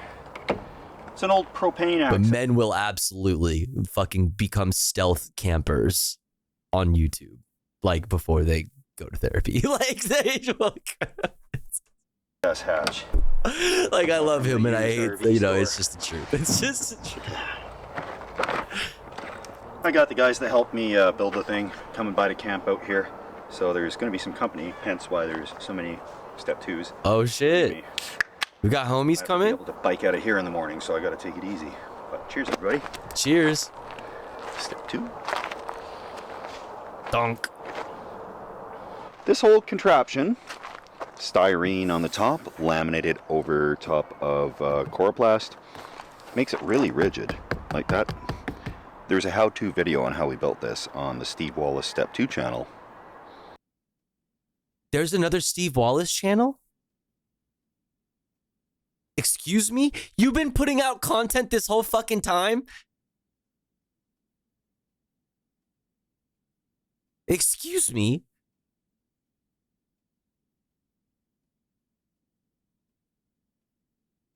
Bitcoin. Not the Bitcoin wallet. Not the Bitcoin wallet. Oh my god.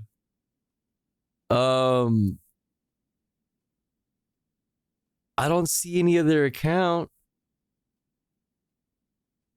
Is he lying? What? Wherever I can put. Wait, you found it? Steve Wallace Step 2. I guess I literally could have just typed that. No way. Extra content? Okay, so it's not like he doesn't post here very often, but he did post how to build it. Oh my god, bro. Well, yeah, we're watching this. What? My goat, my fucking king, dude. Well, shit, we probably should have watched that first. Damn. And anyway, the whole build, probably in materials, was $600, $700. And it looks a lot more professional than I thought. I mean, yeah, if you bought some shit like that, like you'd you'd be up in that range anyway. Like for something high quality, probably, right? Our checker plate down there. It's like a featurette, yeah. Bicycle hooks on with this guy here, repurposed. Some of the stuff is coming delaminated because we didn't know what we're doing, but none of the lights are wired up yet. That's a project for future Steve. Way more? Oh, like cost-wise to buy something? Is that a little baby tire? It's so cute. It's just a little button. Boop. Boop. Little baby tire. Boop. Oh. Probably tonight. And hunker down. Yeah. We'll Looks do a good. tour inside. There's not much to see. It's not finished yet, but it's not even finished yet? What the hell? Get some dinner started, and hopefully we get some northern Right lights. size to replace one of the trailer tires? Yeah, it looks like the same size. They're just so cute and tiny. Oh, you gotta like crawl in that bitch. Oh, is this his fucking gaming PC? Let's go. Not camping without popcorn. Oh, it's a popcorn maker. Wait, that's fire. Honestly, good choice. And popcorn's not a meal. Wait, who says who? Who said that? And popcorn's not a meal. Who the fuck said that? Hot dogs. I think we're supposed to. What are we doing? Having a carnival? He's got the little hot dog roaster. What do you even need this for? Oh, he said he's having friends over. Takes out bouncy castle. No, like legit. He's gonna have bays of hail. Bays of hail. Bales of hay.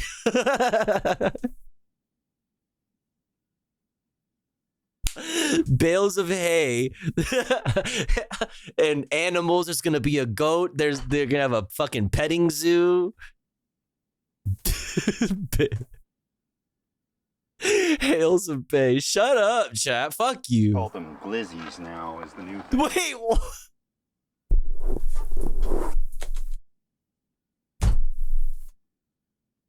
All the kids call them glizzies these days. Oh my god. Oh, did I say hot dog? Excuse me.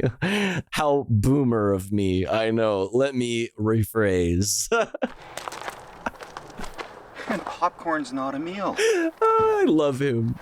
Hot dogs. I think we're supposed to call them glizzies now is the new thing. So true. He's right. I wasn't completely sure where I was going to camp tonight, but we picked this spot because there was an open sky. It has electricity, but I did not plan on that, so I got the Jackery. That's what? good because my little extension cord's generator? not long enough to reach the power. So somebody's bringing me an extension cord. That's cheating. I think it's not very stealth if people have your coordinates, Steven. The hot dog started here. That's at about the maximum capacity of this Jackery. It's only supposed to do 500, so we'll see how it holds out. Baby, I'm Couldn't find any actual corner molding, so this is... Yeah, I was gonna say it doesn't actually look very airtight. Like it looks like if you hit it a couple times, like the seal or whatever, like whatever, like the caulk or tape. Is that just tape? Oh, brother. My God, don't even tell me that that's just tape. Yeah, that's not, it's molding. It's probably like a PVC, like the shit that you put on like pipes when you're piping. You know what I'm saying? You wouldn't know. You wouldn't know, chat. Tape is foolproof. That shit can handle a planet re-entry. You think so? Planning re-entry? Yeah, you're probably right. Fuck Metro for that shit. 2 weeks of it being in my head 24/7. BBL Glizzy. BBL Glizzy. Vinyl wrap tape from 3M. It is tape, yeah. Do the job. Vinyl okay. wrap. Window from a used RV guy. Same with the access panel here. This was for a propane hatch on a camper. That's pretty cool that we like repurposed everything. But also that's like a straight up doggy door though. Like I can't unsee that this is like a little doggy door for Steven. Because of the propane warnings on the back. We got these little clips from an RV store. These lights were from Princess Auto in Canada, which is like Harbor Freight. This was from an RV store. We had to go find one of these, a little cheap, normal light. And are there Harbor Freights in Canada? Side. Okay. Ooh. What's up, MTV? Nothing is finished at all. It literally is a U-Haul. It's literally a U-Haul on the inside. This is the inside of the coroplast. We do have this little roof hatch, which I don't crank open because that will make things so much more comfortable in here, especially when the sun shines on this. We built these little... It actually, looks pretty spacious. I would imagine that he was going to use that upper area as like you can lay down. You know what I mean? You could there was like a loft up there, but they didn't do that. Well, how are you going to sleep in there? Just out of some wood there to cover the Barbie Dreamhouse sized U-Haul. I can go outside. What the fuck you need to lay down for? You got a fucking chair. We're good. Wiring is still all out here. This seems dangerous. Try to put that in today. Okay. If you watch the build video, you can see that's storage, sure, but I would imagine the benefit here would be so that you could lay down. But all right. He said it's not finished. It's originally going to be like a fifth wheel type of hitch on the back of the bike. Gonna crank it in there later too. So we changed the mounting point to the bottom there. And we've achieved very good results with that. So this old hatch, from the outside, that one actually looks okay. We put more of that styrene on it, but it was one of these rusty old 70s camper ones. Probably full of asbestos. It's a lot of weight for a bicycle, though. On a bike, you feel every pound of drag. Yeah, I mean, I think it's an electric bike, but yeah, for sure. Or a bathroom or something like that. I think it had a motor on it. I'm not sure though. And this is. Okay. Oh, he can lay down. The mattress for tonight. So wait, is he even laying down? Back out. We'll lay this down there. He's stretching his legs out. And shortly, I'm going to start wiring up some lights so that I can hang out outside by the fire and enjoy the glow of a yellow bug-resistant RV light. Haven't even got to enjoy my Gatorade yet from that lemonade stand. Gatorade stand's a great idea. The zero sugar stuff. At least it's got electrolytes, if nothing else. And yeah, this is 2 of these 3-inch foamies. Should give me a nice, good. Oh, it's okay. Actually, when you okay, you could probably fit in there. Tonight. And yeah, something. Ow! A nice little seat to chat with you guys. Just the first trip out with this thing. Obviously, modifications and tweaks. Didn't want to take it on the highway for too far at all until I knew it wouldn't fly out of control and kill me. Meanwhile, Glizzy's roasting. Nothing inside's finished. There are a lot of possibilities. I could have a bunk that folds down and turns into kind of a table. It is big enough. Okay, so he was planning on doing what I was saying. Like, it's gonna be a bunk and it folds down. Okay. There to sit up and but so this is really just prototype. We're just out here, finding all the bugs, right? Okay. This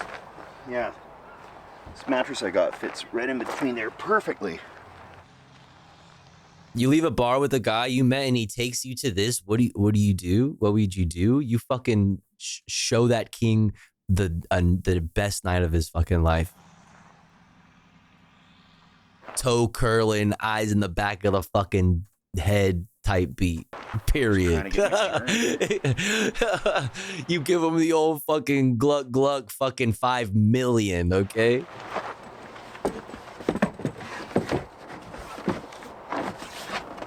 Fucking sloppy toppy so good you have an existential crisis afterwards. Oh, that's perfect. Oh. Okay. This angle's there.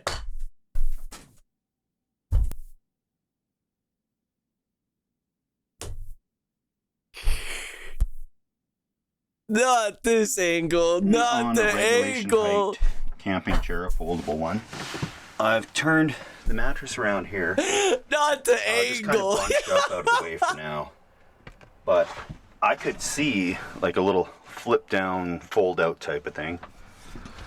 Would add some room. Oh my God. More room in here for activities. Activities. You know what I mean. Definitely, I'm just going to put a little blanket or something over to cover this hole until I get it patched up more permanently. And a shorter chair would actually work. Like, I really could sit around here, relax on a rainy day, read a book, put up a movie somewhere. I could, you know. Hell yeah. You know. Fold down thing there, like a kitchen. You got to look at it. You just got to squint. See it in your mind's eye. From the far end in here, from where the camera is, it really isn't that claustrophobic, which I was kind of expecting. So something for the walls on these 2x2s is probably going to be extremely light, almost like cardboard with wallpaper on it or something. If you know of a product that might work, let me know about that. But yeah, this is like storage right up here, can easily lay down, a fold down bed. I've been dreaming about building one of these for ages. It's a mobile tiny house. Came together here in a second. I knew could play some checkers, settle in for a nice game of boggle. Yeah, something in proportion to the bicycle. So I looked up kind of a little fifth wheel type of arrangement. Damn. I figured the overhang is a great use of space on top of the back wheel. Yeah. But that's not going to work. So then I sketched out this little thing with. Okay. It's foolproof. It's genius. Yeah, yes. I see the vision, King. Yes. Rough dimensions there. Not very pretty, but. No, it's perfect. That was the next step. Where's the flux capacitor? You didn't see it? It was clearly labeled. And I came up with this. It's clearly, right there. Look at this. Wow. Okay. I see it. I'm seeing it. We even got the fucking sick ass decal on the side. Fucking flames and shit. Fuck yeah. This might look a little familiar to you. I didn't know what size of windows and doors I'd be dealing with, but that was just a rough guess. I figured the wheels at 10 inches outside diameter would be in proportion to this. They don't look quite that good, but close. 12-inch wheels in there would look. I mean, it does look like a little baby trailer. The decals. It looks like a little tiny miniature trailer. And, you know, the rear view of that. God damn, the trailussy on that. God damn. Hit me with it. Sheesh.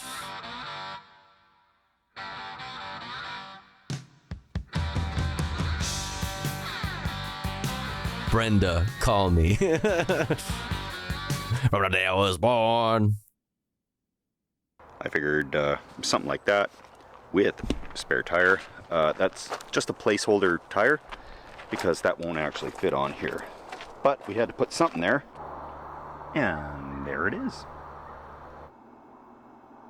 Oh, she's steamy. Oh, Jackery is burning through the power. It has not been on very long and down to 43% from a 98% charge.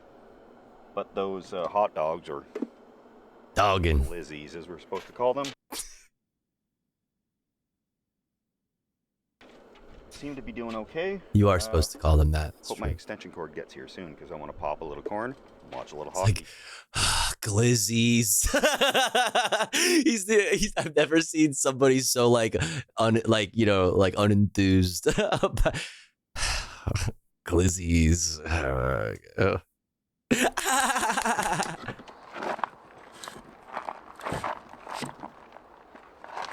We got our extension cord not a moment too soon. Jackery's down to 33 and it's feeling hot. Woo, we're having dogs and popcorn. Oh my God.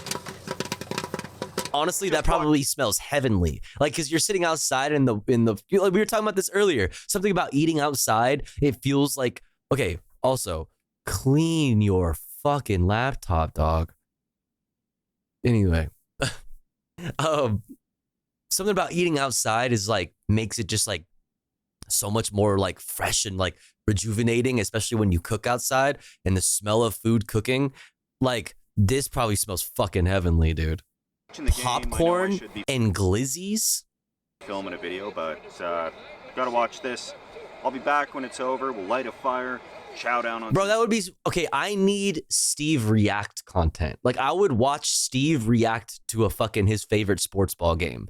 Like, I don't know shit about that at all, but I'm just happy that he likes it. You know what I mean? It makes me happy that he's happy. Okay. Dogs and have a good old night. That's hockey. Sports puck.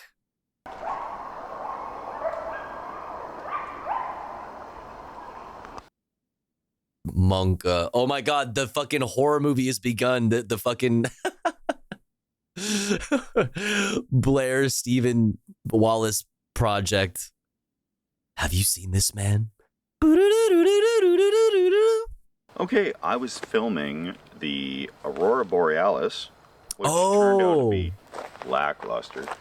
Everybody else posted amazing pictures. The Blair Wallace project. And it's time to get down to business. That's such a satisfying sound. I'm sorry. Down to business. That's a sample. That's a sample right there. You're welcome, producers. That's a snare. Too many clouds here? Yeah, same here.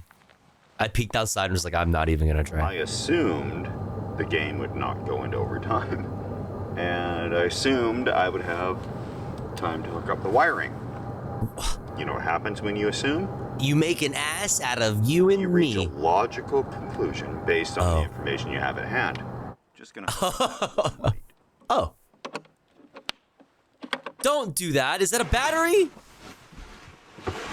Don't touch that. Oh, he's gonna fucking blow up. He's gonna blow himself up. Oh God. The battery has fail-safe protectors in it, but it's really hard on the battery. Pretty darn sturdy for a polymer composite. Dude, just hanging out. Like, he's not even sitting next to the fire. He's sitting next to the warmth of the fucking glizzy machine, dude. He doesn't need no damn fire. What the fuck? Okay, you're actually gonna break it though. That's what I'm saying. Like, I feel you will break it. That is literally just taped together. You just told us it's tape. And light. The whole thing, probably 160 pounds.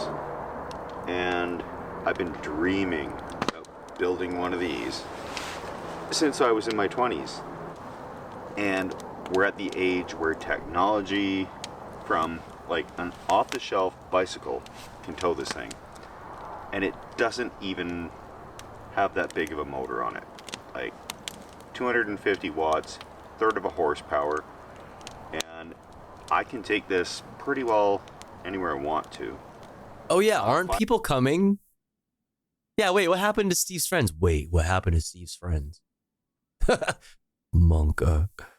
100 watts is legal, which I'd have no problem at all. I could even extend the checker plate around it and add a little more weight, but there's enough space on the top that I could put the solar on there to just keep driving it. Wait, that's actually endlessly. tight. Endlessly.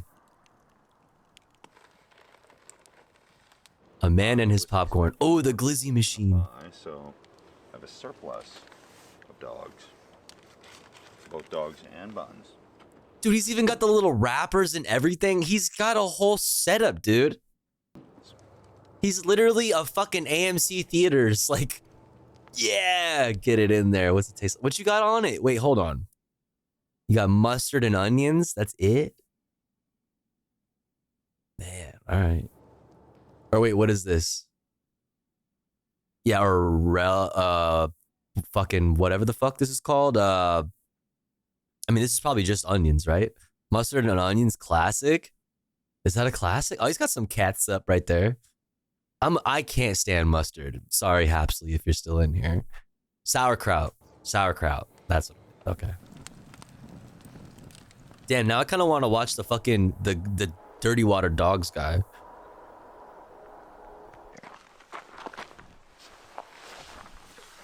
All right. Oh, it's really awesome in here, actually. Ow. Oh. Poked my thumb here on all these nails. So these. Okay, yeah, that's. Yeah, that's gotta go. Bro, I'm definitely hit. Dude, you have to get down in order to get in and out of that. You're definitely gonna fucking just headbutt the fuck out of a screw one morning. Oh, God. This will be more than plenty. So with the width here, you know, I got room either side a few inches, and looked for shoes. Of course, behind the camera there is more storage.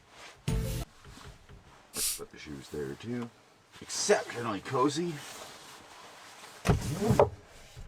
Definitely need some blinds, some finishing inside to make it a little more domestic. I mean, yeah, you need some kind of insulation, something in there, man. In here, that's a great thing. Gonna turn off the light outside. Oh, just gotta take the wires apart. Okay, yeah, all right. Just some open wires just hanging out. That's all right. No problem. I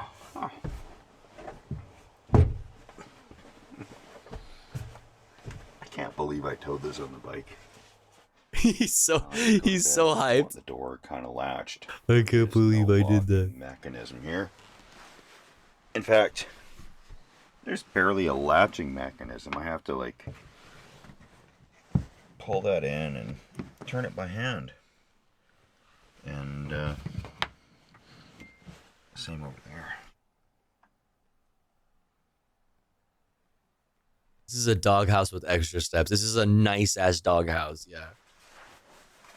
Oh, his little feetsies. Oh, he can lay down. Without all the stupid stuff hauling around, like the popcorn maker and stuff like that, this would be almost practical, I have to say. This is the doghouse. Yeah. I'm gonna sleep like a baby. So glad we got the roof vent. And did you fart there with the screen? Open wires. Enough rambling. See you guys in the morning. Good night. Good morning. Good morning. That worked just great in here last night. Just need some blackout curtains or something like that. But yeah, this is like the perfect size. This is absolutely perfect. Hell yeah. This is my rundown on the situation. What's the sitch? What we got? Here, walk around a bit, stretch these legs out, and watch the fucking this thing tows great. Spikes, the metal spikes. I could use a more powerful e-bike. This one's 250 watts, about a third of a horsepower, and I'm allowed to have 500 watts here in Canada. Rules, yeah. But We hate rules, that chat. would be okay. With 500 watts, with twice the power, I pull this thing no problem. And what's even better, I got an e-bike, but they have e-bike kits. So this one's got the back wheel that's powered. I put a wheel onto the front of this Rules bike are for cops from and an lawyers. e-bike That's right. kit and have like a double e-bike. That would tow this around no problem at all. Weight-wise, it's acceptable. It's not going to get any lighter than this. I could go around trying to take off wood here and there that's not necessary.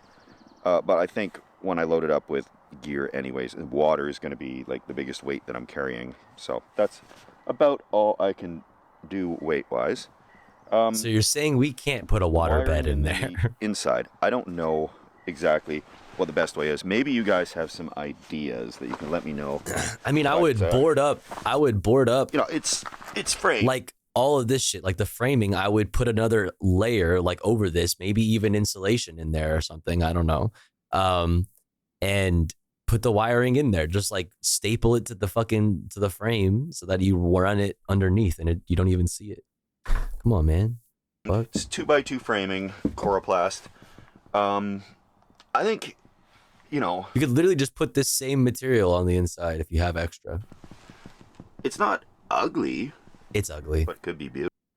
It's ugly. It's ugly, and it's a fire hazard or something like that. You could it could come loose, and you could fucking, be putting, have a shovel or something like a stick in your hand, and it hits the wire and it cuts it open, and I don't fucking know. Come on, cable management is key. Exactly. I got to come up with something like. I say this as the person with the worst current situation as cable management wise, but it is still true.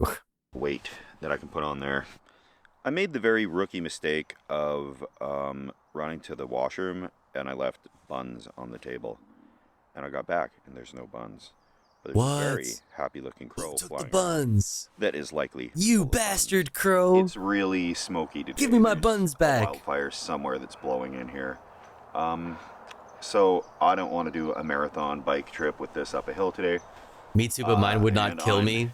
Encrusted in mustard. I feel like that's a pretty, fair indicator of whether or not you did a good job with your cable management. Yeah.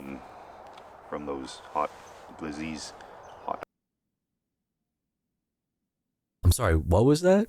Marathon bike trip with this up a hill today. And I'm encrusted in mustard from those hot glizzies. Don't show this to Hapsley. Do not show this to Hapsley. Why does it say Hap on the fucking screen right now, too? A marathon bike trip with this up a hill today. And I'm encrusted in mustard from those hot glizzies, hot dogs. So, yeah, I'm going to pack up here. It's great to be able to get another video out. This is the type of projects I'm talking about. It's going to keep coming. I'm already thinking of the next one and the next one. The pain in his eyes. Kind of round out my experience. When I can't get to a stealth camping video, I can build something like this. And if I see something good and stealthy, I'm going to camp there. But it takes me. I'll get all up in that shit. I'll camp the fuck out of it. And check it out and plan it. So we're going to be messing around with this type of stuff. So it was great to film another video. I know it's been like months since there's been some regular decent content up. And what I want to it has been a really long time, but I'm so glad. Going because I am feeling pretty good health-wise. Who fucking? I will fucking find you. Who? Why?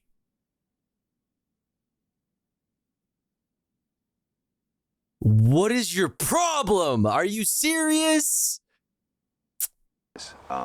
So mentally, I'm doing great. So I'm just gonna keep on going, pushing forward, and getting the hiccups out of this because I'd forgotten batteries. I forgot half the stuff. I had to, call my friend and bring stuff out to me that I'd forgot, like flashlight, all the simple stuff that. Wait, we never saw his friends. In a certain bag, but I haven't used this stuff in a while. So, thanks everybody for stopping by. I might just hang out here. Did his friends ever come? And camp here? I'm not sure because I really don't want to bike this up that big hill in the smoke. Oh, it's after fire I've been up sees till, the like, fires 4 in the too. morning waiting for northern lights to happen.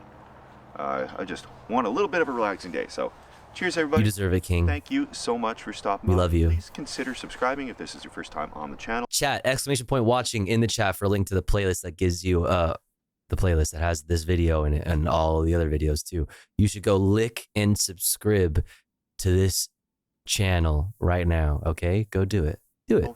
It gets weirder than this, so buckle up. Thanks, everybody. Were the friends ever real? Back in business. We are so fucking back, dude. Oh, we'll have to save this one. Look at this cute little short documentary that I found, chat, or was suggested to me. What is a cat? 1972. Well, I don't know. We'll have to find out tomorrow, chat. We'll just have to fucking find out tomorrow, okay? Because it's about that time. I'm a cat. I love that for you. I love that for you. We're going to have to do that tomorrow because I'm going to call it here, chat. I'm fucking starving. I'm fucking sleepy. All that talk about falafel and shit earlier has me fucking dying. Burgers and shit. Lick and subscribe to Steven. Yeah, that's right. Do it. We're gonna go hang out with some other friends somewhere else. But chat, I hope to see you guys again tomorrow for more news, more politics, more comfy reacts. You know, maybe some fucking gaming. Who knows? Who knows? All right. We're gonna go say hi to Doodleburb. Looks like they are watching The Matrix, which is fucking fire.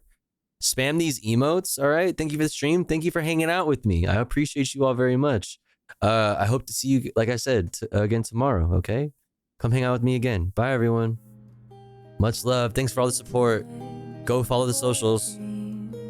Follow the Discord or join the Discord to get notifications for when I go live and to hang out with the community outside of stream. Take your meds, everybody, okay? Drink some water, stay hydrated, take care of yourself, be kind to yourself, be kind to others. Don't be a dick.